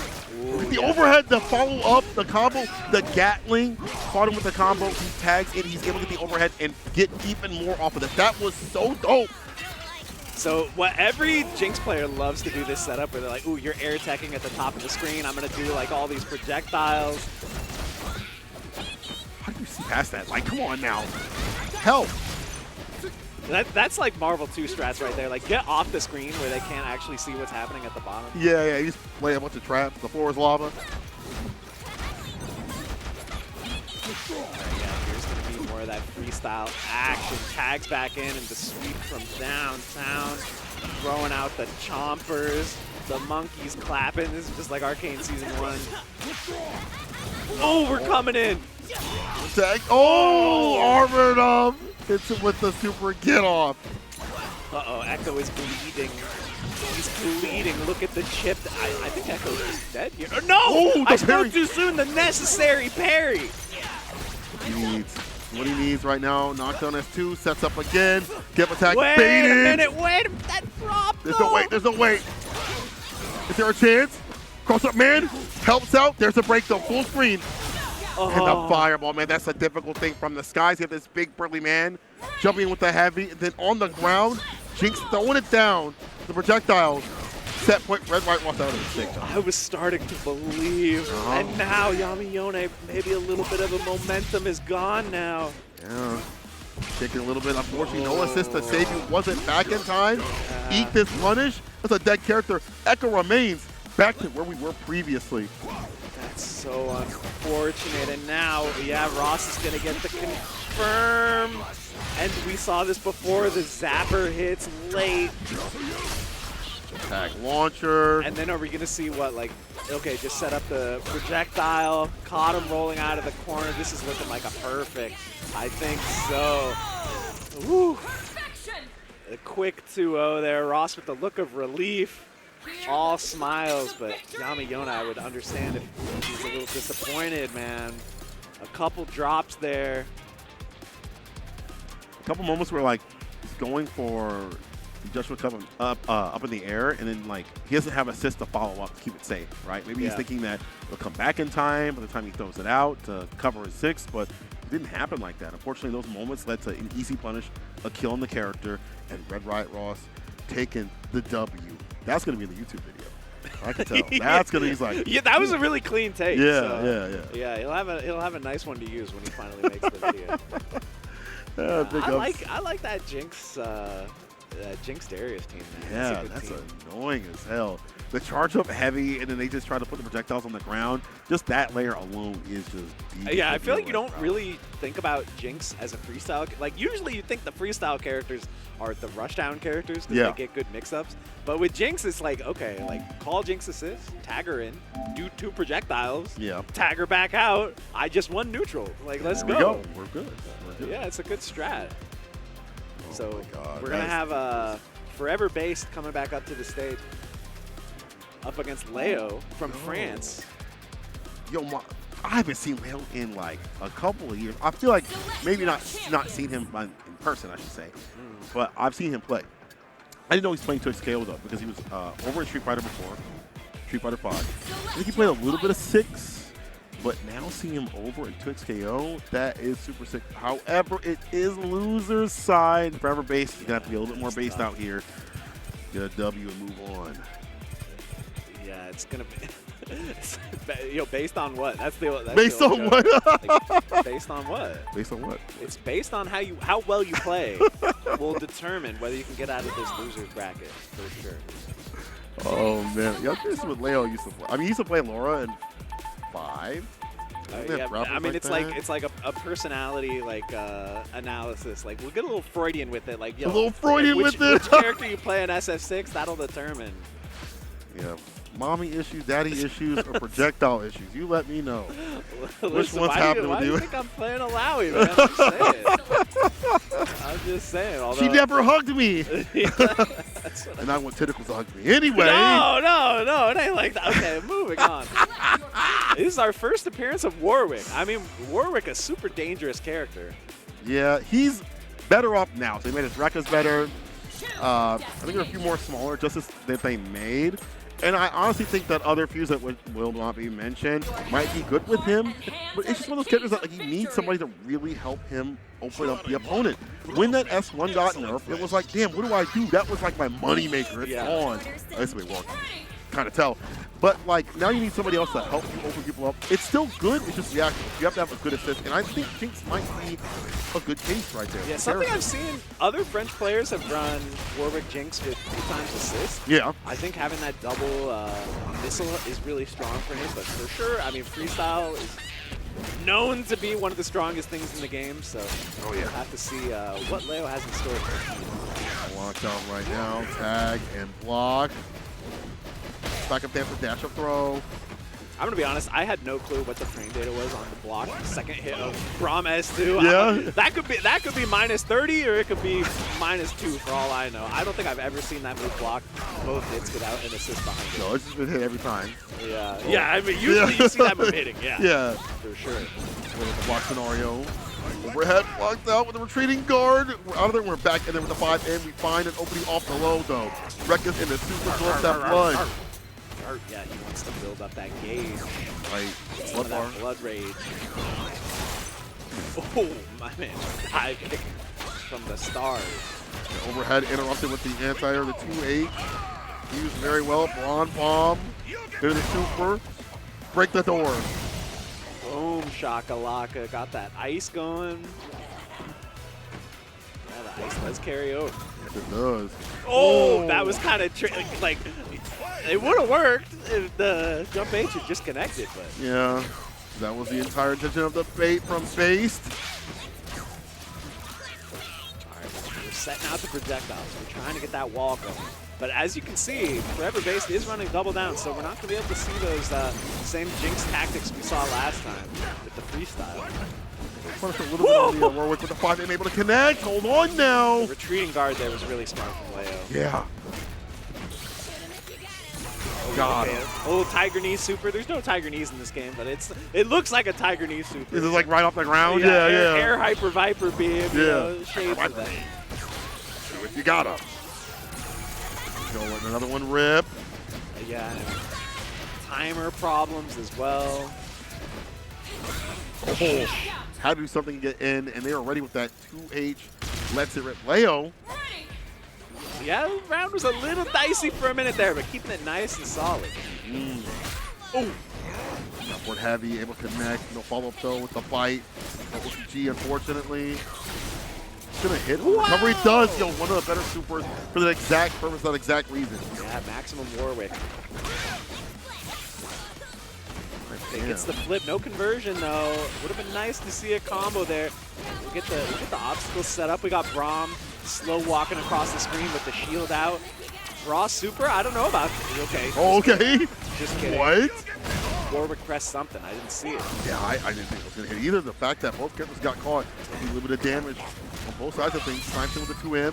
Getting the burst out is a really big deal here as well, because now when you get this hit on Warwick, that should be a dead. Oh no meter though. It's gonna be close. Oh my God, it was close. Not quite enough, but the command grab gets the ice back. Okay, Jinx lonesome. I don't know. The fact that you have to deal with Braum with his great defensive assist. Getting hit by the raw overhead, a little uncharacteristic there, and the quick air throw. Forever Based. Based on the play we're seeing, is looking really good here in game one. Oh my lord. Okay, round and round. Forever Based does have break to expend though if they need to. See how that works out. From the swap with the 5-in, get that out of here. See, that's what I'm talking about. If you want that overhead, you have to have something behind it. Hide it. And that's the power of the freestyle assist too, you know. Something that Forever Based doesn't have access to. It's given Leo a big advantage, I think. Okay, we're gonna set up back that 5M. The Chomper still putting pressure on. That's the sweet spot Chompers right there. It's like sweet spot Aegis Reflector with Urian. Just outside of range, they can't take a step forward. At the tip. gosh. That shield. Oh yeah, assist is one of the best. Does everything. Oh yeah, the flip for the follow-up. Tag launcher right after. I love this routing. Yeah, we're gonna see the top of the screen. Air tech. No, we're going into the fake DHC here, the fake double down. Yeah, because it's high enough to fly, so you don't need double down as you mentioned. You see the tag in, nice and easy. Delays a button, finds an opening. The Fury spin has to do so. I mean, we're this close to dying. You don't have a choice, but really, I don't know. This is gonna be a tall order. You have big damage potential, but you got to get a hit quick before Fury runs out, but it doesn't matter. Sniped. The up angle. The Hyper Viper beam, if you will. Right with the layup first. Game to him. All right. Jump back immediately, avoiding whatever was coming his way. Jinx is running. She's moving. Ooh, got to the other side. The chicken crossed the road on that one. Gonna get the combo into the corner. The tag launcher. And once again, got that sweet spot. It's a cat rip. With punish, though. So dangerous. Oh my god, I thought it was going to happen. Tag in. 2L action right there. There's the break right after, though. The fact he's backing up full screen to dive in. Oh my god, delays a button and finds an opening still. The walking follow-up makes it nasty. Yeah. Tag launcher. Braum into the corner. Get the setup again. Second verse, same as the first. I like the challenge there with the 2M, but it's not enough. Leo ended up finding the hit, got the tag combo, the FGC head nod coming out here. Yeah. This is looking really tough for Forever Base. Got some triggers to the 5 into him. Check his best buttons. From Warwick. Voids a Braum bomb. Down forward heavy at the tip. Wasn't able to get the super though. Yeah, he got the OTG hit there. But I mean that move's still good, right? That move's still good. Yeah. This is real good, Leo. Clean a win. 1 round remains to be up on that 2 and move through Forever Base. About to be in last place right now to lose, but I can't lie, man. This is looking real deep. This round start super, you can't do that. Get the shield up. Braum absorbed it. Took a huge chunk of damage, but it's fine. Yeah, got the burst out of the way. Good start for Forever Base. Ooh, the charge heavy whiff. Throw him into the corner here, get the knockdown. Classic Warwick combo. Look at this, man. The bonus for him too as well. That's like the best part, like these routings, making sure you have that all built up. Those extensions. Yeah, I break there too, just to say Braum. Yeah, it makes Warwick sense. is going feral right now, but gets hit. And he's falling at the mouth. Time to put him down. Euthanasia. Seriously. Youth in Chicago and in Asia. Let's see. It's got the ice on the shield. Yeah, lost it though. Got knocked down. And yeah, good tactic for defeating the anti-air. Yeah, smart stuff. You know, the aerial approach is hard for them to check and challenge that. Projectiles full screen, let it rip on your side of things. Oh, we just missed completely. That's fine. The freeze off the zap. Oh, that was unfortunate. Oh. Chance for Forever Base. Gotta make this count. Wasn't able to get a great combo there. The double hit. To the far. Go low to the ground with that conversion. The tag launcher sets up for the super. It's a lot of damage. Tag into the super. That's gonna do it. Leo takes it 2-0. Did you see, once again, the fact that we got that 10 move double down. This time as a finisher, real nasty stuff. You know, I feel like UK, and that also extends over to France, we believed in Warwick when the character dropped, where other people really didn't, and now the character still is within their span over there in Europe and France and things like that. So it's cool to see that representation. You gotta invest early. Get the dividends later if you invest now. Yeah, well, I feel like that match, it was the... By the way, the noise is crazy right now. I love that. That match was the peak of 2-0, but it was close. That was actually a close match, despite being 2-0. That was sick. Yeah, that was sick. We got a lot of sick action throughout the entire bracket. And we're going to continue. Thought it was over. It's only just begun. It's only Friday. We're going to continue after this break, so don't go anywhere. More combo breaker action coming right at you.